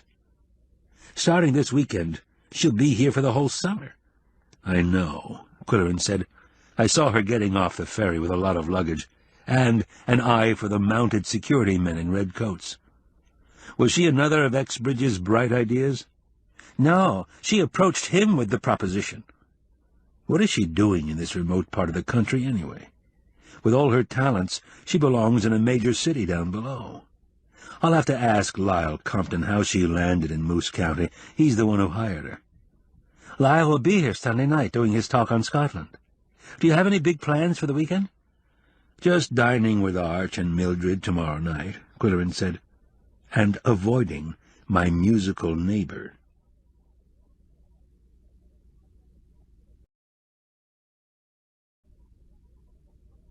As Qwilleran walked back to the Domino Inn, he had to stand aside for emergency vehicles speeding up the beach road. He could imagine that a member of the Grand Island Club had a heart attack, or a carriage full of tourists overturned, or the kid who was leaning over the ferry railing fell over the cliff at the lighthouse. By the time he reached the inn, the vehicles were speeding back downtown, and the sheriff's helicopter could be heard. The guests sitting in porch swings were all agog when Qwilleran walked up the driveway. Someone called out, "Mitchell, he came back." The 4-year-old rushed indoors and rushed out again to hand him an envelope with an important crest on the flap. Mrs. Harding said, "It was delivered by a man in green livery, driving a very handsome buggy with a beautiful horse." At 4 pips, the Siamese were allowed to sniff the envelope, and their noses registered excitement. The note read, "Dear Mr. Qwilleran, please honor us by having tea at the Pines Sunday afternoon. We wish to thank you in person for coming to the rescue of our daughter Elizabeth after her unfortunate mishap. She is out of danger, we are glad to say, and returns to the island tomorrow. It will be our pleasure to send a carriage for you at 4 o'clock Sunday." It was signed Rowena Applehart. She was the Queen Mother, Qwilleran guessed, and this was to be a command appearance at Buckingham Palace. At least he would see the peacocks, and Mrs. Harding said the refreshments were commendable. The Siamese were prowling and yowling, and looking lean and hungry. He checked their feeding station. The plate was empty, but the cubes of meatloaf had merely been scattered about the floor of the kitchenette. They looked dry and unappetizing. "Shame on you," he said. "There are homeless cats that would kill for a taste of this meatloaf, and it behooves you to get used to it because we have another 8 pounds coming." He shoveled up the rejected delicacy and took it up the lane to the old glazed bird bath that served as a feeding station for the wild cats. Before he could even empty his bowl, 3 of them came from nowhere to fight for their share. Then he saw Nick Bamba home for the weekend and hammering nails into a wooden contraption. "What are you doing?" Qwilleran asked. "Building a rack to keep the trash barrels off the ground. It's neater, and the strays can sleep underneath. Laurie's idea." "You never quit, do you, Nick? Compared to my job at the prison, this is R&R. Did you have a good week? Did you find out anything?" "So far, I've been feeling my way and making contacts. Stop in tomorrow and we'll talk." Qwilleran went into the lounge for an apple and found that the basket was filled with pears. While there, he heard a radio newscast coming from an alcove where a family of 3 were playing dominoes. He walked over and said, "Mind if I listen? I'm interested in tomorrow's weather." "You've just missed it," said the father. He turned to his son. "Do you remember what they said about the weather, Brad?" The boy was about 10 years old and looked too intelligent for his age. He wore a T-shirt printed with the words, "Ask Me." He said, Moderately high winds subsiding at midnight, waves 3 to 4 feet. Tomorrow sunny and warm with light winds from the southeast, veering to southwest by afternoon. High tomorrow 75, low—" "Hush!" his father said, holding up a hand and inclining his head toward the radio. The announcer was saying, "Police bulletin from Pear Island, where a shooting claimed the life of a vacationer this evening. The victim, an adult male, was hang-gliding on the sand dune at the north end of the island when his companions heard a gunshot and the kite fell into the shallow water of the lake. Suffering from hypothermia as well as loss of blood, he was given emergency aid at the scene by the volunteer rescue squad before being airlifted by sheriff's helicopter to the mainland. He was pronounced dead on arrival at the Pickaxe General Hospital. Gunfire, not unusual on the island, had been noted throughout the day and evening. The fatal bullet is thought to be a stray shot fired by a varmint hunter, according to the sheriff's department. The victim's name has not been released at this time, but police say he was not a resident of Moose County." "Nobody told us about gunfire on the island," said the mother. "I hate guns." As Qwilleran walked back to Fort Pips, he thought, "Another incident. Nick will spend a sleepless night worrying about the future of the inn. The woman who hates guns will convince her husband to cut their visit short. The Mosley sisters will be glad they're canceling. The 2 men who look like detectives, having left, will come back." He counted on his fingers. 1, food poisoning. 2, drowning. 3, bad fall. 4, explosion. 5, shooting. He was impressed by the diversity of the mishaps. There was no pattern except that they all targeted tourists at regularly spaced intervals. Qwilleran pictured a consortium of saboteurs, each performing his own specialty. The islanders were crafty, skilled, and knowledgeable as a result of the hard life they lived. What mystified him was Coco's lack of interest and cooperation. In the past, he had sensed the presence of crime and sniffed for clues. Perhaps the island atmosphere dulled his senses. True, he had staged a cat fit that caused Qwilleran to be the right person in the right place at the right time, but that had nothing to do with the 5 suspicious incidents. At Fort Pips the Siamese continued to look at Qwilleran reproachfully and hungrily, and it required great fortitude to hold out against their wiles. He would give them their crunchy bedtime snack, but that was all. For breakfast he would serve meatloaf again on a take-it-or-leave-it basis. After dark, the 3 of them liked to sit on the screened porch, listening to mysterious sounds in the trees and underbrush, but tonight there was competition from 5 Pips, piano playing, voices, recorded music, laughter.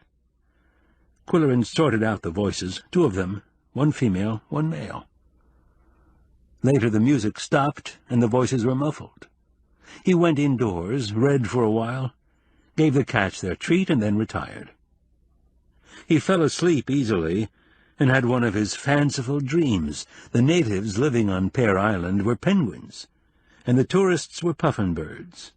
A great bald eagle appeared and attempted to tow the island to the mainland, but he was shot down by a rabbit hunter, and the island sank to the bottom of the lake. "Phew!" Qwilleran gasped, waking and sitting up in bed. He could hear happy voices next door saying good night. The male guest was leaving with a flashlight, and Qwilleran hoped it would illuminate the man's face when he passed Fort Pips. Not that it was any of Qwilleran's business, but he was observant by nature and by profession. His curiosity was aroused, however, when the visitor left by way of the nature trail.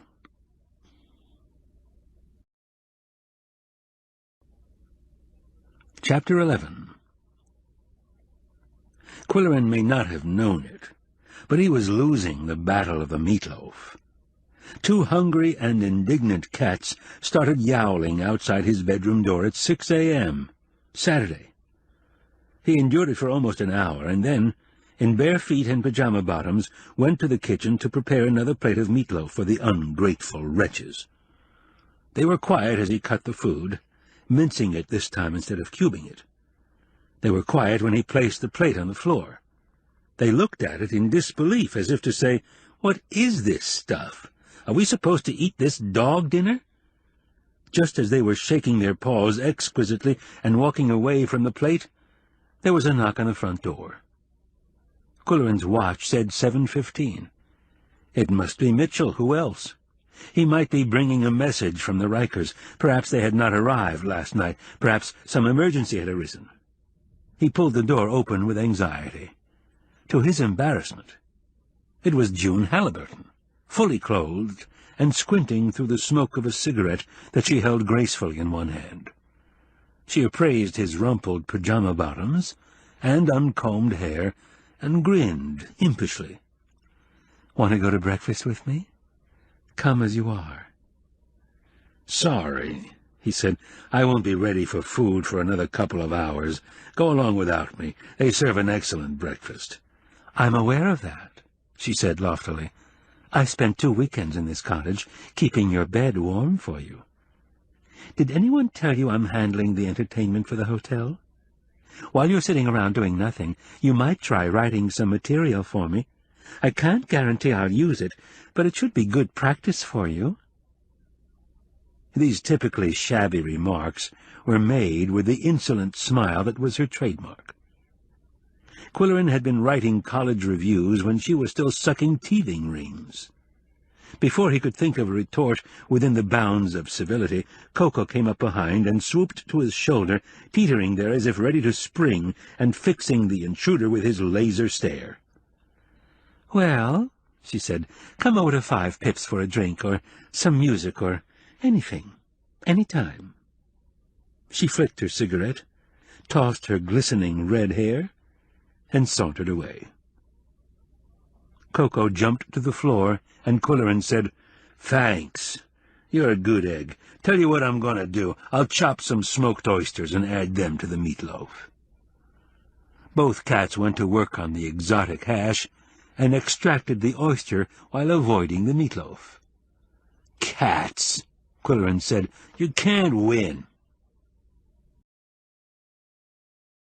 For his own breakfast, he had ham biscuits with cheese sauce and then codfish cakes with scrambled eggs. It was late, and only one other table was taken.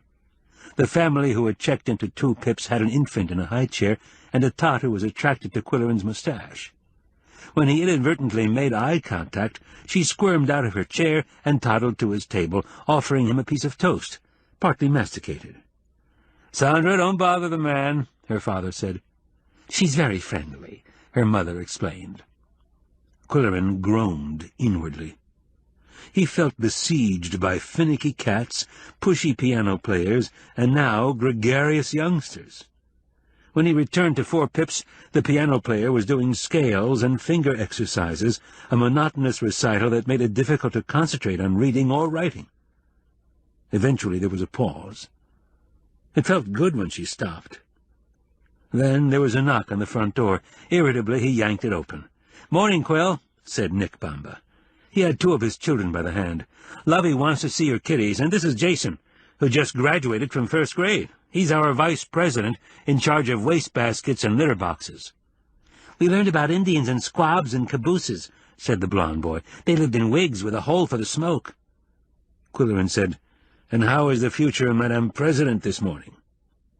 "2 in April," she said, and lunged after Yum-Yum, who slithered under the sofa.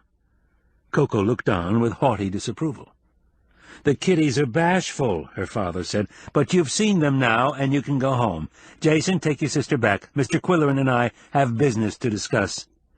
"Okie fanokie," said Jason. He grabbed his sister's hand, and the 2 of them trudged up the lane, Lovey gazing back longingly. Nick handed Qwilleran a plastic sack.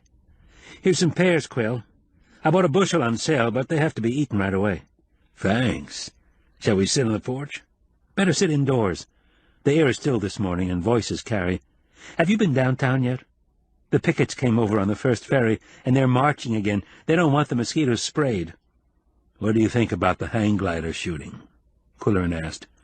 "The sheriff blames a stray shot from a hunting gun. I say the sheriff is full of it. So what's with you, Qwill?" "I've lined up an undercover agent who can work from the inside.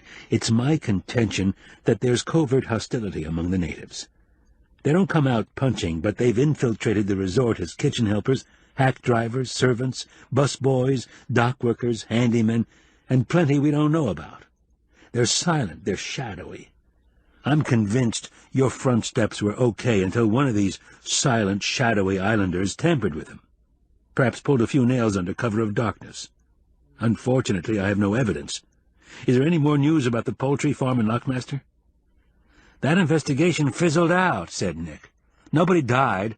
Everybody wants to forget it. Food poisoning is something that just happens.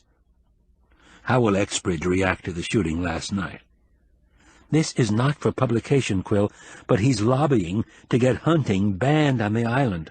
The sound of gunfire makes tourists nervous, he says, especially those from big cities. Qwilleran said, "The pickets will have a grand old time with that issue. Rabbit is a staple of the islanders' diet and a mainstay of their economy." Want to hear something else off the record? Don wants the county to pave the beach roads and cut through the sand dune to make it a ring road.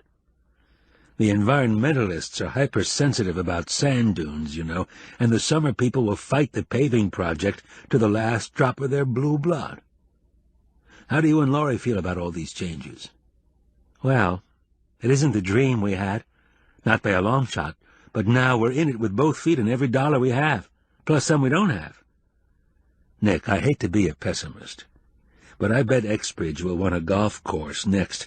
Then the ordinance against motor vehicles will be rescinded.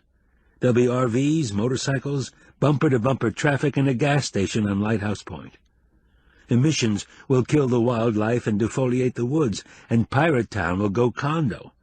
The island will be so honeycombed with wells and septic tanks that it'll sink like a sieve to the bottom of the lake. Qwill, I hope you're not going to write anything crazy like that for your column. This was all confidential, you know. Nick stood up. I've got to go and do my chores. Goodbye, kids, he said to the Siamese. Qwilleran walked with him up the lane. The strays were hanging around the trash cans as usual. They're all over, Nick said. They're around restaurants, picnic tables, docks. Wherever there's food, Exbridge wants the Board of Health to exterminate them. If he proposes that, he'll have another American Revolution on his hands. For God's sake, don't mention it. Qwilleran looked up sharply. What's all that noise? They're picnickers and day trippers, Nick said. They're supposed to use the public beach on the other side of the island, but they like our sand. You can't blame them. Qwilleran left him and ambled across the road to the beach, where children were screaming and throwing sand and having a wonderful time. Young adults were rocking to boom boxes, and volleyball players were yelling good-natured threats and insults.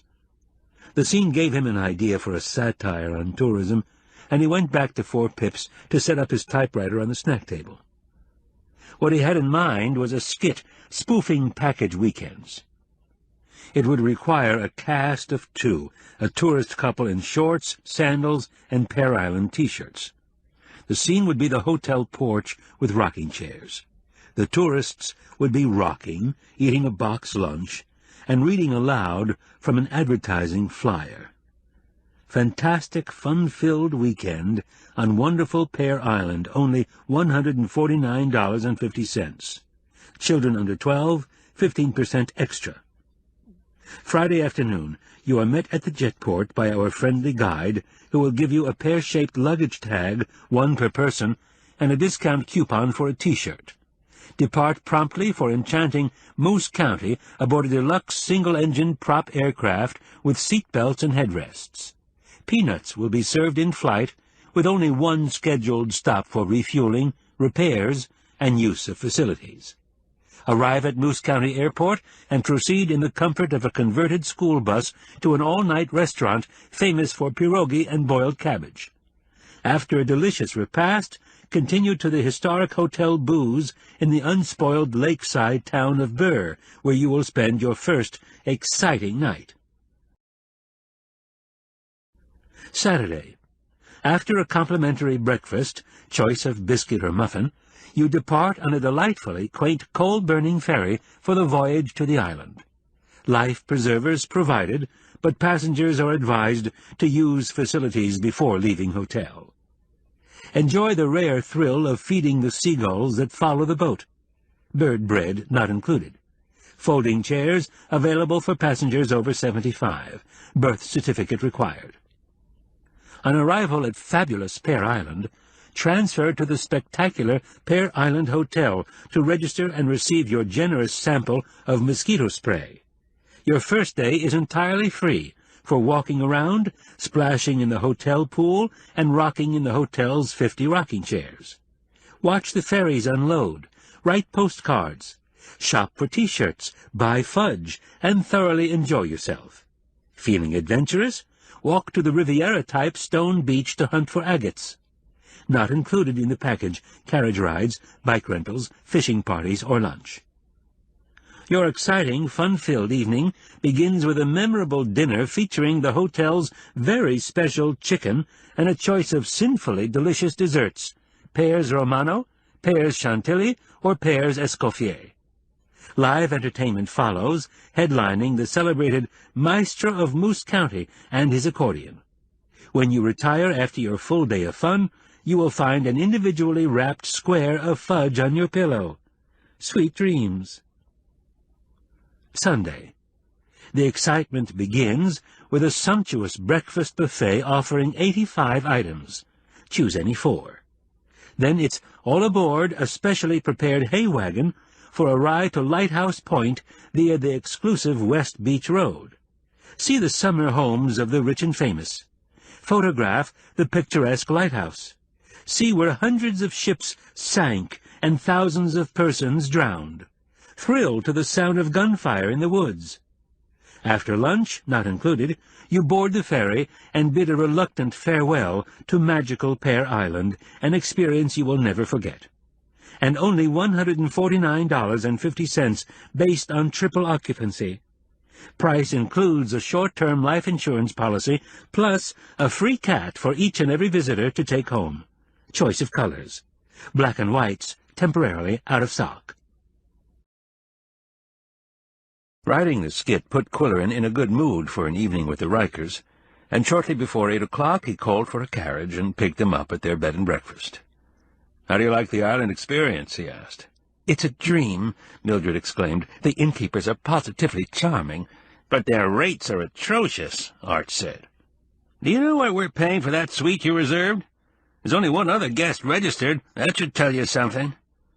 "But the decor is exquisite," Mildred insisted. "And there's a lovely arrangement of fresh flowers in our suite, pink carnations and snapdragons." "Frankly, I think those 2 women are just going through the motions of innkeeping," her husband said. "They take the inn as a loss for tax purposes while they spend the summer getting sloshed in the gazebo." "Yes, they do seem to imbibe quite a bit," said Mildred, who was on the wagon. "Oh, isn't that a hideous building?" she added, as the carriage passed the Domino Inn. "But it's popular," Qwilleran said. "Because the prices are right, that's why," Riker snapped. At the hotel they pushed through a phalanx of pickets, tourists, and stray cats. Mildred said it was a mess. In the lobby she said the black flags were too somber. Then she caught sight of Derek Cuttlebrink at the reservation desk. She had taught him in high school and had applauded him in Pickaxe theater productions. "Derek, what are you doing here?" she cried. "I'm playing Captain Hook this week. Next week, King Kong."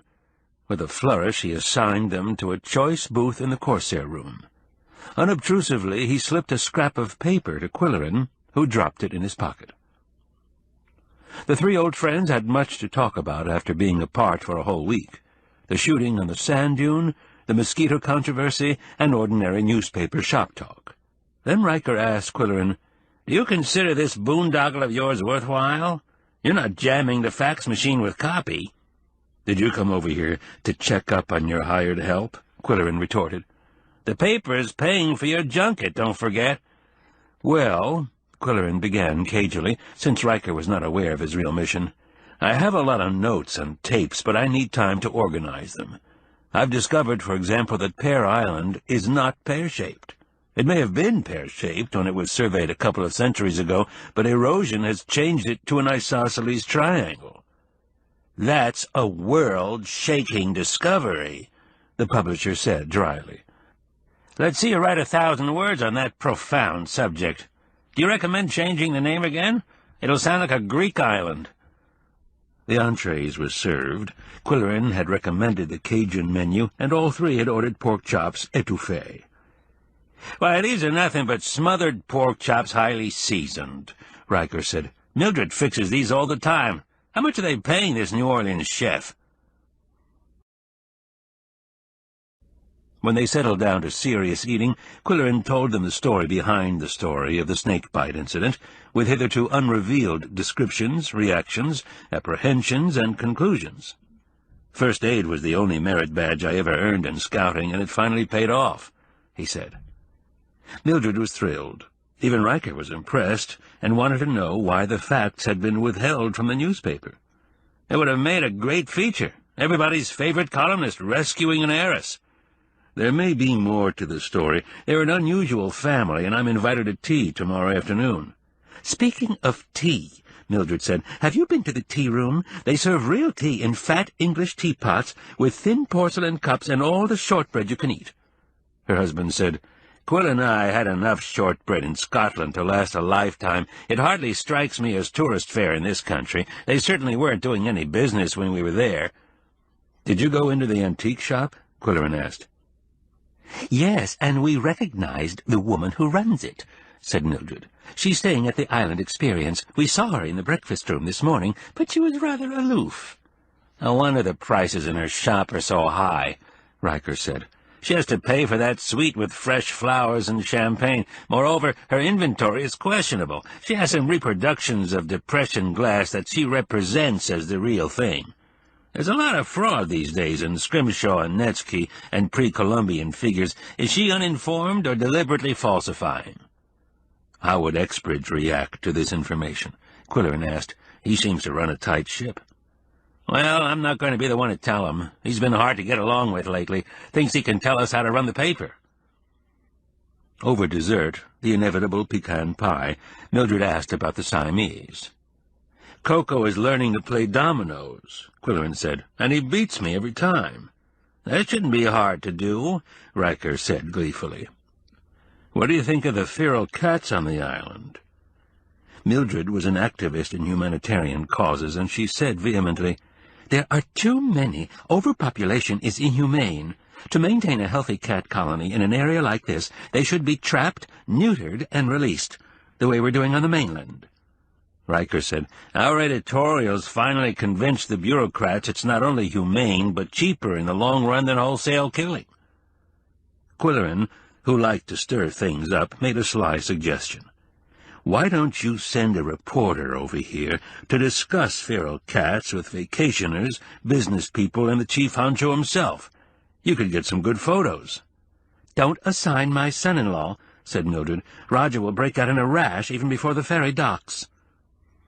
After dinner, riding up the beach road in a carriage, Qwilleran announced that he was staying at the hideous inn to save the newspaper money.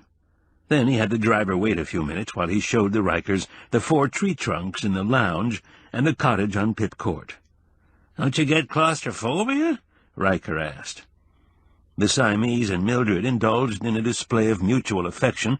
She had been their cat-sitter once for 2 weeks, and then she said excitedly, Where did you get those?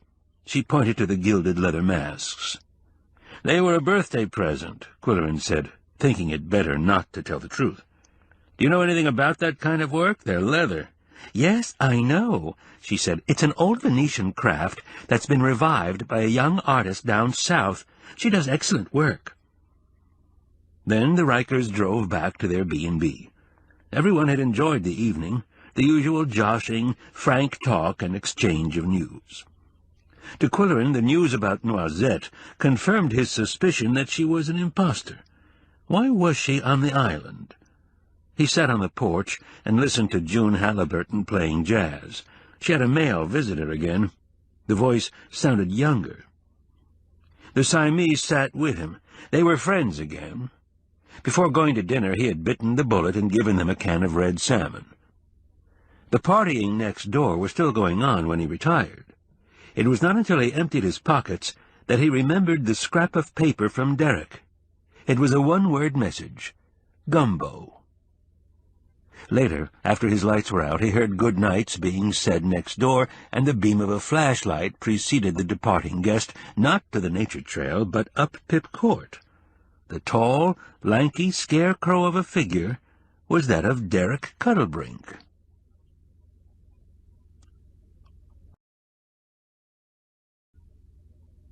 Chapter 12. The arrival of 2 more pounds of meatloaf on Sunday morning steeled Qwilleran's determination, and the standoff between man and cats resumed. "Take it or leave it," he said. They left it. Sunday was the turning point, however, in Qwilleran's floundering mission. He took tea with the Applehearts, his undercover agent made his first report, Lyle Compton presented his program on Scotland at the hotel, and Yum-Yum found something among the sofa cushions. While Qwilleran was dressing for breakfast, he heard the musical murmuring that meant Yum-Yum was digging a rusty nail out of a crevice, or trying to open a desk drawer, or retrieving a lost toy. She was on the seat of the sofa, thrusting first one paw and then the other behind a cushion. As the mumblings and fumblings became frantic, he went to her aid. As soon as he removed the seat cushion, she pounced on a half-crumpled piece of paper and carried it to the porch in her jaws to be batted around for a few seconds and then forgotten. It looked like a piece of music manuscript paper, and he picked it up. "Now," she wailed, seeing her prize confiscated. "No," he retorted. Offended by the mockery, Yum-Yum went into a corner and sat with her back toward him. "Sorry, sweetheart, I won't say that again," he apologized. She ignored him. Smoothing the scrap of paper, he found a phone number. The first 3 digits identified it as a local number, not the cab stand and not the hotel, both of which he would recognize. The style of the numerals had an affectation that he would associate with June Halliburton, and the type of paper confirmed his guess. Obviously, she had dropped it while occupying the cottage. Then the question arose, whom would she be phoning on the island? It was none of his business, but still, it would be interesting to know. He could call the number and then hang up, or ask to speak to Ronald Trubnitz. The first time he tried it, when he went to the inn for breakfast, the line was busy.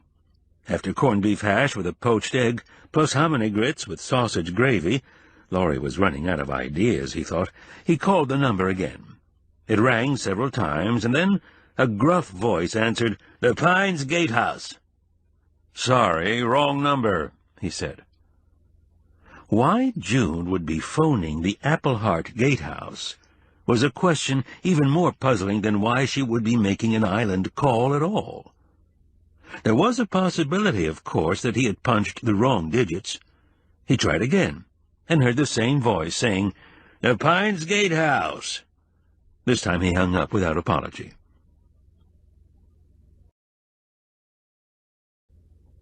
Qwilleran spent some time that day in deciding what to wear to tea. The role he was playing was not that of an inquiring reporter, nor Sherlock Holmes in disguise, nor a commoner being patronized by the royal family. He was playing a hero who had saved the life, probably, of an only daughter. Furthermore, while Elizabeth was an heiress, he himself was the Qwilleran heir, and the K Foundation was capable of buying the Pines and the entire Grand Island Club and restoring it to a wildlife refuge. The idea appealed to him.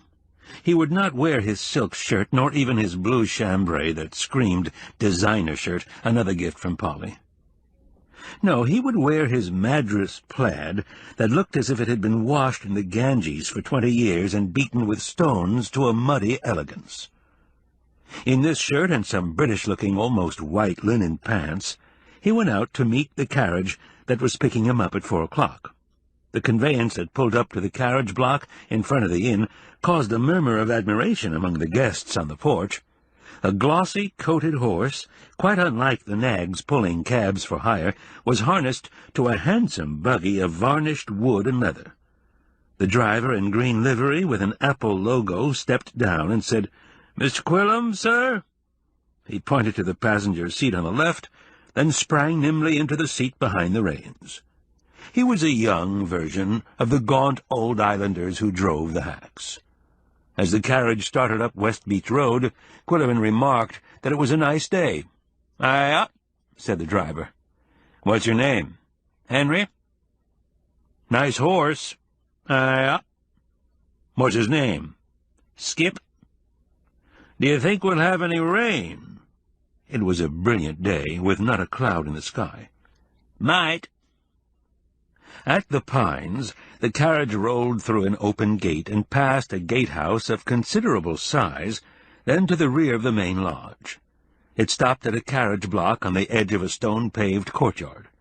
Beyond were acres of flawless lawn, a swimming pool with a high dive board, and a croquet green where white-clad youths were screaming epithets and swinging mallets at each other. In the foreground was a grassy terrace with verdigris iron furniture and a scattering of adults in the same croquet white. They looked clinical compared to Qwilleran's mellow non-whiteness. One of the men came forward toward him. "Mr. Qwilleran, I'm Elizabeth's brother, Richard. We met last Thursday for about 3 seconds. We're grateful for your help in the emergency." "I'm grateful there was a doctor in the house," Qwilleran replied pleasantly. "How's the patient?" "Right over there, waiting to thank you personally." He waved a hand toward a chaise longue where a young woman reclined. She wore a flowing garment of some rusty hue, and long dark hair cascaded over her shoulders. She was looking eagerly in their direction. The two men started toward her, but were intercepted by an older woman, buxom, regally handsome, and dramatically poised, like an opera diva on stage. Gliding forward with outstretched hand, she said in a powerful contralto, "Mr. Qwilleran, I'm Rowena Applehart. Welcome to the Pines." "My pleasure," he murmured courteously, but coolly. As a journalist down below and abroad, he had been everywhere and seen everything, and he was not awed by the vastness of the estate. Rather, it seemed to be the Appleharts who were awed. Had they made a quick background check and discovered his Klingenstern connection and bachelor status? He became warily reserved. The matriarch introduced the family. Richard was genuinely cordial. William smiled continually and was eager to talk. Their wives sparkled with friendliness.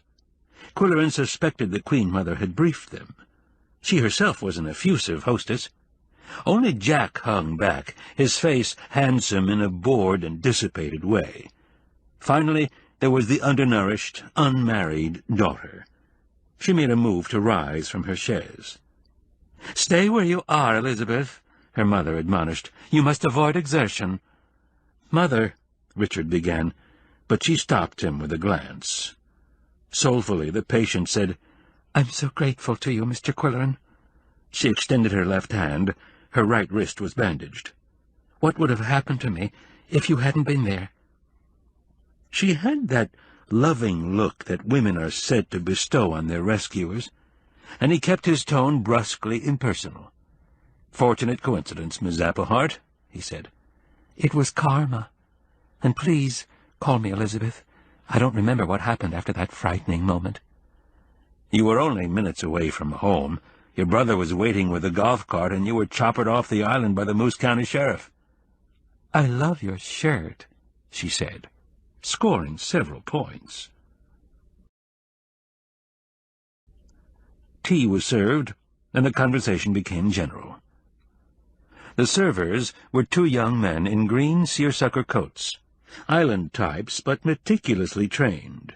There was tea with milk or lemon, and there was pound cake. This was no garden party with peacocks and memorable refreshments. This was a simple family tea with 7 adult Appleharts, while the younger members of the family squabbled on the croquet court. "Richard," came the deep voice of authority, "must my grandchildren behave like savages while we are having tea with a distinguished visitor?" Her son sent one of the seersucker coats to the croquet green, and the fracas ended abruptly. "Do you play croquet, Mr. Qwilleran?" she asked. Mallets, wire wickets, and wooden balls interested him as much as dominoes. "No, but I'm curious about the game. What's the major attraction?" "Bonking," said Jack, entering the conversation for the first time. "It's more than a matter of knocking a ball through a wicket. You hit your ball so that it sends your opponent's ball off the field. That's bonking. It takes practice. You can also bop your ball over your opponent's ball, blocking his path to the wicket." "Jack is a sadistic bunker," said William's wife, as if it were a compliment. "It's changed from a harmless pastime to a strategic sport," William said. "It requires deliberation, like chess, but you're limited to 45 seconds to make a shot." Richard talked fondly about his Jack Russells, 3 well-behaved dogs who mingled with the family and never barked, jumped, or sniffed. Mrs. Applehart asked prying questions, skillfully disguised, about Qwilleran's career, lifestyle, and hobbies, which he answered with equally skillful evasion. Elizabeth was quiet, but looked at him all the time. Then William said, "How did you like that carriage we sent for you? My hobby is restoring antique vehicles." "It's a beauty," Qwilleran said in all honesty. "It's Elizabeth's favorite. A physician's phaeton, so called because of the hood design. It's deeper and has side panels, the idea being that physicians had to call on patients in all kinds of weather. In fact, this type of vehicle became the badge of the profession, along with a little black leather bag." "How many carriages have you restored?" "About 2 dozen. Most are at our farm in Illinois. There are 5 here. Would you like to see them?" To his mother, William said, "Do you mind if I show Mr. Qwilleran the carriage barn?" "Don't keep him away from us too long," she cautioned with a coy smile. The corners of her mouth turned down when she smiled, making emotion ambiguous. He was glad to get away from the chatter of the tea-table. "This will be highly educational," he said to the eldest brother. "I don't know anything about America's wheels prior to Henry Ford." "Wheels built the country," William said. "There were carriage makers everywhere, always improving and innovating. In the early 1900s, there were dozens of models shown in the Sears Roebuck catalog." "How do you bring them to the island?" "Disassembled on my boat. To restore a vehicle, you have to take it apart completely in order to strip and sand the wood parts. It takes hours of sanding to make a finish that looks like glass." The physician's phaeton stood in the courtyard with empty shafts resting on the pavement. 2 other 4-wheelers were inside the barn, one of them enameled and glossy yellow with black striping and a fringed canopy. "We use the surrey to drive to the club for lunch or dinner," William said. "The red wagon is for a pack of kids. I personally like the 2-wheeled carts, light and easy to drive and safe. You can make a sudden turn without upsetting. If you ever turned over in a carriage with a frightened horse fighting to get free, you'd know why I stress the safety factor. Here, sit in this one." Qwilleran climbed into a bright green dog cart with carriage lanterns and seats perched high over a box intended for hunting dogs. "Do you think you might get interested in driving?" William asked. "There's a driving club in Lockmaster and driving competitions. Are you anywhere near Lockmaster?" "Yes, good horse country." "I'd like to sit down with you and a tape recorder someday and do an interview," Qwilleran said. "This is good material for my newspaper." William hesitated. "I'd like that, but it's like this. Mother is adamant about avoiding publicity. I wish we could, but no way." "How did you learn this craft?" "Believe it or not, our steward was my mentor, beginning when I was a kid. He's an islander and a rustic Renaissance man. No formal education, but he can do anything. He taught us kids how to drive, sail, fish, hunt." "I'm doing a series on islanders for my column," Qwilleran said, "and he sounds like a good character study." "I'm afraid Mother would never okay it. Other families would try to get him away from us. Sorry to have to say that."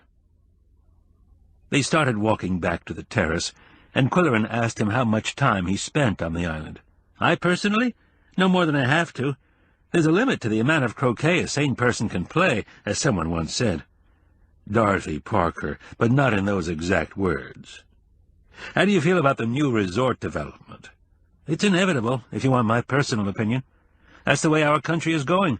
Mother is vastly unhappy, of course. She wants the islanders to file a class-action suit against the resort, and she'll cover the legal fees.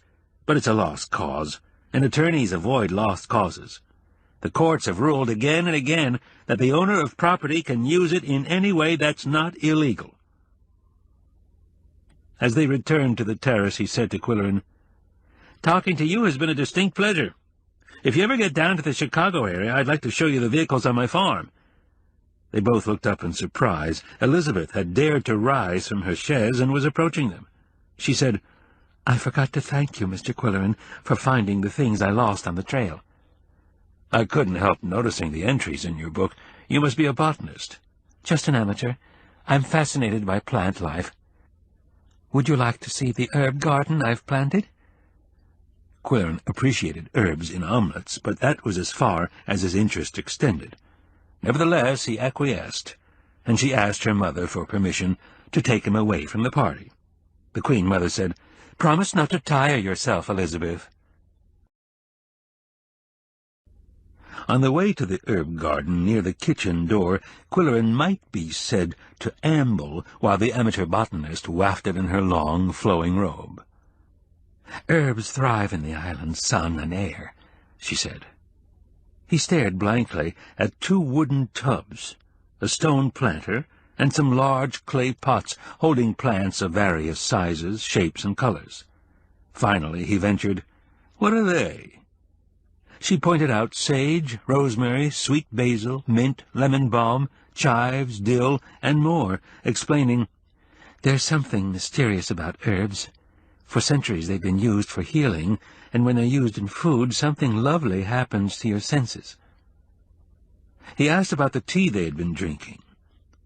To him it tasted and smelled like a product of the stables. It was lapsang souchong, she said. "Do you grow catnip?" he asked. "I have 2 Siamese cats."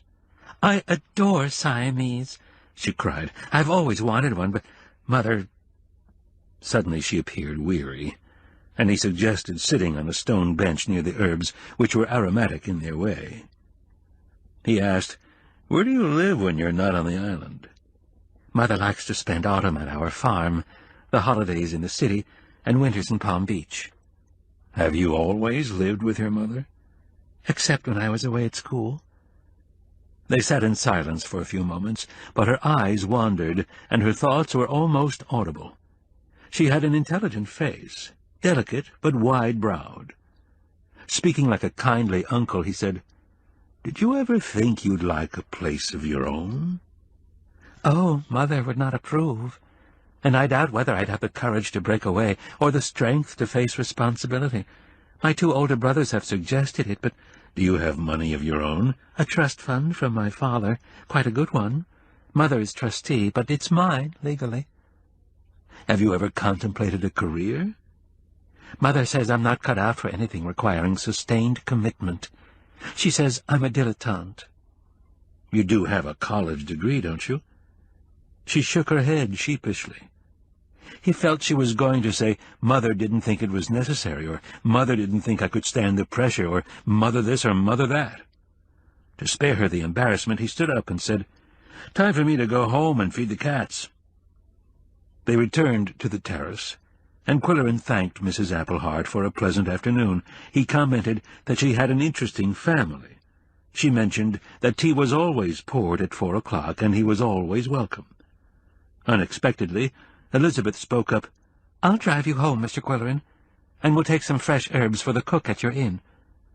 "Henry will drive our guest home," her mother corrected her. Flinging the hair away from her face, the young woman raised her voice bravely. "Mother, I wish to drive Mr. Qwilleran myself. He has 2 Siamese cats that I'd like to see."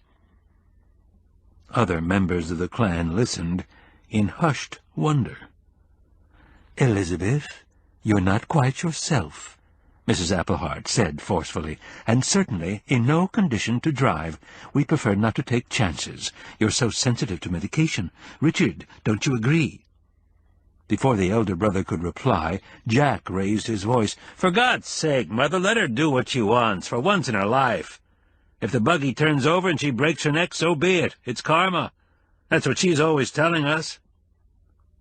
Qwilleran, a reluctant witness to this embarrassing moment in family history, walked over to the daughters-in-law and asked if they had heard about the unsolved lighthouse mystery. Fortunately, they had not. So he recounted the story in detail, with a few embellishments of his own. By the time his listeners had speculated on the fate of the lightkeepers, Elizabeth reappeared in culottes, boots, straw sailor hat, and tailored shirt. "The groom is bringing the phaeton around," she said, in a voice that trembled slightly.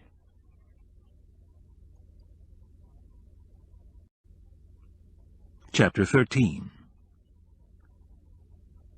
The groom handed Elizabeth into the driver's seat, and one of the seersucker coats came running with a bouquet of herbs.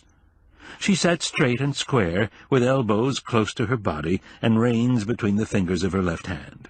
Her right hand held the whip. She was in perfect control as they drove away from the lodge. Qwilleran thought, all we need for this climactic scene is some melodramatic background music with full orchestra as we drive away into the sunset. And what a cast of characters! Autocratic mother, timid daughter, 2 obedient sons, plus one who's sufficiently cavalier to deliver the defiant punchline. Seated alongside the frail driver, he said, "Are you sure your injured wrist can handle that whip?" "It's only a symbol," she replied. "Skip responds to the reins and the driver's voice. Our steward happens to be a wonderful trainer." They had stopped at the gate before turning into the procession of Sunday sightseers. "Walk on, Skip." Nodding his head as if acknowledging the request, the horse moved forward into a left turn. "Mother says you write for a newspaper. Which one?" Elizabeth asked. "The Moose County something, on the mainland." "Is that really its name? I don't read newspapers. They're too upsetting.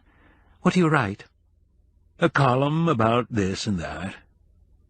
"If I may ask, where were the peacocks today? It was my understanding that you have peacocks."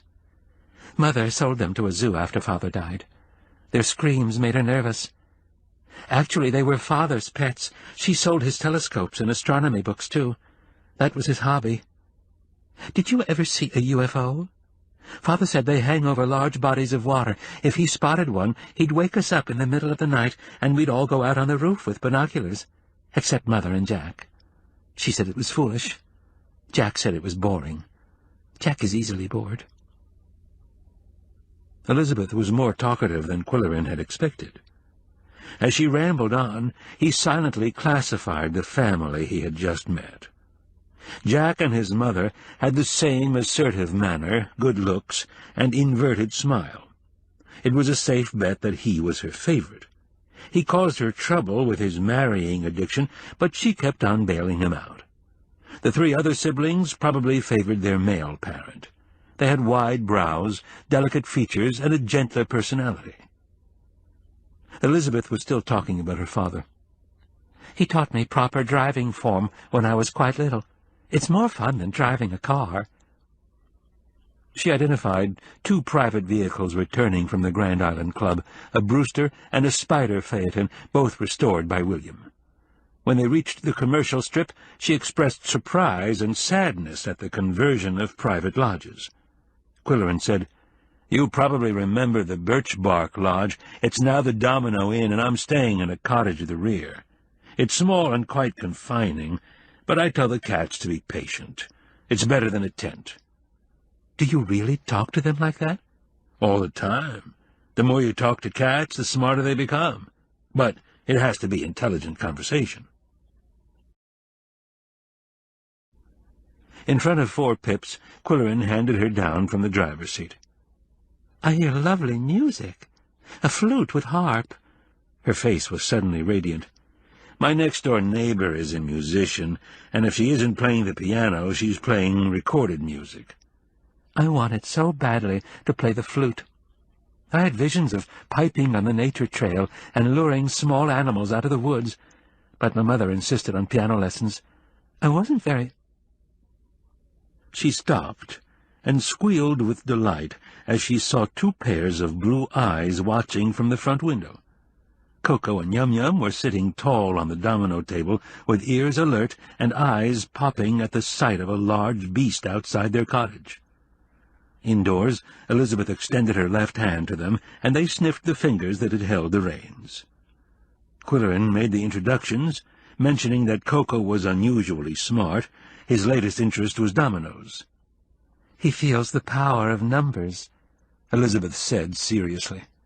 Cats are tuned into mystic elements, and there's magic in numbers. Pythagoras discovered that thousands of years ago.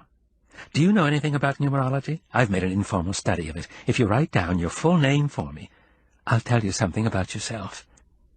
I don't do fortune-telling, just character delineation. Write down the cats' names, too, in block letters. Qwilleran thought. Wait till Mildred hears about this. Racker's new wife was involved in tarot cards and other occult sciences. Soberly, he did what Elizabeth requested. James Mackintosh Qwilleran. Kao Ko Kung, a.k.a. Coco. Yum Yum, formerly called Freya. Notice, he pointed out, that my name is spelled with a QW. That's important, she said. Each letter has a corresponding number. I'll take them home and work on them. And now I must drive back to the Pines, or Mother will fret. Your little friends are so beautiful. I hope we'll meet again. Yow! Came a stentorian voice from the desk. He's thanking you for the compliment, Qwilleran explained. Coco had something else in mind, however. As soon as he had their attention, he nosed the maroon velvet box across the desk until it fell to the floor. Qwilleran picked it up. He has a parlor trick he performs. If I place the dominoes face down on the table, he can make a blind draw and come up with high-scoring pieces, like 6 and 5. You sit down and watch quietly. He spread the entire set on the table and encouraged Coco to draw. The 4 dominoes that landed on the floor were not high-scoring pieces. They were 0-1, 1-2, 1-4, and 3-4. Elizabeth laughed merrily. It was the first time Qwilleran had heard her laugh. "Do you think cats have a sense of humor?" she asked. "I think Coco gets a kick out of making me look like a fool." She was toying with the 4 dominoes Coco had selected. "He's smarter than you think," she said. "If you add the spots on each one, you get 1, 3, 5, and 7. If you match them with the letters of the alphabet, you get A, C, E, and G, and if you shuffle them, you get Cage. That's my middle name." Qwilleran felt goosebumps on the back of his neck. It had to be pure coincidence, he thought. And yet he said, "I'd like to hear more about numerology. Would you have lunch with me at the hotel some day this week?" "I'd be delighted," she said, and her eyes sparkled. He thought, there's nothing wrong with this girl that can't be cured by a reduction in mother power and a few chocolate malts. On the way out, Elizabeth caught sight of the gilded leather masks over the sofa. "Your theater masks are stunning," she said, and then she giggled. "One looks like my brother William, and one looks like Jack." After the phaeton had rolled away from 4 Pips, Qwilleran remembered an episode in his early school years. His teacher, Miss Heath, had a toothy and ambiguous smile that could mean either good news or bad news. Being a domino player at home, although a reluctant one, his private name for her was Miss 66. The class was seated alphabetically, and James Qwilleran was assigned to sit in front of a fat kid named Archibald Riker. In dull moments, they amused each other by exchanging notes and secret code.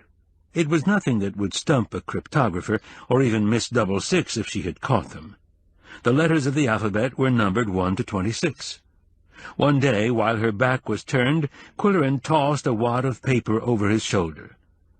13, 9, 19, 19, 8, 5, 1, 28, 8, 1, 19, 2, 9, 7, 25, 5, 28.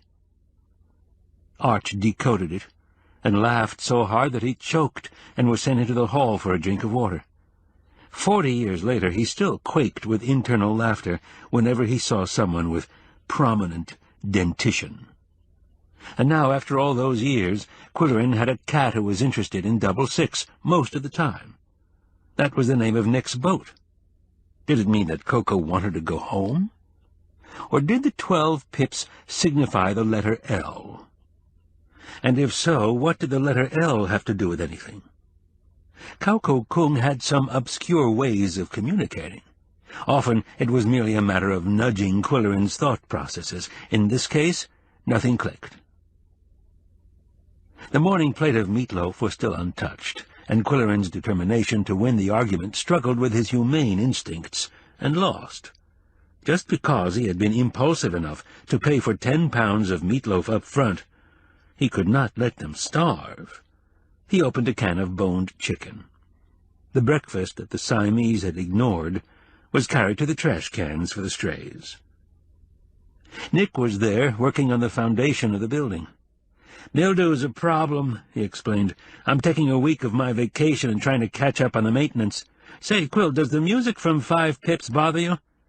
"It's a little mind-numbing when she practices technique, but I've learned to wear earplugs for catfights, foghorns, and finger exercises." "I had to speak to her about smoking this afternoon," said the hard-working innkeeper. "I was repairing one of her port screens and saw a saucerful of butts.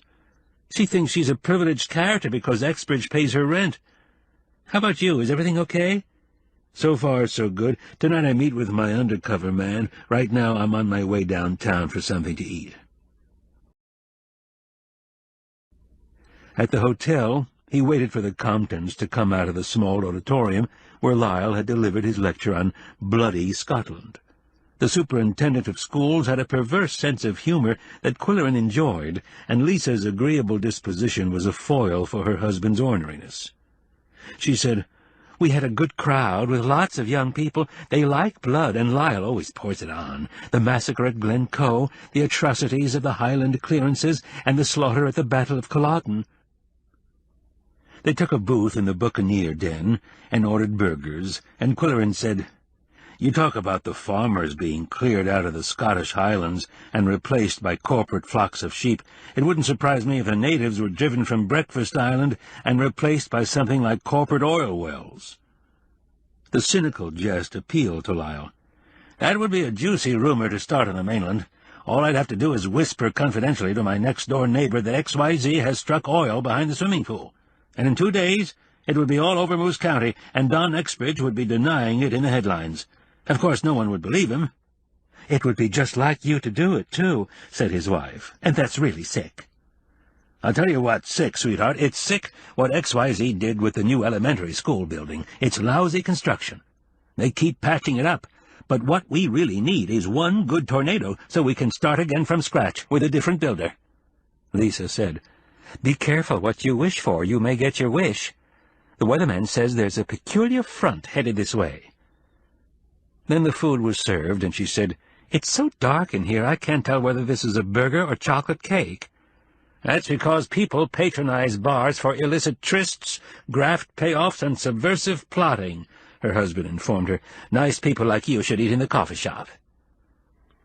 After a while, Qwilleran asked him if he remembered a student named Harriet Beadle, an islander who attended high school on the mainland. "No, but we've had a pack of Beadles from the island. Another common name is Kale. Another is Lawson. They're all descended from survivors of the same shipwreck, supposedly. They work hard to get good grades, and some even earn scholarships. Those one-room schools aren't all bad." "How do the other students treat them?" "They taunt them about their so-called pirate ancestry, and there are some bloody fights, and who knows whether it's true or not. But I'll tell you one thing for sure, the islanders know more about ecology than we do. They grow up with a respect for the earth and the elements." Over coffee, Lisa asked about Polly. "She's in Oregon, visiting an old college chum." "Great country out there," said Lyle. "Let's hope she doesn't decide to stay. She's a great librarian." "Everybody loves her," said Lisa. "Nobody loves a school superintendent. I'm on everybody's hit list, Board of Ed, taxpayers, and parents." Qwilleran asked him, "Do you know that one of your department heads has a summer job over here?" "Wish she'd stay on the island permanently," he grumbled. "June is an independent so-and-so." Lisa said, "She's certainly not popular with the wives of Moose County. She thinks she's God's gift to husbands, mine included, and Lyle is no Robert Redford." "Why," Qwilleran asked, "does an educator with her credentials choose a rural county like ours?" "Horses. She likes to ride. That's how she landed in Lockmaster after a divorce, down below. Then we offered her a good contract, and now we're stuck with her. But she's good. She sailed through school on scholarships and did a concert tour before coming to us." The check came to the table, and when Qwilleran reached for it, Lyle said, "Drop it. The hotel's paying for this one." The Comptons were staying for a nightcap, but Qwilleran groped his way out of the murky bar, bumping into tables and kicking chair legs. In passing the corner booth, he squinted into the gloom and saw a man and a woman leaning amorously toward each other. Their faces were in shadow, but he heard the woman say, "Shall we have a replenishment?" Before riding home in a cab, Qwilleran picked up some beer for Derek Cuttlebrink, as well as crackers and pickles to go with the meatloaf. On the way he pondered several of Lyle Compton's remarks, chiefly his hint that Polly might decide to relocate in Oregon. It was a possibility that had never crossed his mind. It made him vaguely uneasy. At 4 Pips he was met by a highly disturbed cat. Coco was yowling in 2-part harmony and running back and forth between sitting room and porch. A casual inspection showed nothing amiss, but after refrigerating the beer, Qwilleran investigated with deepening concern. The cat was jumping up and pawing the porch screen as he did when batting down an insect. This time there were no insects, only small holes in the screen. Alarmed, Qwilleran hurried to the inn and confronted Nick in the office. "Someone's been taking pot shots at the cats," he said with indignation. Nick looked up from the bookkeeping. "I can't believe it. How do you know?" Qwilleran described Coco's behavior and his discovery of the holes. "There's growing hostility among the islanders, I'm convinced, and someone may have connected me with the financial backers of the resort. Someone may be using this method of harassment." "Did you look for spent shot on the porch?" "There was nothing that I could find, but the porch is shaded at this hour." "Which screens had the holes?" "Both side panels, east and west." "Birds," Nick said. "Bird beaks. They try to fly through the porch, not realizing it's screened. All the cottages have holes in the porch screens." Qwilleran huffed into his mustache. "Well, sorry to bother you, Nick. Now all I have to do is explain it to Coco." Back at 4 Pips he prepared for Derek's visit. He opened a can of mixed nuts and dumped them into a soup bowl, filled another bowl with dill pickled chips, and arranged a platter of crackers and meatloaf slices. When the young man arrived, the Siamese gave him the royal welcome, prancing with lofty tails curled like question marks. "They like me," he said. "I'm getting a standing ovation."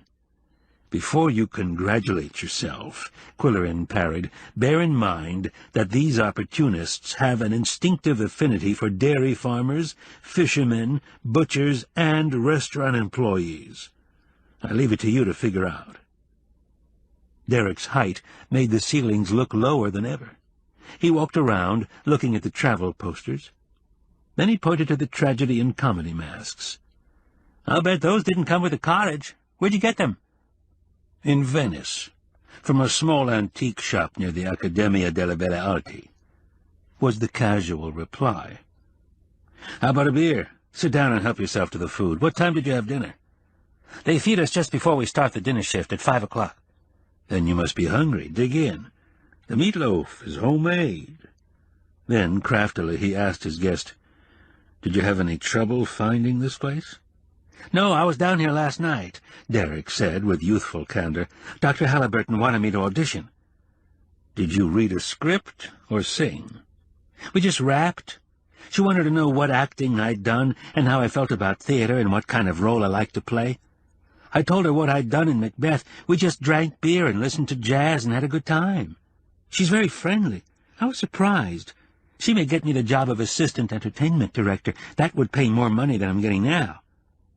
"Uh-huh," Qwilleran thought.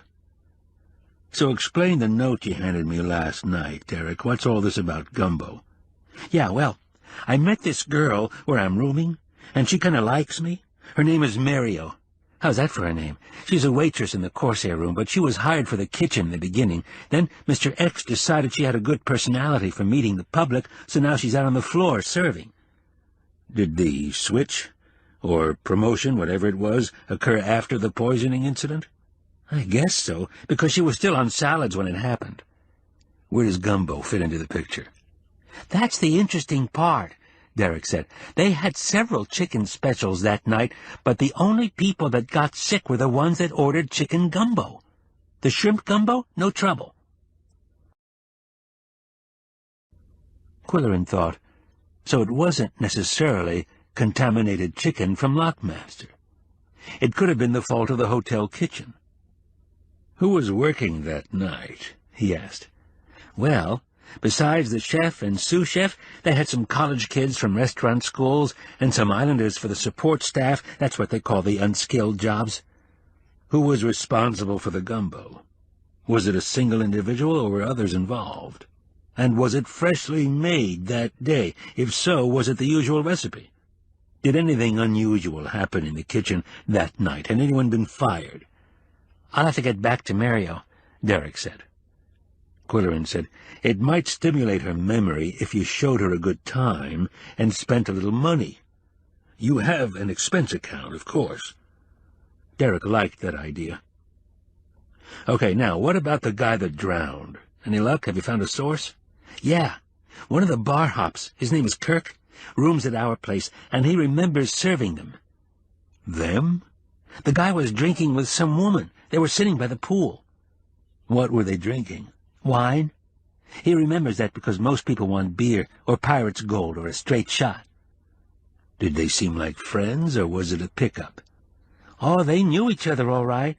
They were arguing. The guy was pretty upset. Was he a hotel guest or a drop-in? And what about her? Kirk didn't know her, but the guy was registered, and the drinks were charged to his room.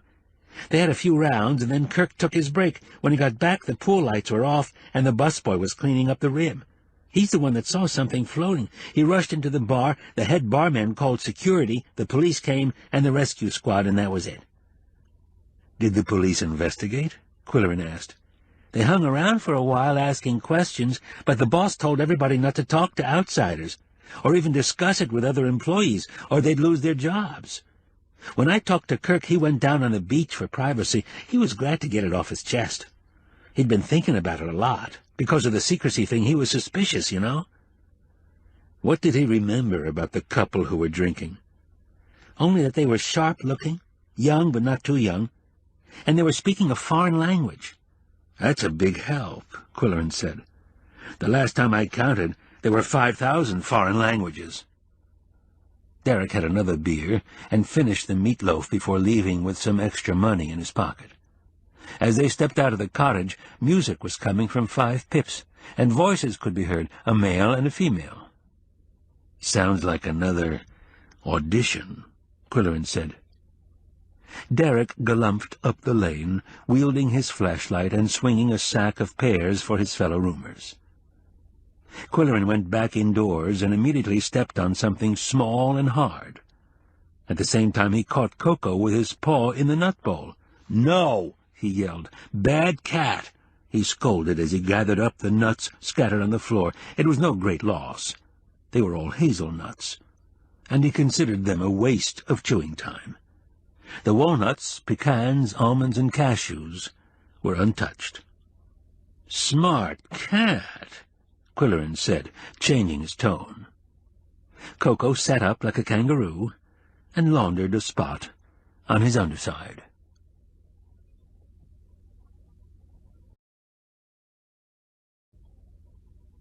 Chapter 14. When Qwilleran went to breakfast Monday morning, he first detoured into the office.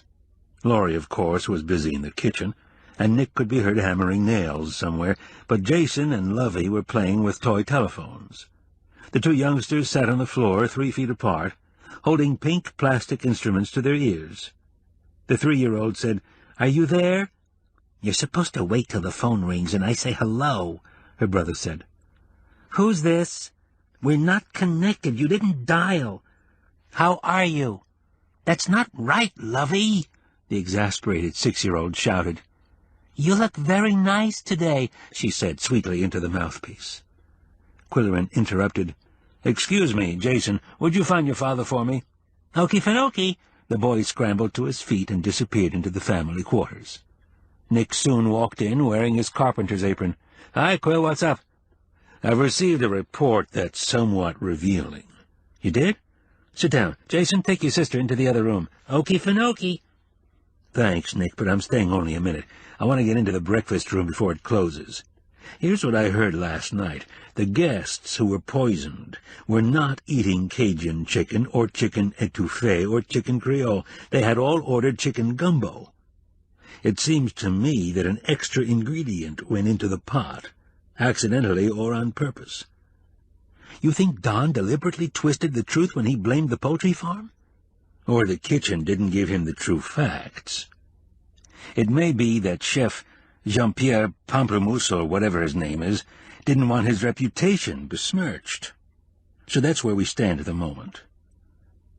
Qwilleran started toward the door, but turned back. "Do you know anything about the woman called Noisette who runs the antique shop?" "No, she hasn't attended any of Don's business meetings or get-togethers." "One more question. What happened to the Hardings? Haven't seen them for the last day or so." "The old gentleman caught cold," Nick said, "and they wanted to get off the island, so I ferried them across yesterday and put them on a plane."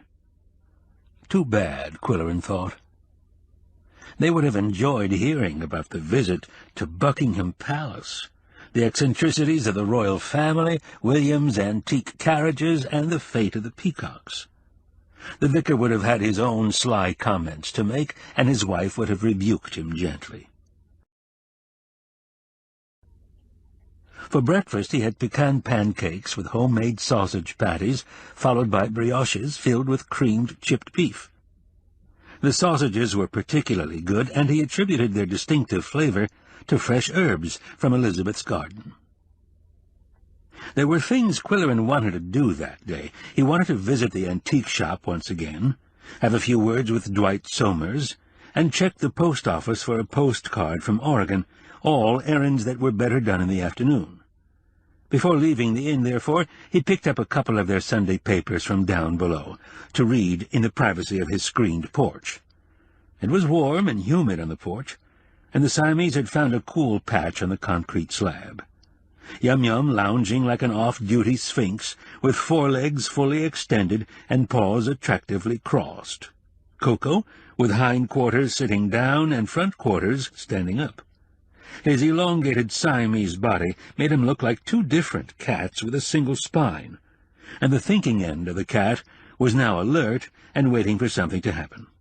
Suddenly, ears pricked, whiskers curled, and nose sniffed. A few moments later, Qwilleran caught a whiff of smoke and turned to see June Halliburton approaching through the weeds. "Don't invite me in. I'm just enjoying a legal smoke," she said, holding a cigarette gracefully in one hand and a saucer in the other. As usual, a limp Panama drooped over her red hair and white complexion. "The esteemed management will have me shot if I smoke indoors or drop live ashes outdoors." "I agree with the esteemed management," Qwilleran said. "Today's too warm for anything as uncomfortable as a forest fire." Peering through the screen at the three of them, she said with an arch smile, "What a touching domestic scene. I suppose the demographers have you classified as an untraditional family? 1 man, 2 cats?" "1 man, 2 animal companions," he corrected her. "And how do you like your cottage?" "The roof doesn't leak, and the refrigerator works," he said. "What more can one ask?" "My refrigerator is full of ice cubes, so join me for a drink any time." "Yow!" said Coco impatiently, his nose twitching. "No one invited you," she said. Stubbing her cigarette in the saucer, she walked away at a languid pace, and Coco shook himself so vigorously that the flapping of his ears sounded like a rattlesnake. Then he ran indoors and yowled over the domino box. "Okay," Qwilleran agreed. "But this is a whole new ballgame. We don't add scores anymore. We spell words." Coco watched with nearsighted fascination as the dominoes were randomly scattered over the tabletop. Instead of standing on the chair with 4 paws on the table, however, he elected to sit on the dominoes like a hen hatching eggs. "What's that all about?" Qwilleran demanded. "Are you getting a gut feeling?" The cat seemed to know what he was doing. Suddenly he rose and, with a grunt, pushed several pieces onto the floor. Quickly, and with high anticipation, Qwilleran retrieved them, 02, 13, 34, 26, and 56. By adding the pips on each piece he got 2, 4, 7, 8, and 11, which corresponded to B, D, G, H, and K in the alphabet. "That won't fly," Qwilleran said in disappointment. "We need vowels, the way we did when we played Scrabble." He asked himself, what does a cat know about vowels? And yet, Coco could read his mind without understanding his speech. Either Coco understood, or the next draw was a phenomenal coincidence.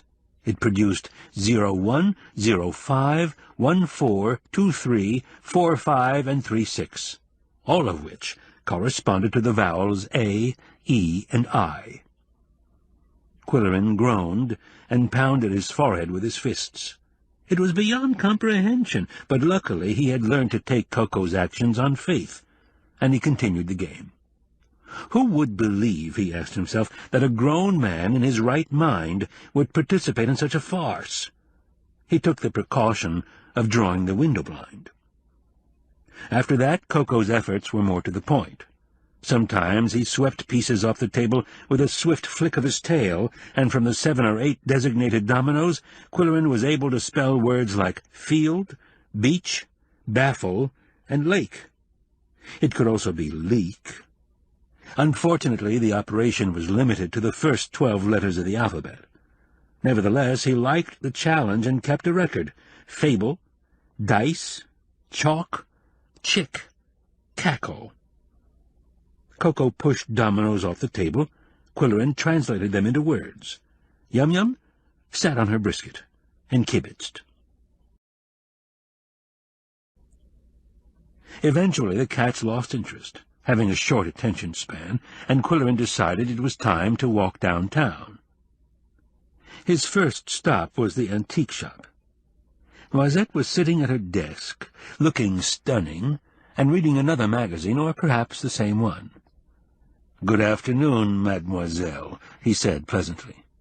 She looked up with a smile of recognition, and he realized that her lustrous brown eyes were a rich shade of hazel. "Ah, you have returned. What is it that interests you today?" she asked. "The green glass luncheon set," he said. "It would be a good gift for my sister in Florida, but I don't know about the color." "Green glass can be used with pink, yellow, or white napery," she said. "It gives the most enjoyment of color." "I see. My sister lives near Palm Beach. She'd enjoy your kind of shop. Are you on Worth Avenue?" Noisette shrugged apologetically. "At the moment, I regret I do not know my address. I am moving due to the expirement of my lease." Qwilleran mumbled something about the luncheon set and his sister, and edged out of the shop. He was convinced that this was the woman he had seen and heard in the Buccaneer Den. A ripple of sensation in the roots of his mustache told him that she was also the woman drinking with the man who drowned. Qwilleran's next stop was the post office.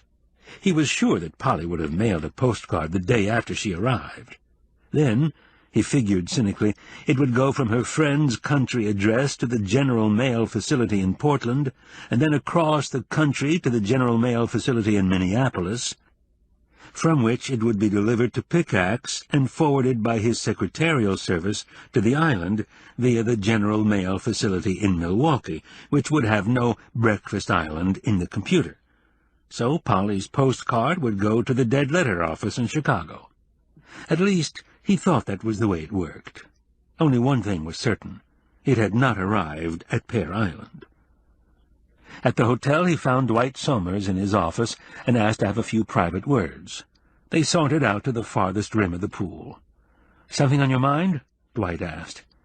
"I'd like to ask a favor," Qwilleran said.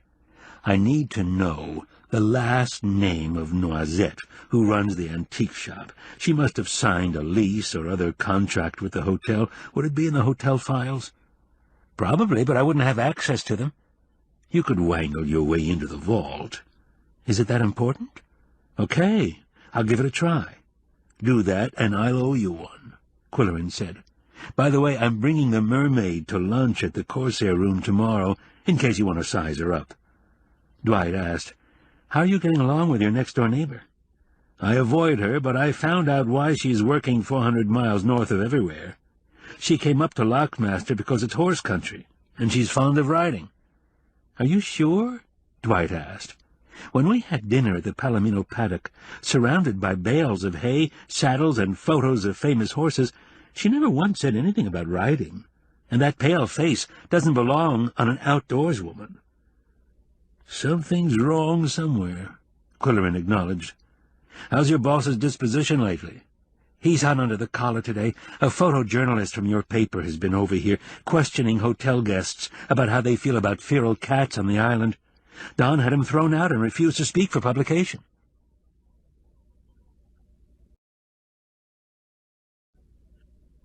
On the way out of the hotel, Qwilleran saw a towering figure occupying one of the rocking chairs on the porch and rocking vigorously. He had to look twice. He had never seen the Pickaxe police chief dressed in anything but the official uniform or full Scottish kit. He dropped into a rocker next to Brodie and said, "Andy, what are you doing here?" "It's my day off, and we came over for the ferry ride, the wife and me. I'm cooling my heels while she's off buying T-shirts for the grandkids." "What does she think of the resort?" "Same as we all think, too expensive and too built up," Brodie said. "Nobody on the mainland likes what they've done to our Breakfast Island. We used to bring our 3 girls over here for picnics when they were growing up. It was a wild and lonely beach then." "Did the islanders object?" "Nah, we didn't bother them. We weren't rowdy, and we didn't spoil anything." As they talked, Qwilleran noticed listening ears in the nearby rocking chairs. "Let's walk down to the docks, Andy," he suggested. One of the piers, damaged by the boat explosion, was closed for repairs. They walked to the end of the longest pier and looked back at the flat-roofed hotel, the strip malls on either side, and the dense forest beyond. The ancient evergreens were so tall they dwarfed the man-made structures. Brodie said, "What's going to happen to that flat roof when they get tons of snow this winter? You know why they made it flat, don't you? Exbridge wanted to be able to land a helicopter on top of the hotel, but he found out they'd have to have a special roof construction, and his partners at XYZ didn't want to pay for it. So now there's a pad behind the rescue headquarters for when they have to chop her out an emergency case. They've had quite a few of those lately. I'll tell you one thing, I wouldn't want to be in that hotel during a bad windstorm. See all those tall trees? You can bet that their roots are drying out because of the drain on available groundwater. It takes a lot of water to service the hotel, 12 stores, a big swimming pool, and all those food operations. A tall tree with a dry root system is a pushover and a big blow. Oh, sir, I wouldn't want to be here. How about you, Qwill?" "Ditto," Brodie said. "There was another incident this weekend, the shooting. That was a strange one, if you ask me." "That makes 5 incidents," Qwilleran said, "and they have 5 logical explanations. Have you come up with any theories?" "Nothing conclusive, but I have some leads and a couple of good contacts. You could do me a favor when you get home, Andy. Get me the name and hometown of the hotel guest who drowned. They're hushing it up over here." Andy said, "If you find any evidence, don't waste time talking to the sheriff's department. Go right to the prosecutor. The sheriff has no background in crime fighting. He's a good administrator, that's all. And if you ask me, it was XYZ backing that got him elected. How much longer will you be here?" "Another week." "How's Polly enjoying her vacation? Where did you say she was going?" "Oregon. She's having a good time." "When are you two gonna—" "We're not gonna, Andy, so don't plan on doing any bagpiping for us unless we kick the bucket." "Let's mosey back to the hotel," the chief said. "The wife will be looking for me now that she's spent all my money. Also, we have to watch the ferry schedule. They've cut back the number of crossings. They're not getting the crowds they expected. Look, half the rocking chairs are empty. There's a rumor that the hotel may fold. Did you hear that?" "I'm not up on my rumorology," Qwilleran said with mock apology. "There's also a rumor that the hotel was planned to fail. Don't ask me how that works. I don't understand financial shenanigans. They say XYZ is too successful to be healthy, whatever that means." Leaving Brody, Qwilleran started to walk home and found himself face to face with the Mosley sisters on the boardwalk. They had just stepped out of a horse cab and were headed for the tea-room. "Oh, Mr. Qwilleran, we were just talking about you. Have you any news about our dear Elizabeth?" "She's fine. She's back on the island. I visited her family yesterday." "You must tell us about her. Will you join us for tea? We're leaving tomorrow." They were pleasant women, and they looked at him eagerly. "I'd be happy to," he said, although he usually avoided tea-rooms. This one was bright with posters of Scottish castles and displays of ornamental teapots. A cheery, pink-cheeked woman in a tartan apron brought a platter of shortbread and offered a choice of 5 teas. The Mosleys recommended a tisane, blending leaves, roots, flowers, and grasses. Qwilleran gave them an update on their former student, and they described their vacation week. They had enjoyed the people at the inn, the sunsets, the carriage rides, and the lectures at the hotel. "A conservation officer told us that this island was completely submerged thousands of years ago, except for the promontory where the lighthouse stands," said the one who had taught science. "Now all that's left of the wetland is the peat bog in the center of the island. I do hope they won't spray for mosquitoes. Insects, birds, frogs, snakes, turtles, and all of those creatures work together to preserve the bog, which in turn preserves the quality of air and water." "A peat bog," said the other sister, "is a mysterious miracle of nature. Did you know that a human body can sink in a bog and be perfectly preserved forever?" Altogether, the conversation was better than the tea, although Qwilleran drank 3 cups of the stuff. Not because he liked it, but because it was there. Later, while walking home, he formulated a new theory about the missing light-keepers. First he thought they had been drugged with island coffee and dropped into the bog. Yet that would require a motive on the part of the islanders, and motive was the missing piece in the puzzle. Next he decided that the light-keepers had wandered into the bog themselves. But why all 3 of them? And what were they doing in the woods? Stimulated by the tea blended of leaves, roots, flowers, and grasses, Qwilleran composed a scenario. The islanders had entertained the light-keepers with tall tales about chests of pirate gold buried in the marsh long before the Beadles, Kales, and Lawsons washed up on the shore. The light-keepers believed the stories. Perhaps they were bored, perhaps they were greedy. Perhaps they had been drinking too much ale. Whatever the reason, the head light-keeper sent an assistant to reconnoiter on one moonlit night. The fellow went out with a lantern and shovel, and failed to return. The second assistant was dispatched to look for him. And finally, the light-keeper himself went in search of the other 2, with the result that Trevelyan, Schmidt, and Maphus are honored by a bronze plaque on Lighthouse Point.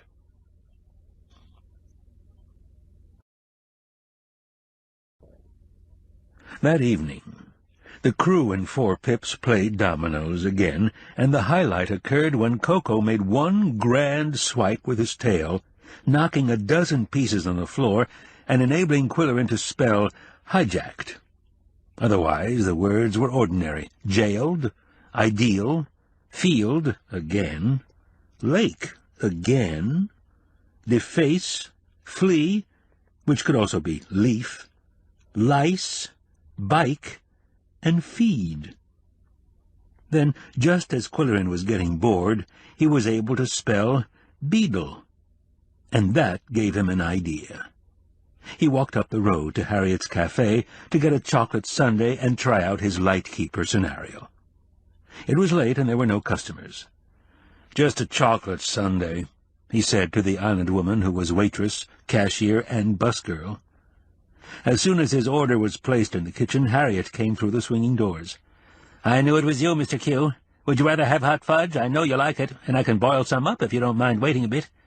"I appreciate that," he said, "but you look tired. Just sit down with me and have a cup of coffee." Her plain face looked drawn, and her shoulders drooped. "Yes, I'm beat tonight. Hetty, dish up a chocolate sundae and bring us 2 cups of coffee, then go home. I'll clean up. Thanks for staying late." Qwilleran said, "Your long hours are getting you down. Why don't you take some time off once in a while?" "It's not that so much," she said as she dropped into a chair. "I'm discouraged about business. All those accidents are scaring people away, and the radio is saying it'll be a bad summer, rain, high winds, and low temperatures. The B&Bs aren't getting reservations for the holiday weekend, not what they expected anyway, and the hotel is cutting down on help. Some of my roomers upstairs have been laid off, and they're going back to the mainland. And then—" She stopped and heaved a long, tired sigh. "Yesterday I heard something that upset me."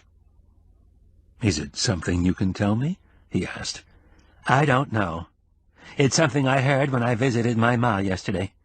I just don't know what to do. I always thought islanders were good people who wouldn't hurt a soul, but now—" She shook her head in despair. "It might help you to talk about it," he said, mixing genuine sympathy with rampant curiosity. "Maybe you're right. Will you promise not to say anything?" "If that's what you want me to do." "Well, one of our people was involved in the accidents." "Do you know who it is?" She nodded. "Those are serious crimes, Harriet. This person must be stopped." "But how can I squeal, Mr. Q?" she said in desperation. "We've always stuck together here on the island, but I'm getting to feel more like a mainlander. I lived there so long."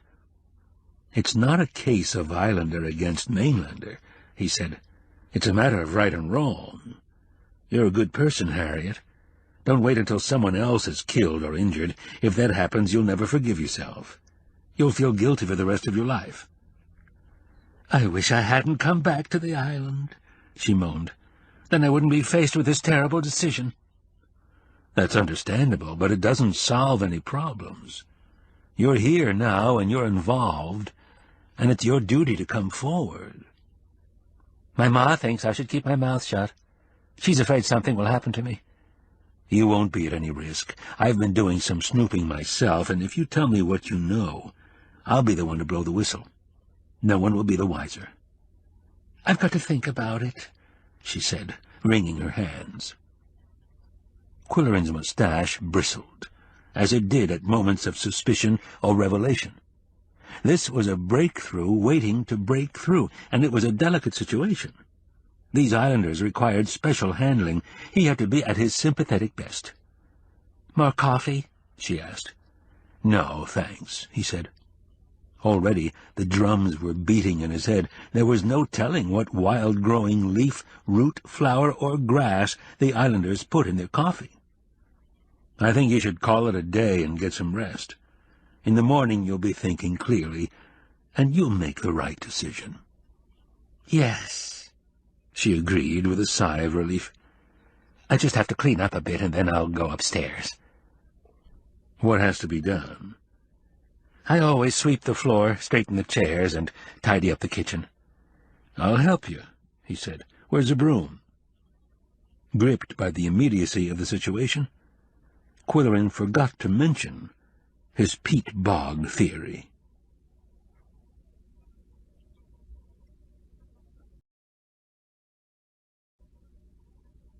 Chapter 15. Qwilleran greeted Tuesday with the feeling that it would be momentous, and so it proved to be, although not in the way he expected. As he envisioned the day's prospects, Harriet would agree to tell all, the post office would have a postcard for him, and Coco would unearth a blockbuster of a clue. To start with, breakfast was auspicious: French toast with apple butter and bacon strips, then a poached egg on corned beef hash. Afterward, the Siamese were in the mood for dominoes, Coco as player, Yum-Yum as devoted spectator. Coco started conservatively, flooring only 4 or 5 dominoes with each swish of the tail, thus limiting the play to short words: lie, die, bad, egg, cad, or gaff, jail, lice, dead. The connotation was generally negative, and it caused Qwilleran to wonder. He said, "Loosen up, old boy. Put more swish in your tail." After that, words of special relevance cropped up. Bleak, as in 4 pips. Bald, like Exbridge. And fake, like the antique shop. Certain pairs were linked in tandem, black followed by flag, and head followed by ache. If Coco really knew what he was doing, the last one meant he'd had enough. Qwilleran gave them a treat before leaving for his lunch date with the Appleheart heiress. Arriving at the Pines in a hired cab, he found her waiting on the porch of the main lodge, and when he handed her into the carriage, he realized she was trembling, as she was on Sunday after defying her mother. He assumed they had exchanged words. Mrs. Appleheart had been an effusive hostess before her daughter showed signs of rebellion. No doubt he was now considered a bad influence. Beware of journalists. As they drove away from the Pines, he said to Elizabeth, "That color is very attractive on you." "Thank you," she said. "I like all shades of violet, but Mother thinks it's less than respectable, whatever that means." "I've noticed that women of spirit and individuality are drawn to purple," he replied, thinking of Euphonia Gage, who had been one of Pickaxe City's most original and independent citizens. Elizabeth was wearing a lavender dress belted with braided rope, and her mermaid hair was rolled up under a tropical straw hat that looked as if it had been drenched with rain and stomped by a horse. "This hat belonged to my father," she said proudly. "He called it his Gauguin hat." "You have interesting taste in clothing," he said. "Those long robes you wear." He ran out of words. What could he say about them? "Do you like them? They're from India and Africa and Java, hand-woven cotton and batik dyed. I love exotic fabrics. Mother says I look like a freak, but it's the only way I have to express myself." They were approaching the Domino Inn, and he remarked, "2 of the guests here read about your accident in the paper and mentioned that you'd been a student of theirs, Edith and Edna Mosley." "How wonderful! I want to see them." "Unfortunately, they left this morning to return home. Boston, I believe." "Why didn't they let me know they were here?" she said. "When Mother enrolled me in the academy, I was in a very bad state psychologically, and they were so kind. You're a very kind person, too, Mr. Qwilleran. Am I right in thinking you're not married?" "I'm not married at the moment, but I'm committed," he added quickly. "What is she like?" Elizabeth asked eagerly. "She's intelligent and comfortable to be with, and nice-looking, and she has a melodious voice. She's head of the public library in Pickaxe City." "I'd love to be a librarian," she said wistfully, "but I don't have the formal education. Mother convinced me I didn't have the temperament or the stamina for college." They reached the downtown area, and she was appalled. How could they desecrate this lovely island, those dreadful shops, those vulgar rocking chairs? To alleviate her horror, he said lightly, "I have a vision of all 50 rockers occupied and rocking in unison like a chorus line and creating electromagnetic waves that would bring the entire resort tumbling down." She relaxed and laughed a little. "The worst is yet to come," he went on. "The lobby is hung with black pirate flags, and we're lunching in the Corsair Room, the entrance to which is guarded by a swashbuckling pirate." At the reservation desk, Derek looked at Elizabeth and then at Qwilleran questioningly, and then back at the woman in the unusual hat. "Hi, Mr. Q. Do you want your usual corner booth?" he asked, adding under his breath, "Hey, wow."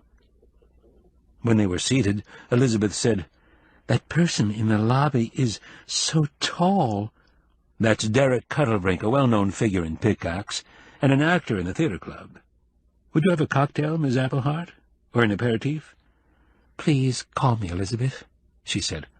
"Only if you'll call me Qwill." After a moment's hesitation, she asked for a Chardonnay spritzer, and he said he would have the same thing without the wine. And now I'm dying to know something about your name. James McIntosh Qwilleran with a QW. Was that your name at birth? As a matter of fact, no. Before I was born, my mother was reading Spencer's Fairy Queen, and she named me Merlin James. When I was in high school, you can imagine how my peers heckled a first baseman named Merlin. So I changed it when I went to college. My mother was a McIntosh. That makes a big difference, she said. When I charted James McIntosh Qwilleran, I knew something was wrong. First, I have to explain how numerology works. Every letter of the alphabet has a corresponding number, beginning with 1 for the letter A. When you reach 10 for J, you drop the 0 and start again with 1. To chart a name, you give each letter its numerical equivalent, total them, and reduce the total to a single digit. Is that clear? I think so, he murmured, although his mind was wandering back 40 years to Miss Heath, she of the toothy smile.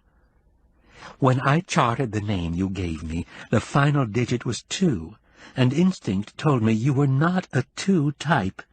I had a feeling that you are a 5. So now, if you'll give me a moment, I'll chart your birth name. As she scribbled in a notebook, she mumbled to herself, Merlin reduces to 8, add 3 for James, and 3 for Qwilleran, for a total of 14, which reduces to 5. I knew it. You're a 5, she cried in triumph. Is that good or bad? Excitedly, she said, It means you like freedom, adventure, and change. You've probably traveled extensively because you're adaptable and have a lively curiosity about new places and new people. And you have ingenuity, which must be useful in your work. In all modesty, Qwilleran said, I must say you've got it right. But how did you know the previous number was wrong? You don't know me that well.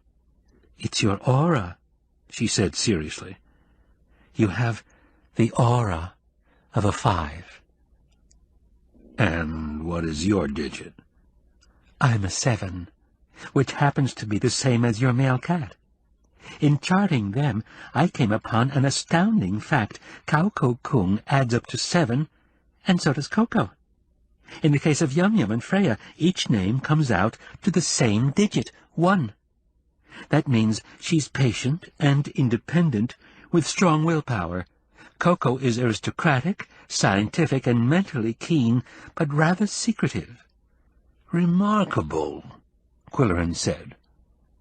Pensively, he devoured a bowl of gumbo, while his guest nibbled half a chicken sandwich without mayonnaise. Gradually he led her into a discussion of cooking herbs, then medicinal herbs, and then toxic herbs. The islanders would probably know about poisonous plants, she said. They make their own folk medicines. Have you ever been to the Dark Village? Is that what the natives call Providence Village? Yes, and it's a fascinating place. My father used to drive us through the village. If you'd like to rent a carriage after lunch, I could drive. Is it true they resent strangers? Ordinarily, but we were always quiet and respectful of their privacy. The islanders liked my father. He'd talk to the fishermen on the beach and buy some of their catch. She lapsed into a thoughtful silence, and he left her alone with her memories for a while. Suddenly she said, Qwill, would you call me Liz? No one but my father ever called me that. He was my best friend, and the only one who ever really listened to me. I'd be honored, Liz, he said. How long has your father been gone? 6 years, and I still feel lonely. I have no rapport with my mother. William and Ricky are good brothers, but they have their own families and their own life. What about Jack? We don't get along, she said sharply. When we were growing up, he used to torment me, paint mustaches on my dolls, and glue the pages of my favorite books together. Did your parents let him get away with that? Mother excused him, saying he was naturally playful and didn't mean any harm, and Father, well, Father never tried to argue with her. You see, Qwill, Jack was such a beautiful boy that he could get away with anything. He's lost his looks now, from too much partying. Does Jack have a profession? Marriage, she said acidly. He's been divorced 3 times, and he's only 26. Mother says she doesn't care how many women he has, but why does he have to marry them all? It's like an addiction. Did you ever hear of such a thing? It's not a subject the family likes to discuss, but I'm sure he's married again and wants to get out of it. Whenever Jack spends a few weeks at home, he has an ulterior motive. He's been married to a rock singer, a figure skater, she was nice, and an Italian actress. Someday he'll marry a librarian and live happily ever after, Qwilleran said. Liz laughed a little. I'm doing all the talking, Qwill. Tell me about you. Where do you live? I live in a converted apple barn in Pickaxe City, population 3,000. I used to write for large metropolitan dailies, but now a friend of mine publishes the small local newspaper. I write for it and get involved somewhat with small-town life. You seem happy, Liz said, with a touch of envy. I've achieved contentment, I think. I have friends, and I'm writing a book. I'm not happy, she said with bitterness. You were right when you said I need a place of my own. When I'm at home, I lose all my spirit and ambition and appetite. How do you account for that? He asked gently, although he was eager for particulars. Some day he would actually write that book, and he was always scrounging for material. Mother wants to direct my life, choose my friends, and make my decisions. After a while, one just gives up. There. That's all I'm going to say about it. Let's visit the dark village, Qwilleran said.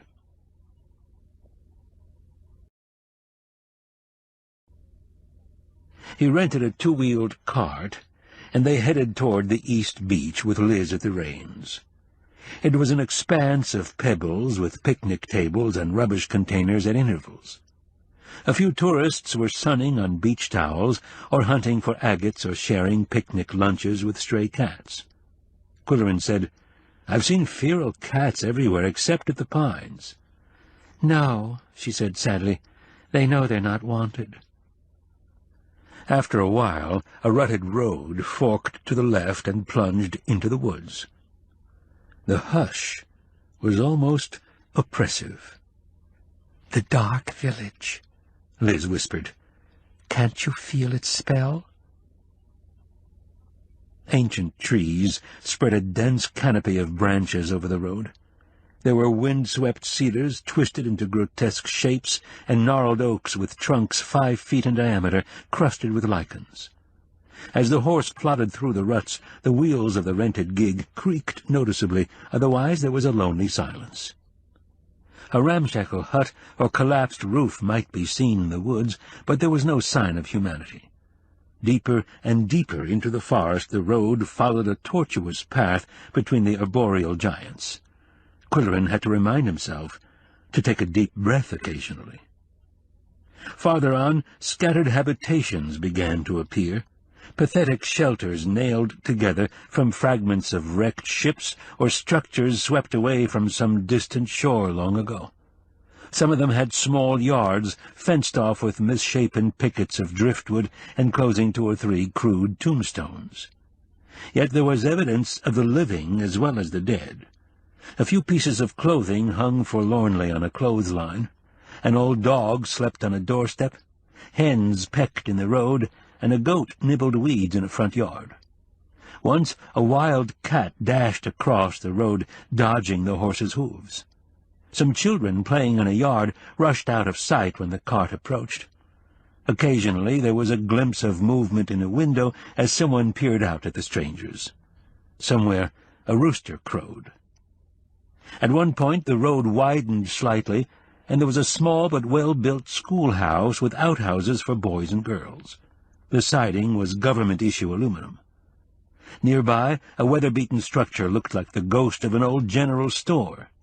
2 gaunt old men sat on a bench in front and glared at the cart as it trundled past. One other building made a brave showing with white paint, but only on the front. There was a cross above the door. After that there were fewer dwellings and more open spaces with more patches of sunlight, until the road came to an end at the mountainous sand dune. Here the road forked right to the pebble beach and left into a tangle of weeds and underbrush. Liz told the horse to whoa. It was a hard pull through those ruts. Let him rest a while. Now what? Qwilleran thought. There seemed to be more on her mind than the welfare of the old nag. She was preoccupied. He said, "This has been a spellbinding experience. It's hard to believe that people live like this. What is that overgrown road to the left?" It used to be the villagers' shortcut to the West Beach. It was closed when the Grand Island Club originated. He was searching for a topic that would focus her attention. "That must be the sand dune where the fellow was shot last weekend."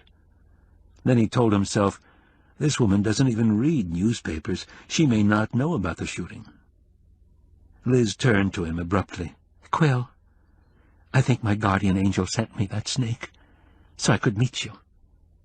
"That's a charming compliment," he said stiffly, "but you paid a high price for a dubious benefit." He hoped this avowal would not lead to embarrassment. Speaking earnestly, she said, "Ever since my father died, I've had no one to confide in." "Is something troubling you?" he asked cautiously. "I had a horrible experience right here on this spot a few years ago, and I've never been able to tell anyone." "How old were you?" 16. Qwilleran's curiosity went into high gear, but he said in an offhand way, "If it will help you talk about it, I'll be willing to listen." She pondered a few minutes, looking tragic in her father's old hat. "Well, I was spending the summer here with my mother. Father had just died, and I felt so alone. Then my brother Jack came up for a few weeks. Mother had just paid a big settlement to get rid of his first wife, and now he had married again. Mother was upset, but Jack was her pet and could wheedle her into anything." Her mind wandered off into realms of family intrigue. Qwilleran nudged it back on track. "So he came up to the pines for a few weeks." "He was doing penance. He was being sweet to Mother and even to me. We played croquet and went sailing. And one day he took me for a drive through the dark village, just as Father had done. We took my favorite carriage and favorite horse, and a basket lunch to eat on the South Beach. I was so happy. I thought I had finally found a big brother who would be my confidant." The rented horse snorted and stamped his hooves, but Liz was consumed by her memories. "We drove through the dark village, and when we came to this fork in the road, he turned left into the weeds. I said, 'Where are you going? This road is closed.' His mouth turned down with a nasty expression, and I can't tell you what he said. I can't tell you what he tried to do. I jumped out of the carriage and ran screaming to the beach road. There were some fishermen beaching their boats, and I told them I was from the pines. I said my brother had played a trick and driven away without me. They remembered my father and took me home in their boat. It was full of wet, slippery, flopping fish, but I didn't care. I was grateful." "What did you tell your mother?" Qwilleran asked. "I couldn't tell her what happened. She wouldn't have believed me. I told her my mind suddenly went blank. Jack told her I went crazy. Ricky said I was grieving for Father, and the ride through the dark village triggered a seizure. I had to have a nurse companion all summer, and Mother sent Jack to Europe while she paid off his second wife. That turned out to be poetic justice, because he met an actress in Italy and married again." There was a distant rumble on the horizon, and Qwilleran asked, "Is that thunder? Or is Canada being attacked by missiles?" "It's a long way off," Liz said. "Sometimes we hear distant thunder for 2 days and nights before the storm reaches us. It's rather exciting." "Nevertheless, we should take this tired nag back to the stable for his afternoon nap," Qwilleran said. Downtown he checked the post office. There was no mail from Polly. and hailed a cab to take Liz home. "I feel as if a great weight has been lifted from my mind and my heart," she said. "Would you be my guest for lunch at the clubhouse someday?" He agreed, hoping the invitation would be delayed until he was safely back in Pickaxe. He had done his good deed, 2 of them, in fact. He had listened sympathetically and allowed himself to be adopted as a godfather of sorts. From a practical point of view, meeting the royal family had been unproductive, supplying no material for his column and no leads in his investigation. Furthermore, if and when he ever wrote his book, it would not be about people like the Applehearts. What prompted this asocial thinking was an immediate concern of his own, prompted by Lyle Compton's casual remark that Polly might decide to stay in Oregon. Qwilleran's uneasiness increased as each day passed without a postcard.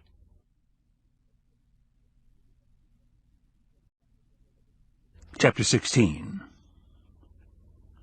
After dropping his lunch date at the Pines, Qwilleran went into the lounge at the Domino Inn to borrow some newspapers.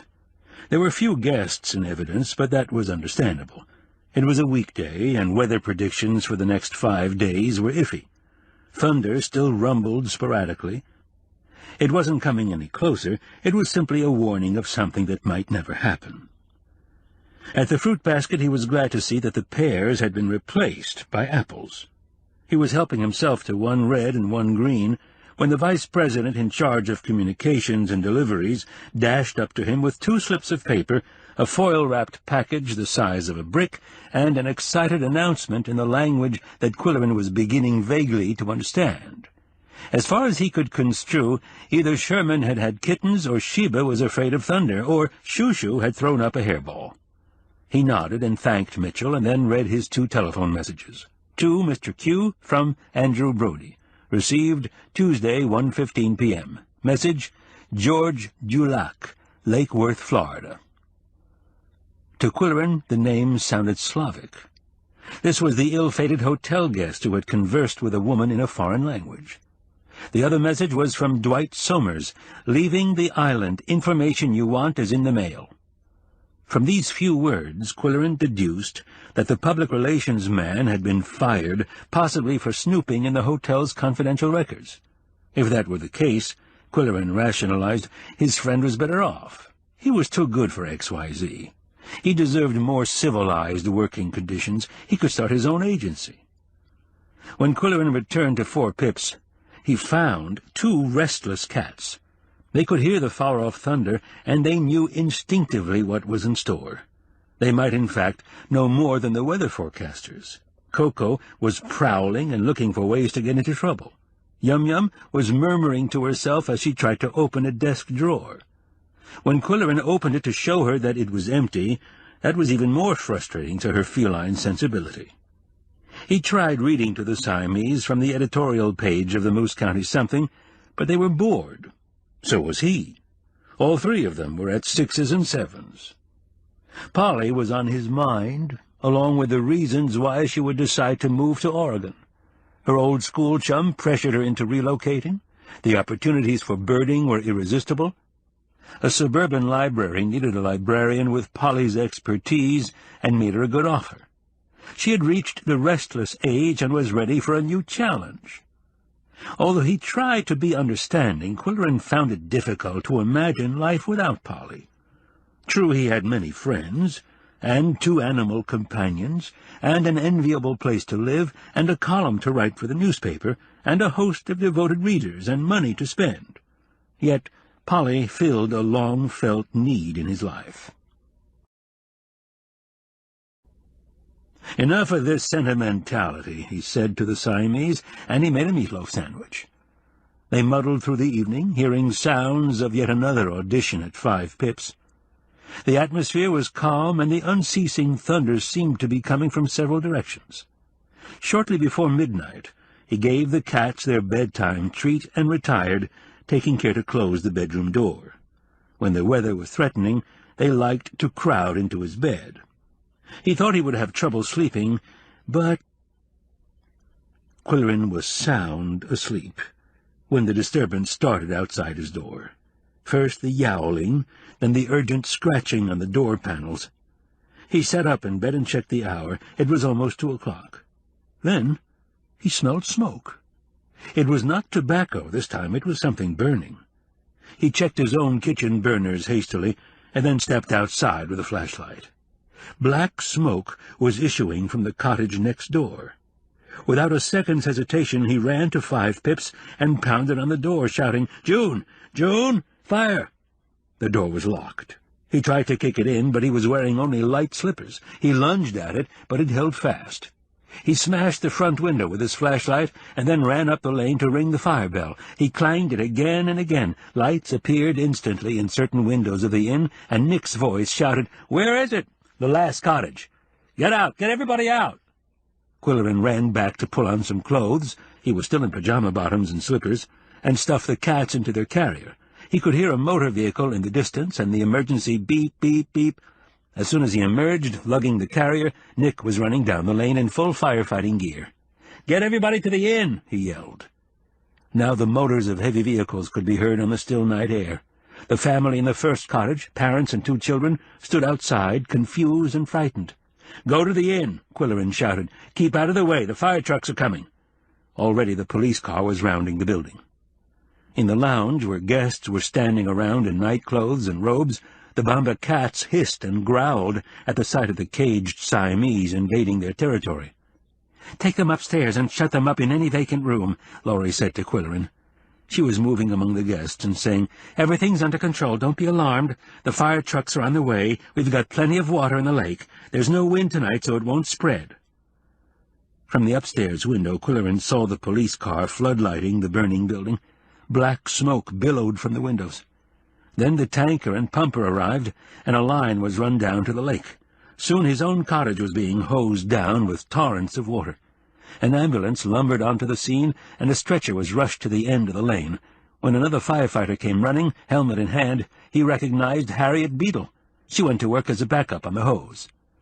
The Siamese, sensing the tension of the emergency, were solemnly quiet when he released them from the carrier and left them alone. Downstairs, Laurie said, "I'm fixing coffee for the firefighters.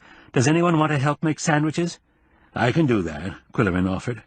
While she cut lunch meat and separated cheese slices, he spread mayonnaise on bread. "I saw her being loaded into the ambulance," he said gruffly. "We were afraid she'd get us into trouble," Laurie said in a quiet voice. "She was so self-willed. Today she was walking around the yard with a lighted cigarette and an ashtray, and she told me she was observing house rules. I assumed she had reformed, but she had company tonight, and they may have been careless." Laurie looked out the window. "I don't see flames. They must have contained the fire. Thank God there's no wind. You won't be able to use your cottage, Qwill. We'll make up a suite and you can spend the rest of the week upstairs. Listen, I hear the chopper. They're taking her to the mainland." The other guests were sent back to bed, but Qwilleran stayed and helped serve coffee and sandwiches to the sooty-faced volunteers who reported to the inn in shifts to take a breather. Some would stay on duty all night, watching for hot spots. He talked to the chief and then phoned the night desk of the Moose County something. "Reporting fire at Pear Island Resort, discovered at 1:55 a.m., confined to one cottage at Domino Inn on West Beach Road. Occupant removed by volunteer rescue squad and airlifted to mainland. Check Pickaxe Hospital for condition. Adult female. Check sheriff for release of name. Got it? 10 volunteer firefighters, 1 tanker, and 1 pumper responded. No injuries. Water pumped from lake. Calm atmosphere averted forest fire and damage to other buildings. Probable cause of fire, smoking in bed, according to fire chief. Got it? Okay, now listen here. If the victim dies, police will withhold her name temporarily, but I can tell you that she was Dr. June Halliburton, head of music for Moose County Schools.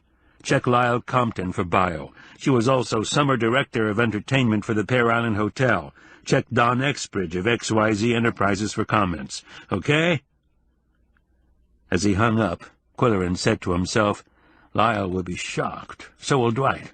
So will the Rikers. And there goes Derek's job as assistant director, if such a job ever existed." Laurie was finally persuaded to get some rest, but Qwilleran was still manning the coffee maker at 6 a.m. when the news was broadcast by WPKX. A fire in a cottage on Pear Island claimed the life of one person early this morning. Volunteer firefighters responded to the alarm and were able to contain the blaze that originated in a smoldering mattress. Cause of death was asphyxiation resulting from smoke inhalation.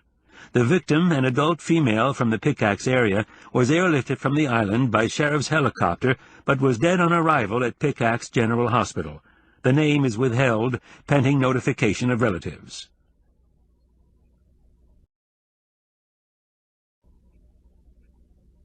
After a few hours of sleep, Qwilleran was roused by the yowling of two Siamese who wanted their breakfast, fire or no fire.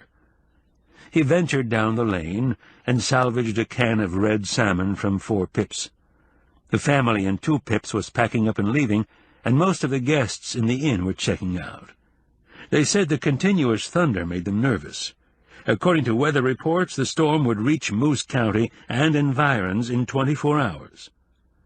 A pale and weary Laurie was serving scrambled eggs and toast, that was all, and when Qwilleran inquired about Nick, she said, "He took the kids and cats to the mainland at 8 o'clock this morning. He's dropping them at his mother's house, 9 cats, including the new kittens, then he'll come right back. There's a lot of cleanup to do, as well as securing everything against the storm. High winds and thunderstorms are predicted. That means shuttering windows and removing anything that could blow away. I'll help if someone will tell me what to do. First you might bring all your belongings from 4 Pips, she said, and now that our cats have gone, yours can have the run of the inn. But not until I can supervise them, Qwilleran stipulated. There was no fire damage at 4 Pips, but the acrid smell of smoke and a mustiness from the drenching of the roof had permeated everything, including his clothing. Once more he bundled shirts, pants, and socks into pillowcases and carried them to the vacation helpers. Wordlessly he tossed the bundles on the reception table. "Oh, no, not again," said Shelley. "How fast can you have it ready?" 2 hours. Is it smoke damage? I heard about the fire. Too bad about the woman who died. Did you know her? Was she young?"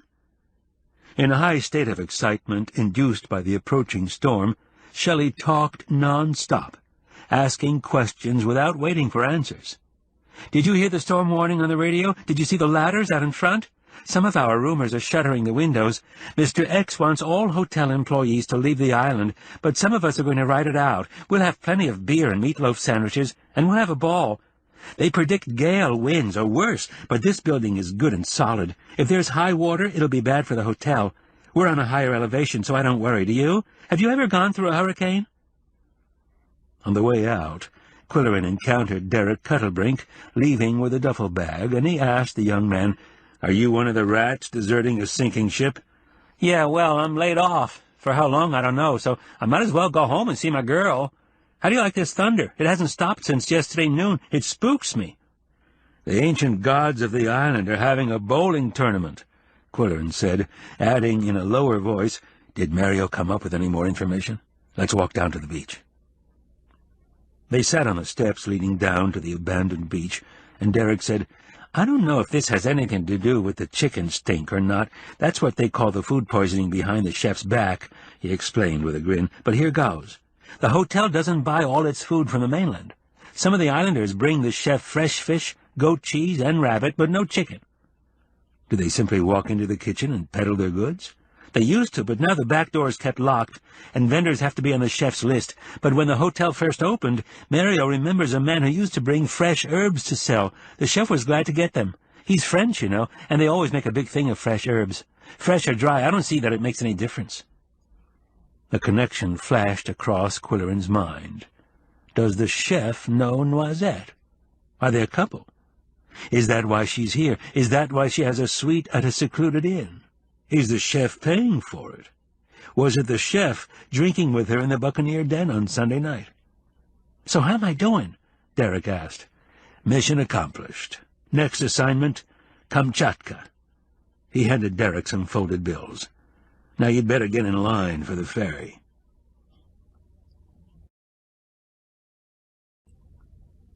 Qwilleran helped Nick carry the hurricane shutters out of the basement, and then he helped carry the porch furniture indoors.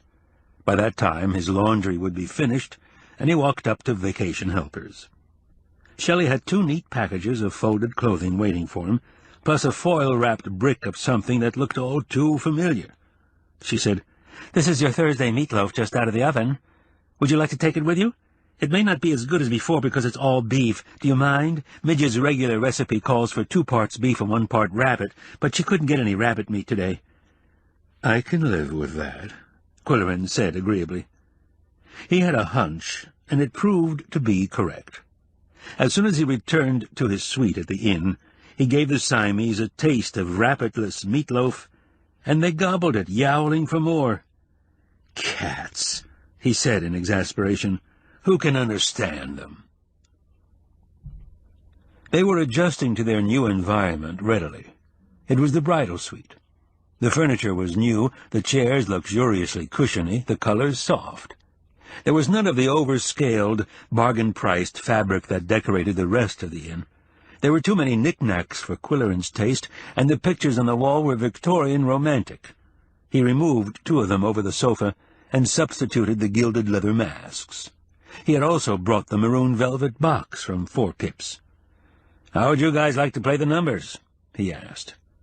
Coco was in good form. The first dominoes he swished off the table spelled Gale. Next came one of his favorites, Lake, which could be shuffled to spell leak. Qwilleran said to him, "If the weatherman is correct, there's going to be a leak in the plumbing of Mount Olympus tomorrow." After that the words were ordinary: idea, blade, gable, hack, def, or fade, and deal, or lead. Then 5 of Coco's favorite dominoes landed on the floor: 3, 3, 2, 2, 6, 6, 2, 3, and 4, 5. As usual, Qwilleran was able to spell field. There was no particular significance to field until the next draw, which consisted of 2, 4, 1, 3, 6, 3, 6, 6, and 0, 5. Although the pips were different, they reduced to the same digits, which corresponded to the same letters: field. It had been one of the cat's favorites from the start. A tremor rippled across Qwilleran's upper lip. For the first time it occurred to him that field could be shuffled to spell filed. He hurried from the room and ran downstairs to have a look at the porch. The crawl space underneath was ventilated with panels of wood lattice. He found Nick hanging shutters on the south side of the building. "How do we get under the porch?" he asked. "I'd like to put Coco on a leash and have him look at the underside of the steps." "There are removable panels at each end. You need a high-powered flashlight, maybe 2. I'll go with you." Qwilleran never traveled with the Siamese without taking their harnesses. Yum-Yum abhorred the idea, but Coco always liked to be buckled up. Downstairs, Nick had removed the access panel and had 2 battery-operated lanterns. Qwilleran said, "This is a wild shot, but we might find evidence of tampering." First he let Coco wander about the porch, now empty of swings and chairs. The cat sniffed in desultory fashion for a few minutes, and then went directly to the 3rd step from the top. In a low voice, Qwilleran said, "He knows the trouble spot. Let's crawl underneath." He went first, with Coco leading. Nick followed with the 2nd lantern. It was a long crawl through damp sand, detritus, and skeletons of small animals. They made slow progress as Coco was distracted by many items of catly interest. When they reached the steps, Nick flashed his lantern up at the new construction, treated wood, solidly braced and nailed, but the cat was interested only in the sand below. There were sawed-off remnants of lumber and new galvanized nails dropped by the carpenter. There were also fragments of old rusty nails and something else half buried in the sand. Coco was digging for it. An old hacksaw blade. Qwilleran's mustache bristled as he remembered the dominoes. Hack and blade and filed. He said to Nick, "Do you see what I see?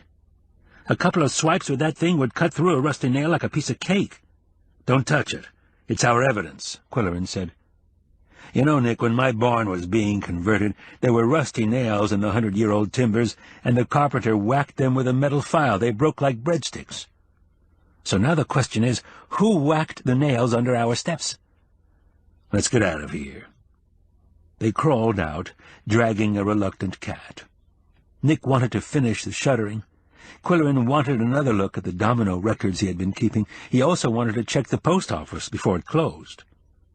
Upstairs, Yum-Yum greeted the returning hero with assorted reactions. He brought with him the scent of untold mysteries. Coco, when divested of his leather trappings, took a half-hour to launder his fur thoroughly. Qwilleran checked the records for words and numbers that would trigger a thought process. Lead, depending on how it was pronounced, could refer to a metal with chemically poisonous properties, or it could be another name for leash.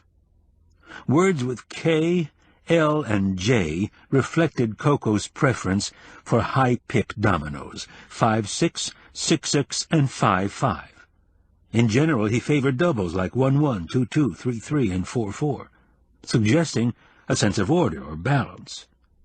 Next, Qwilleran examined his own shuffling of letters. Field became filed. Idle could be lied. Lake and leak appeared on the list every day. Why? Because Coco liked 5-6 and 6-6?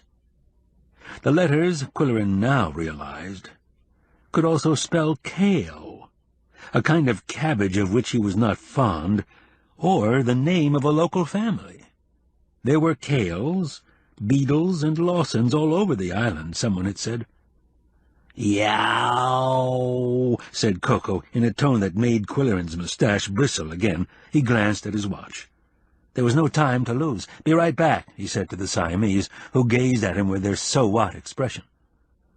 The postal clerk at General Delivery, who had disappointed him so many times, was pleased to hand him 2 pieces of mail.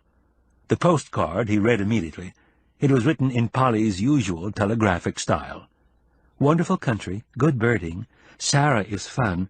She's helped me make a very important decision. Details later. Arrive airport 7:35 Friday. Love, Polly." Qwilleran's suspicions were confirmed. So be it. He huffed into his mustache with resignation. It would make some changes in his life. It would never be the same without Polly. The other piece of mail was a letter in a Pear Island hotel envelope with D.S. inked above the return address. He put it in his pocket. At the moment, and under the circumstances, what did he care about Noisette's last name?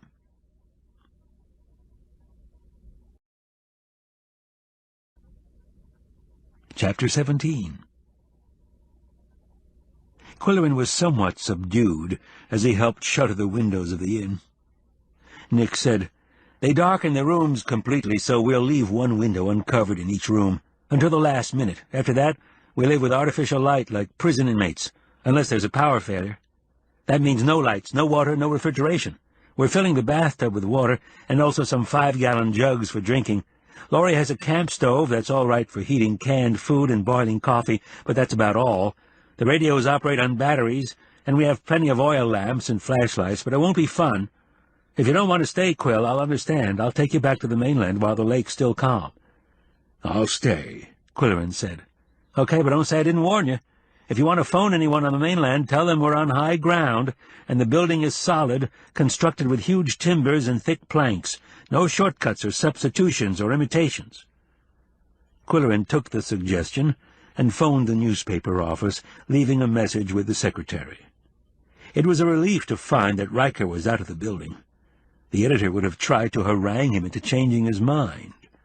Whatever Qwilleran proposed to do, his old friend insisted that it was too reckless, too impractical, too frivolous, or too expensive. Now he was suffering from lack of sleep and the exertion of ladder climbing, and Polly's postcard had induced a state of numb indifference. He flopped on his bed, narrowly missing 2 dormant lumps of fur, and slept until he was disturbed by 2 active cats, who were themselves disturbed by noises in the corridor. There were voices and sounds of luggage handling and the opening and closing of doors. Someone was moving in. In the groggy state of first awakening, he wondered why anyone would move into the Domino Inn at a time like this when everyone else was moving out. He roused himself, combed his hair, washed his face, and went downstairs where he was met by a wide-eyed Laurie. "You'll never guess," she said. "A new guest just registered. She has beautiful luggage, and she was brought here in a splendid carriage. She says she knows you." "What's her name?" he asked warily. "Elizabeth Cage. I wanted to ask why she'd check into a place with shuttered windows, but then—" Laurie looked at Qwilleran slyly. "I thought it might be something private between you two." "Where is she now?" "Upstairs unpacking. She's in the Lakeview suite across from you." "This comes as a total surprise. Do we have any meatloaf sandwiches left over from the fire?" "That's about all, including the whole meatloaf you gave us. I'm not prepared to serve dinner guests, you know." "She doesn't eat much, so don't fuss and don't apologize." "I'll go upstairs," he said irritably, "to see what this is all about." The young woman who opened the door was dressed in a kaftan and seemed very glad to see him. "Liz, what the devil are you doing here?" she demanded. "My family left this noon, taking both boats, and I told Mother I didn't wish to go. I told her I'm moving to Pickaxe City." "You're a very impulsive young woman. You don't know anything about Pickaxe." He was thinking, "Arch is right, I should mind my own business." "Will you come in? I'd offer you tea, but I suppose there's no room service today." "Not today and not ever. And if the storm hits hard, there may be no lights, no water, and no ferries to the mainland. The only boat left in the downtown marina belongs to Domino Inn, and the storm could reduce it to splinters. Have all the boats left the Grand Island Club?" "Yes, but if I may use the telephone, I think I can arrange something." "Go down and tell Mrs. Bamba what you have in mind. She'll let you use the office phone. And now, if you'll excuse me, I have an errand to do." He wanted to walk away from the situation and consider the complications involved if Liz should move to Pickaxe. Could she handle her own living arrangements, face responsibility, make wise decisions? Or would she require and expect a full-time guardian? That was a role he was not prepared to play. He had come to the island to help Nick, and he had stepped into the peat bog, so to speak. Qwilleran walked to Harriet's family cafe, not expecting it to be open, but hoping to follow up their previous conversation. Two men, who proved to be her cousins from the village, were shuttering the windows while she supervised with tough authority. When she saw Qwilleran, she walked toward him with a solemn step and an anguished face. "Isn't it terrible about the fire?" she moaned. "We had to notify the fire marshal. He comes up from down below if anyone dies, or if the chief suspects arson." "But you and the other volunteers did a heroic job, Harriet. It could have been much worse." "I know, but I feel bad because I knew her. I knew June Cale all her life, and I know her pa." "June Cale? I thought her name was Halliburton." "She got married once. It didn't last long. Yep, she grew up on the island and went to high school on the mainland like I did, but she was really bright. Never took piano lessons till 9th grade. And next thing we knew, she was teaching music and playing the piano in big halls. She got kind of stuck up then, didn't want anybody to know she came from Providence Island. But she visited her ma and pa a lot, and I give her credit for that. My, they were so proud of their daughter. Her ma's dead now, and her pa must be all broke up. I feel terribly sorry for him. He's the caretaker at the Pines." "Does he live in the gatehouse?" "Yep, as far back as I can remember. June grew up there, with electric light, a bathroom, telephone, and all that." Qwilleran was asking himself questions and answering them. Did June want to live in the North Country to be near her parents? She was too brittle, too worldly for that kind of sentiment. Did she really rent 5 pips to avoid disturbing her elderly neighbors? Or so her father could steal in to visit her via the nature trail? Neither.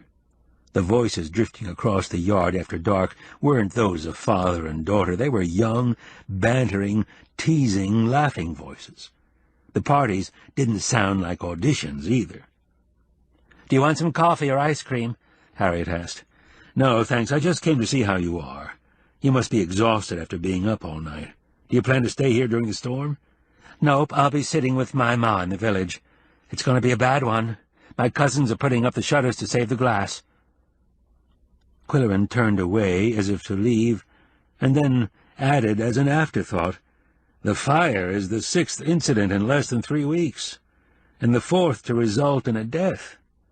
If you have any idea who's involved, now is the time to come forward." Harriet's face became flushed, and she clenched and unclenched her fists. "The fire was an accident. How could it be anything else? She was smoking in bed. She always smoked a lot. Her ma and pa tried to stop her, but they couldn't." "Okay, leave the fire out of it," Qwilleran said. "You told me you knew something about the other incidents. You knew someone who was responsible." "I was wrong. That was a mistake. It was just village gossip," she said, walking away and shouting to the cousins who were shuttering the windows. Qwilleran walked away too, thinking, once an islander, always an islander. Harriet had decided to remain loyal. Actually, her transparent denials only confirmed his suspicions. The WPKX announcer said, "A storm watch is now in effect for all shoreline communities. The Disaster Center has issued evacuation directives for all occupants of beach property. 2 fronts are approaching at the rate of 5 miles an hour and could converge over northern Moose County and adjoining lake areas by midnight. Severe thunderstorms, winds of 70 to 100 miles an hour, and rising lake levels are expected." The storm was indeed closing in on all sides, as 4 persons gathered around the kitchen table at the Domino Inn. Nick had installed the last of the shutters and had nailed planks across the front and back doors to prevent them from bursting open. He also nailed a towel-wrapped 2x4 across the bottom of each door to keep the rain from pouring across the threshold. Laurie served a pick-up supper in the kitchen, around a big square table with piano legs and scarred top. There were meatloaf sandwiches, and there was a homemade soup that was thick and grayish in color, but it tasted good. The only recognizable ingredient was alphabet pasta.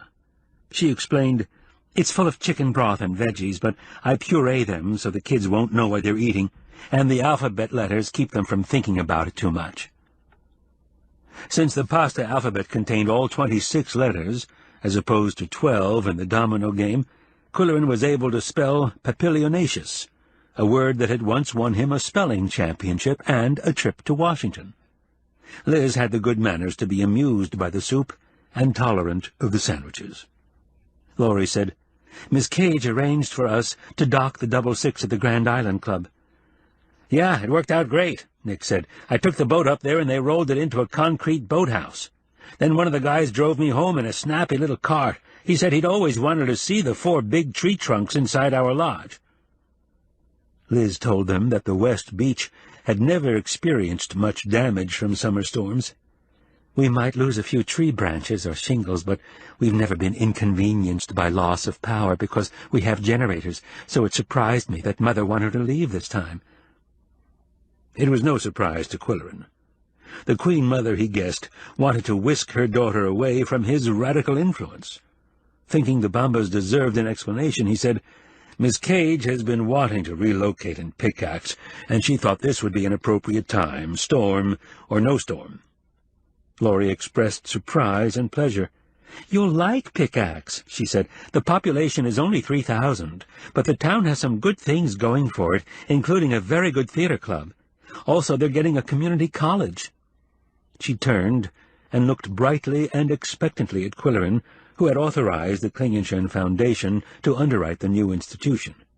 He had no intention of picking up the Q, however, and said not a word about the college or the theater club or anything else in Pickaxe. He was not going to encourage this impulsive and eager and reputedly flaky young woman to move into his backyard.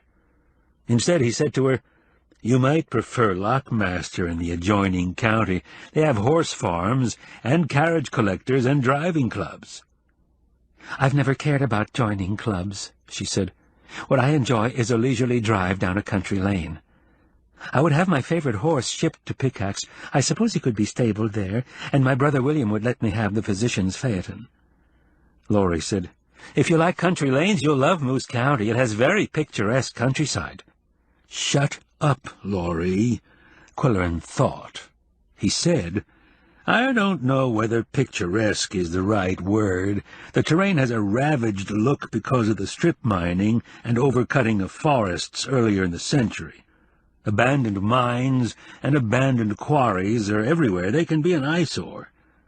"Yes, but the abandoned shaft houses are like romantic monuments to the past," said Laurie, her eyes sparkling.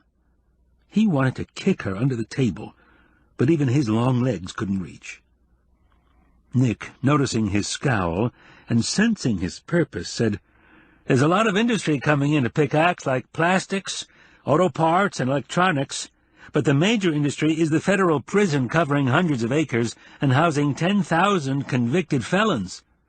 Laurie said, "Yes, but the prison is famous for its flower gardens, tended by inmates. People come from all over to photograph them." "Oh, God," Qwilleran thought. He said, "Does anyone play dominoes? We may have to play a lot of dominoes before this storm is over."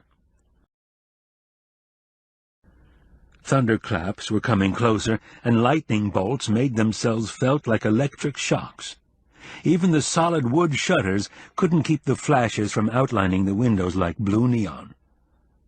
After dessert, ice cream on a stick, Qwilleran excused himself and went upstairs to the bridal suite, intending to remain in seclusion until the rains came.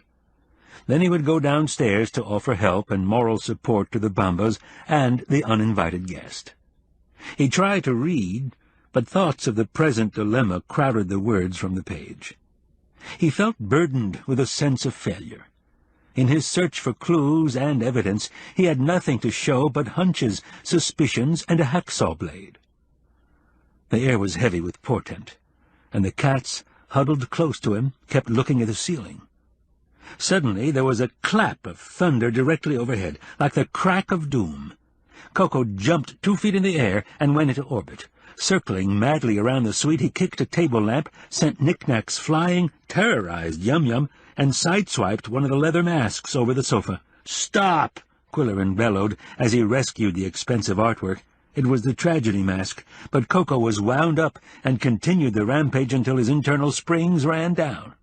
Then he flicked his tongue nonchalantly over random patches of fur. At one point he stopped and, with tongue hanging out and one hind leg held aloft, he stared at Qwilleran's forehead.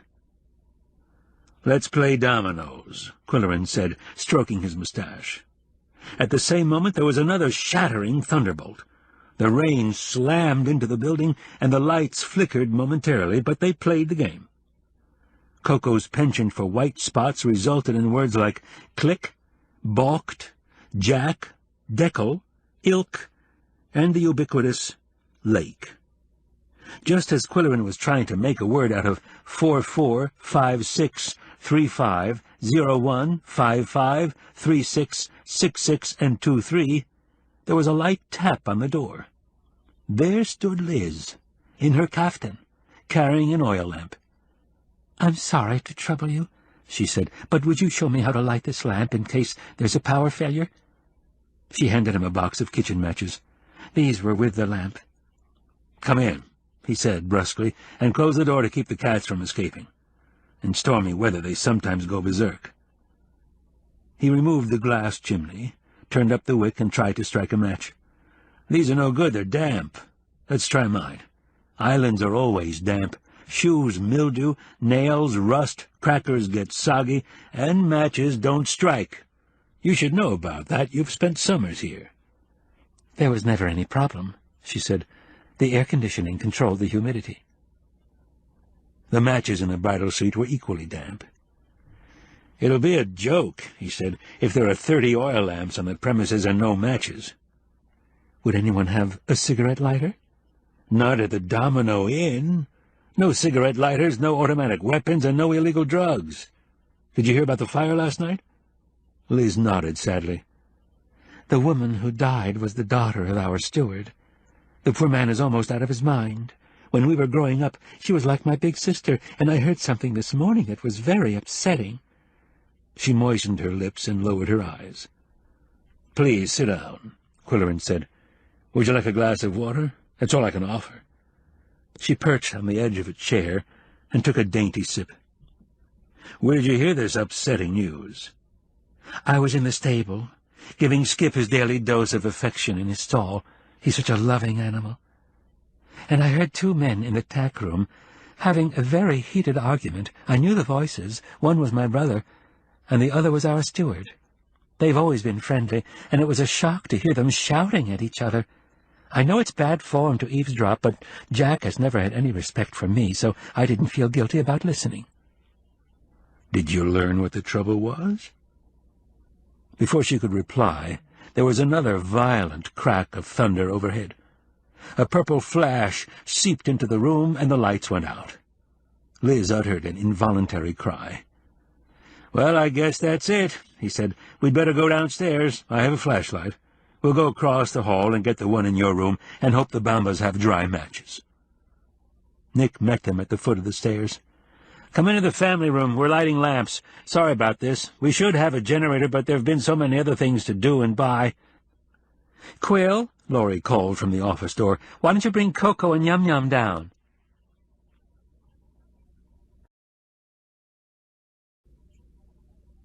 For the next 5 hours, 4 persons and 2 animal companions huddled together as sheets of rain assaulted the building and the wind screamed through the treetops like 100 harmonicas. At the storm's apex, when the turbulence was directly over the island, the thunder was a series of explosions, each louder than the last, making the ground shudder. There were moments when the building quaked enough to rattle glasses and tilt pictures. At such moments, Laurie sat quietly with eyes closed and lips moving as she hugged Coco for security. Qwilleran held Yum-Yum, mumbling reassurances. Both cats were wide-eyed, and their ears swiveled wildly. Nick produced a jug of red wine, saying, "We might as well be drunk as the way we are." Qwilleran had to exercise intense willpower to refuse. "How long can it last?" he shouted above the din. "It's passing over." Now there were several seconds, or even a full minute between thunderclaps, and the purple flashes were weaker, but the rain still bombarded the building. Occasionally there was a loud crack as a tree limb snapped off, followed by a jarring thump as it landed on the roof. No one mentioned it, but all must have been thinking, what if a tree comes through the roof? What if tons of water pour into the building? Now at least it was possible to talk and be heard, although there was no conversation as such, merely spoken thoughts. "It still sounds like a locomotive roaring past. The ancient gods of the island are snarling and gnashing their teeth. Thank God we sent the kids to the mainland. They'll be getting it over there, too. Have you ever seen one as bad as this? The cats are very good. Coco's tense, though. Yum-Yum has been trembling non-stop. Did you look at the wind gauge, Nick? It broke the gauge. Must have reached 100. Wonder how high the lake is. If it reaches road level, we could have a washout. Did anyone ever read High Wind in Jamaica? Sometimes the wind stopped for one blessed moment, then resumed its attack from another direction. When, in the small hours of the morning, the tumult ceased, there was stunned silence in the small room. Everyone claimed to be weary. "Anyone hungry?" Laurie asked. It was sleep that everyone craved. The oil lamps were extinguished, and flashlights guided the survivors through the black rooms.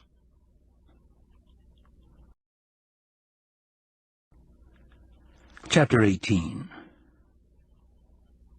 No daylight filtered through the shuttered windows the day after the storm. Even the Siamese didn't know it was breakfast time. Only the sound of the sheriff's helicopter assessing the damage and the sound of Nick removing shutters suggested that it was time to get up. Laurie offered Qwilleran hot coffee, cold cereal, and an orange from the fruit basket. "Look out the front door," she said. "You won't believe it." The sun was shining, the floodwaters were rapidly receding, and a workmanlike breeze was drying the drenched building and terrain. "We were lucky," Laurie said. "Wait till you hear the 11 o'clock newscast."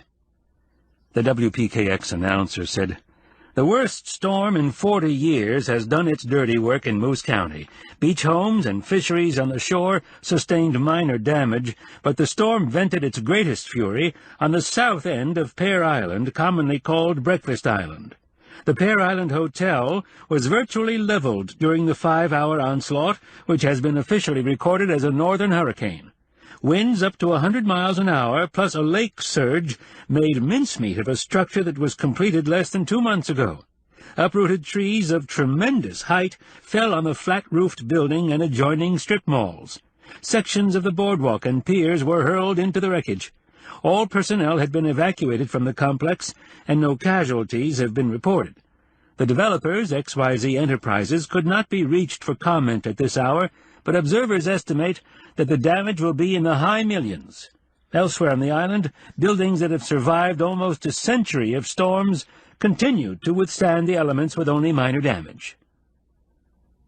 Qwilleran asked Laurie, "Has Miss Cage been down?" "No, but I took some tea upstairs. I was worried about her. She's so fragile for a young woman and so thin. I'm a perfect 14, but she makes me feel fat. She's okay, but tired and a little stunned.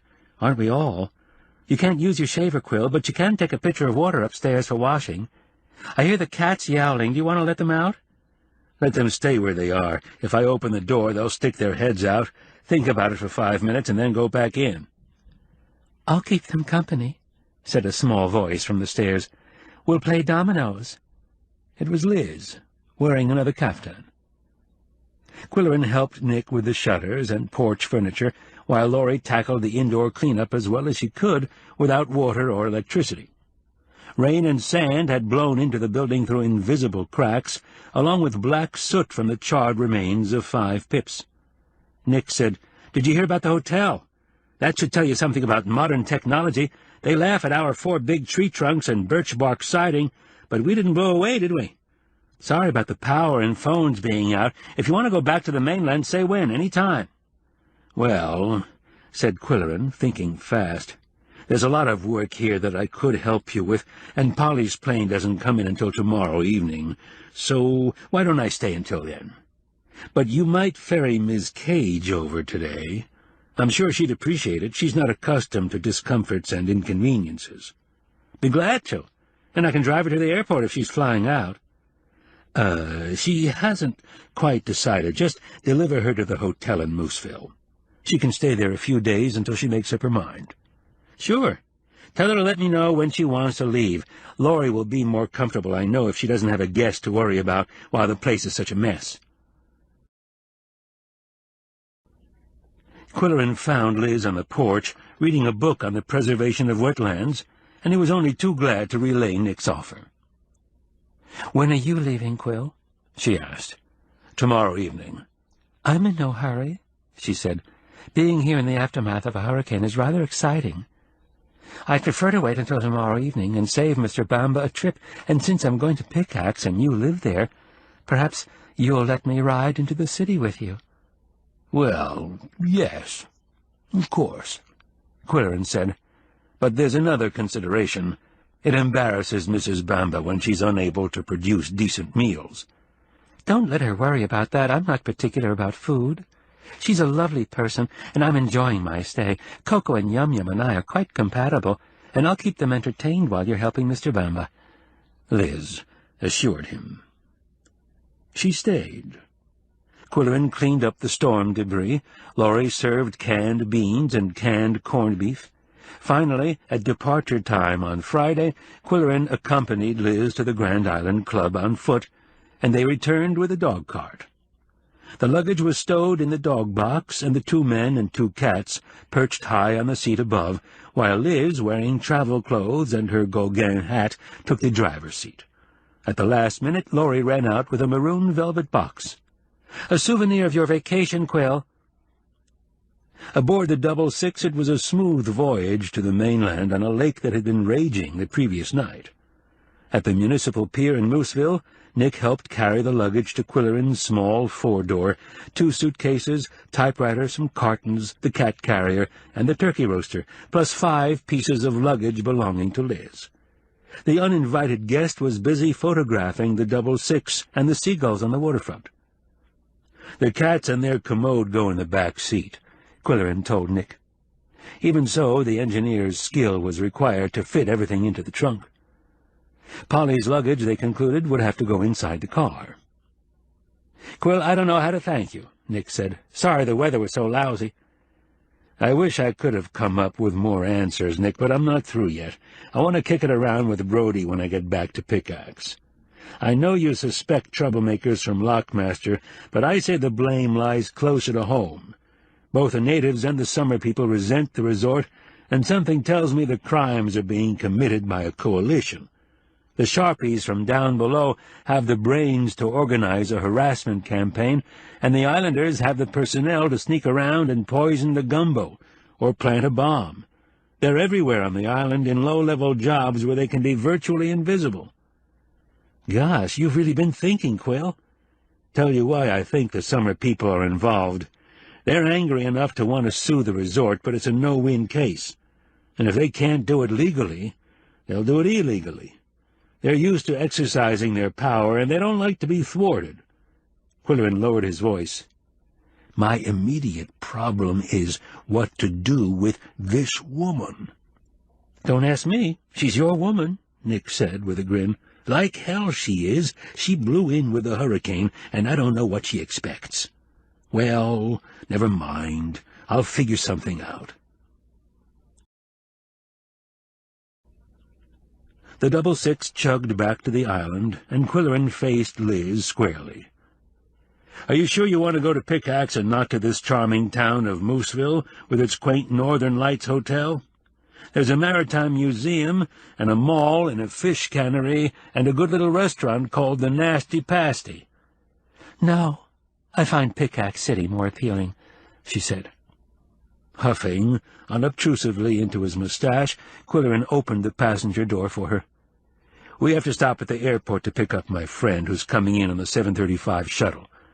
And now that you're here, Liz, what are your plans?" "I'm going to drop Appleheart. I like Cage better. It was the maiden name of my paternal grandmother." "I mean, where do you want to live? What kind of people would you like to meet? How long do you think you'll stay? What do you want to do while you're here?" "I don't know. Do you have any suggestions?" He groaned inwardly. He should never have gone to tea at the Pines. "You might take an apartment in Indian Village. They have a clubhouse and golf course, and a lot of young people live there."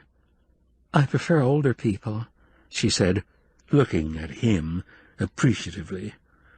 "A lot of older people live there, too. Do you play bridge?" "No, cards don't appeal to me." "Wherever you live, you'll need a car. It's a necessity in Moose County. There are no taxis." "Would there be any objection to a horse and carriage? I could have Skip shipped over here, and William would let me have the physician's phaeton." "In order to stable a horse, you'd have to live in the country, and you'd still need a car. I assume you have a driver's license." "I'm afraid it's expired. Mother didn't want me to drive." "Well, you'll have to renew it." "Is there a foreign car dealer in Pickaxe? I'd like a Bentley. William has a Bentley." Nothing had been settled by the time they reached the airport. Qwilleran parked at the passenger pickup curb and told Liz to sit tight while he made a phone call and picked up his friend's luggage. In the terminal he called Fran Brody, the interior designer. "Fran, have I got a client for you? She's loaded, she's young, she wants to live in Pickaxe. Don't ask questions, just listen. She's checking into the Pickaxe Hotel in half an hour, and I want you to take her under your wing and see that she gets a good apartment, furniture, a car, knives and forks, everything. Her name is Elizabeth Cage. Call her early tomorrow, or even tonight, before she does something impulsive. I've got to hang up. I'm at the airport. I'm meeting a plane."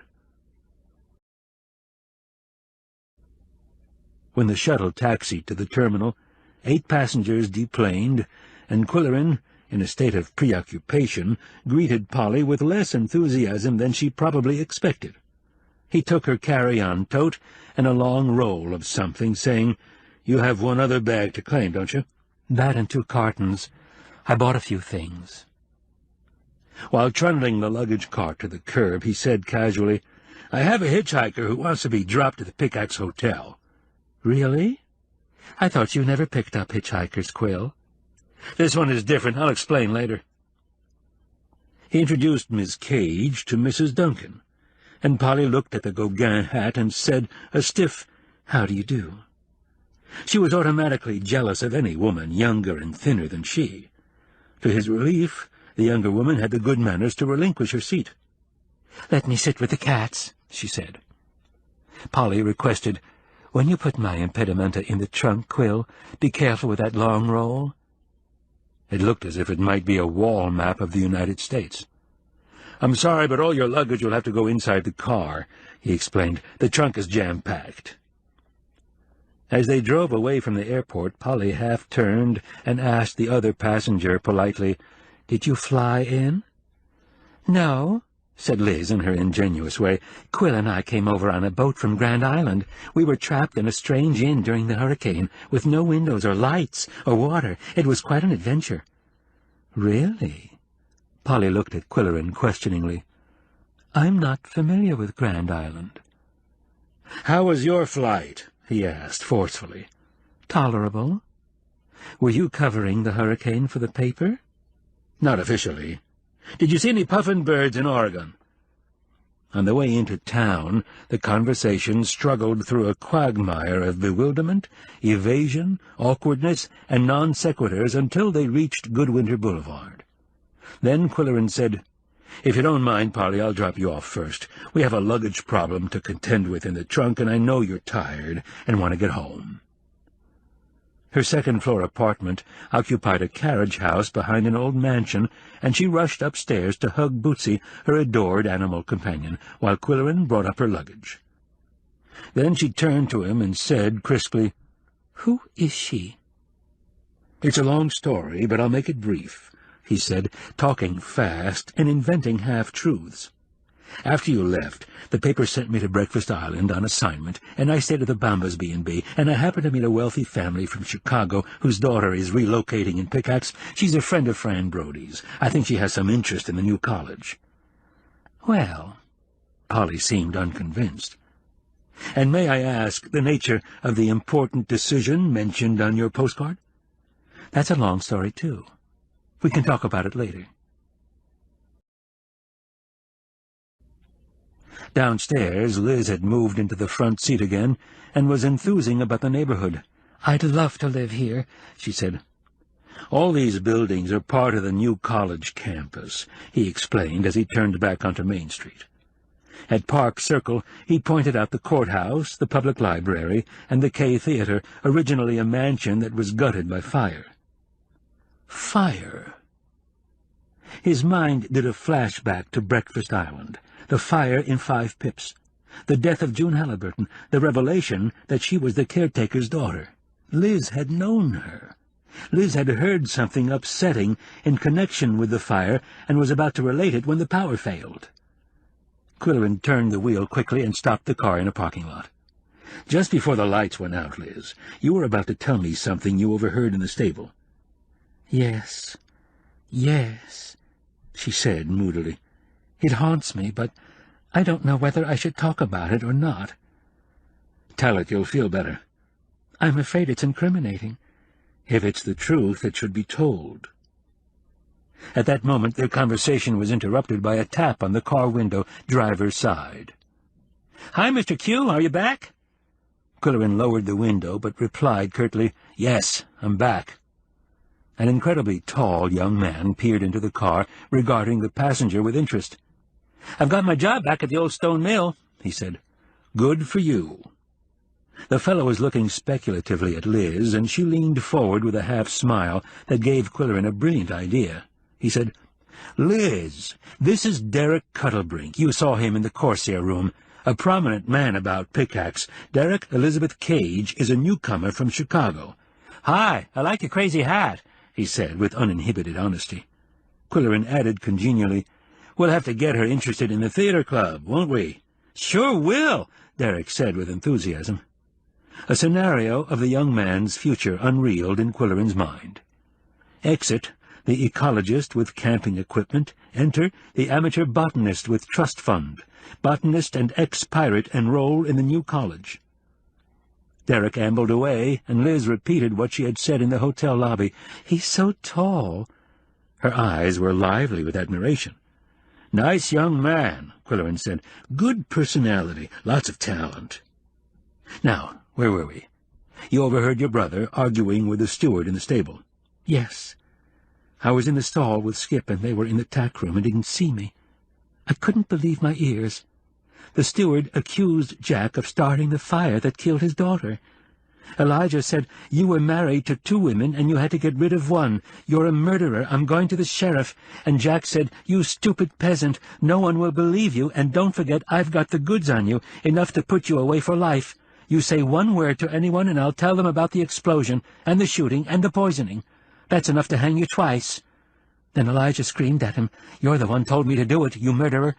And in between they were shouting obscenities that I couldn't repeat. Just then Skip whinnied. There was sudden silence. I almost died." She paused to recollect the crucial moment, and Qwilleran urged her to continue. "The arguing stopped then, and I heard Jack leave the stable, still shouting nasty names at the old man who had been like an uncle to him when we were all growing up. After that Elijah banged things around in the tack room for a while, and then he left too. When it was safe, I slipped out the back door and walked all around the pool house and croquet court before going home. That's when I discovered that Mother was giving evacuation orders. She said it was going to be the storm of the century, but I think it was Jack's idea to "Leave the scene of the crime," Qwilleran suggested. "If it's true what Elijah said." "Elijah Qwille? Is that his name?" Mentally, Qwilleran spelled it. 5, 12, 9, 10, 1, 8, and then 11, 1, 12, 5. "Were you aware that Jack had married his daughter?" "Well, when we were young we spent summers together at the Pines, you know, and she always had a crush on Jack. Mother didn't like him to go sailing with the steward's daughter, but he always got his own way. Then June went away to school, and that was the end of it, until last summer. She spent the whole season on the island, playing the piano at the club, and Jack spent all his time there. Mother had William investigate, and it was true. June was wife number 4. William told me. Mother never tells me anything." "Did you have any suspicion of a wife number 5? "William says Jack met a French woman in Florida and wanted Mother to settle with June, but the steward's daughter didn't want money. She wanted Jack Appleheart." Liz said it with scorn. As soon as Liz was safely registered at the Pickaxe Hotel, Qwilleran took the shortcut to his apple barn, through the theater parking lot and the dense patch of woods that separated his orchard from urban Pickaxe. He unloaded the Siamese, put fresh water in their bowl, and unpacked only enough to find his record of the domino games. The last entry included 4-4, 5-6, 6-6, 2-3, 3-6, 5-5, 0-1, and 3-5. Pips that he had translated into H, K, L, E, I, J, A, and another H. He'd been trying to unscramble them when Liz knocked on his door, wearing a kaftan and carrying an oil lamp like a vestal of Roman myth. Now the letters fell into place. Discarding the K and one H, he spelled Elijah. In that same game, Coco had produced dominoes that spelled Jack and Kale, although Qwilleran had thought it was Lake or Leak. Reviewing that final game, he pounded his forehead with his fist and muttered, "Dumb! Dumb!" Coco, he admitted once again, was amazing. He couldn't spell, neither could he add or subtract. He bypassed the 3 R's because he knew everything instinctively. He was psychic. Qwilleran often asked himself, how did I happen to adopt the only psychic cat in captivity? It never occurred to him that Coco may have made it happen, just as he had engineered Qwilleran's presence on the nature trail at a vital moment. Without further unpacking, Qwilleran phoned the police chief at home. "Andy, I got your phone message, and now I have some information. Where are you?" "Back at the apple barn, but I was on the island during the storm." "How was it?" "Halfway between terrifying and boring." "Want to run over for a confidential chat and a nip of the good stuff?" "Be there in 3 minutes." Galloping paws were thundering up the ramps, around the balconies, across the beams, back down to the mezzanine level, from which they swooped to a cushioned chair on the main floor. After 2 weeks of confinement, they had rediscovered space. Qwilleran said to them, "I swear never to subject you guys to that ordeal again." While waiting for Brody, he took another look at the note from Dwight Somers. "Didn't want to give you this dope over the phone. I used Watergate tactics to get it, and I'm leaving the island on the next ferry. I quit this crummy job. Have an appointment with a firm in Lockmaster. Sounds good. Noisette's last name is Dulac. Permanent residence, Lake Worth, Florida. Hope this helps." Almost immediately a vehicle could be seen weaving through the woods and bouncing on the rutted road. It was an occurrence that always excited Coco. "It's the law," Qwilleran warned him. "Please, no catfits." Andy parked at the back door and came blustering through the kitchen. "This had better be good. You pulled me away from a TV special on Edinburgh." "If it isn't good enough to take to the prosecutor, I'll buy you and your wife dinner at the Old Stone Mill." Andy's scotch was ready, with a little water and no ice, and the two men took their glasses into the lounge, where the chief sank into the cushions of an oversized chair. "I hear the hotel got hit bad, just as I predicted. The ancient gods of the island have had a curse on the Pear Island resort from the beginning. You can't fight nature, any more than you can fight City Hall. So, what have you got? Hard evidence or soft clues?" "I've got a hacksaw blade, some signals from Coco, who's never wrong, and enough 2 and 2 to put together and make a case of sabotage, bigamy, arson, murder, and several counts of attempted murder. Everyone tried to explain them away as accidents, but I maintain they were the result of 2 criminal plots, both masterminded by the black sheep of a wealthy family from Chicago. Finding himself married to June Halliburton and Noisette Dulac at the same time, he got rid of one wife and helped the other wife to get rid of her husband. I'd guess that both murders were accomplished by drugging the drinks of the victims. Then June's mattress was set afire, and George Dulac fell into the hotel pool, probably with a gentle assist. Both of these incidents, Qwilleran pointed out, made unfavorable publicity for the resort, but were actually subplots. The major campaign to harass the resort and undermine its tourist business was engineered by the bigamist and an employee at his family's estate. I'll name names when I talk to the prosecutor." "How much of this is guesswork on your part?" the chief asked. "You can call it what you like, but it's deduction based on observation, reports from witnesses, and tips from Coco." Qwilleran went into a few details regarding the gumbo poisoning, the finding of the hacksaw blade, and the argument in the stable. He thought it best not to mention the dominoes. Brody's admiration for Coco's occult talents had its limits. "Freshen your drink, Andy?" "Just a wee dram."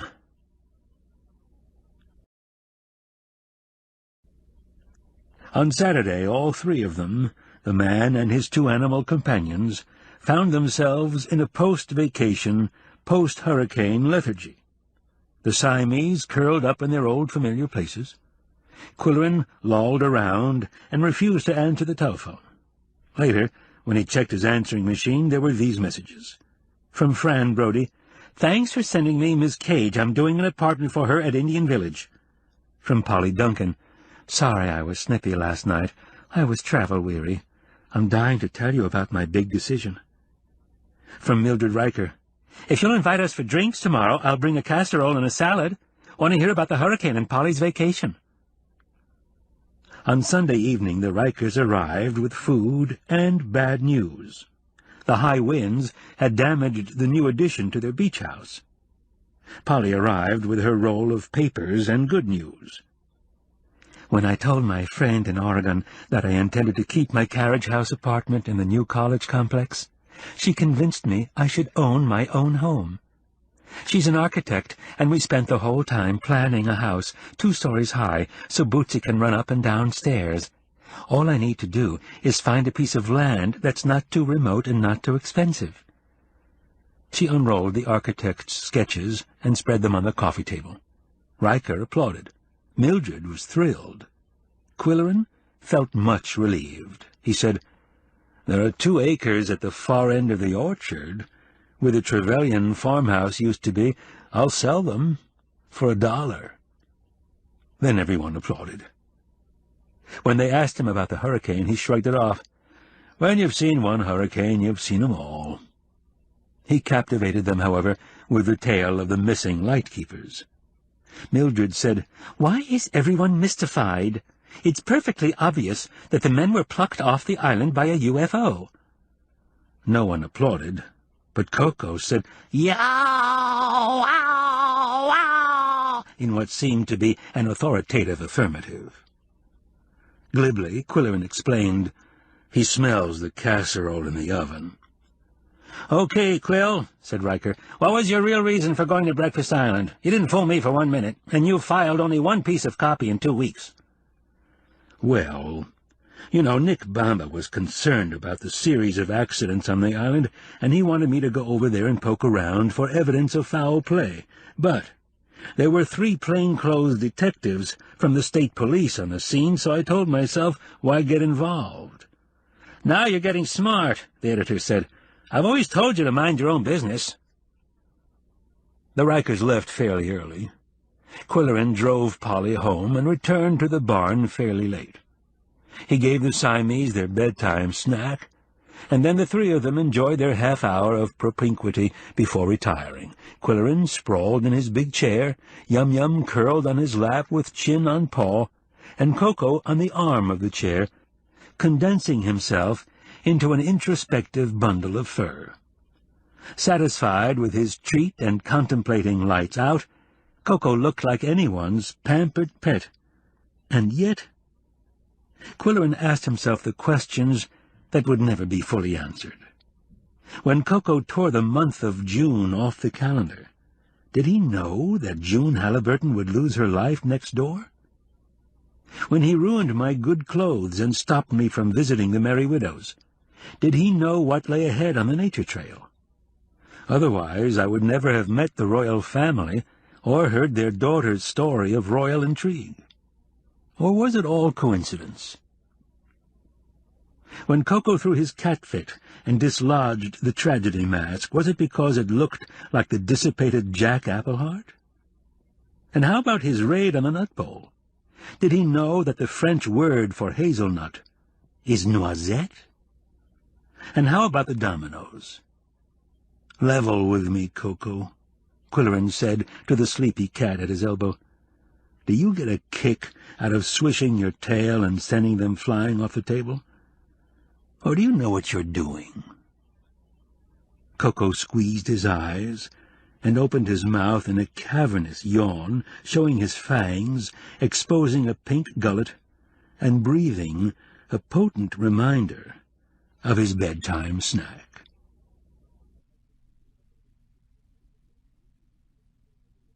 The end. Copyrights Phoenix Audio, 2005. Produced by Michael Wiener and Deborah Raffin.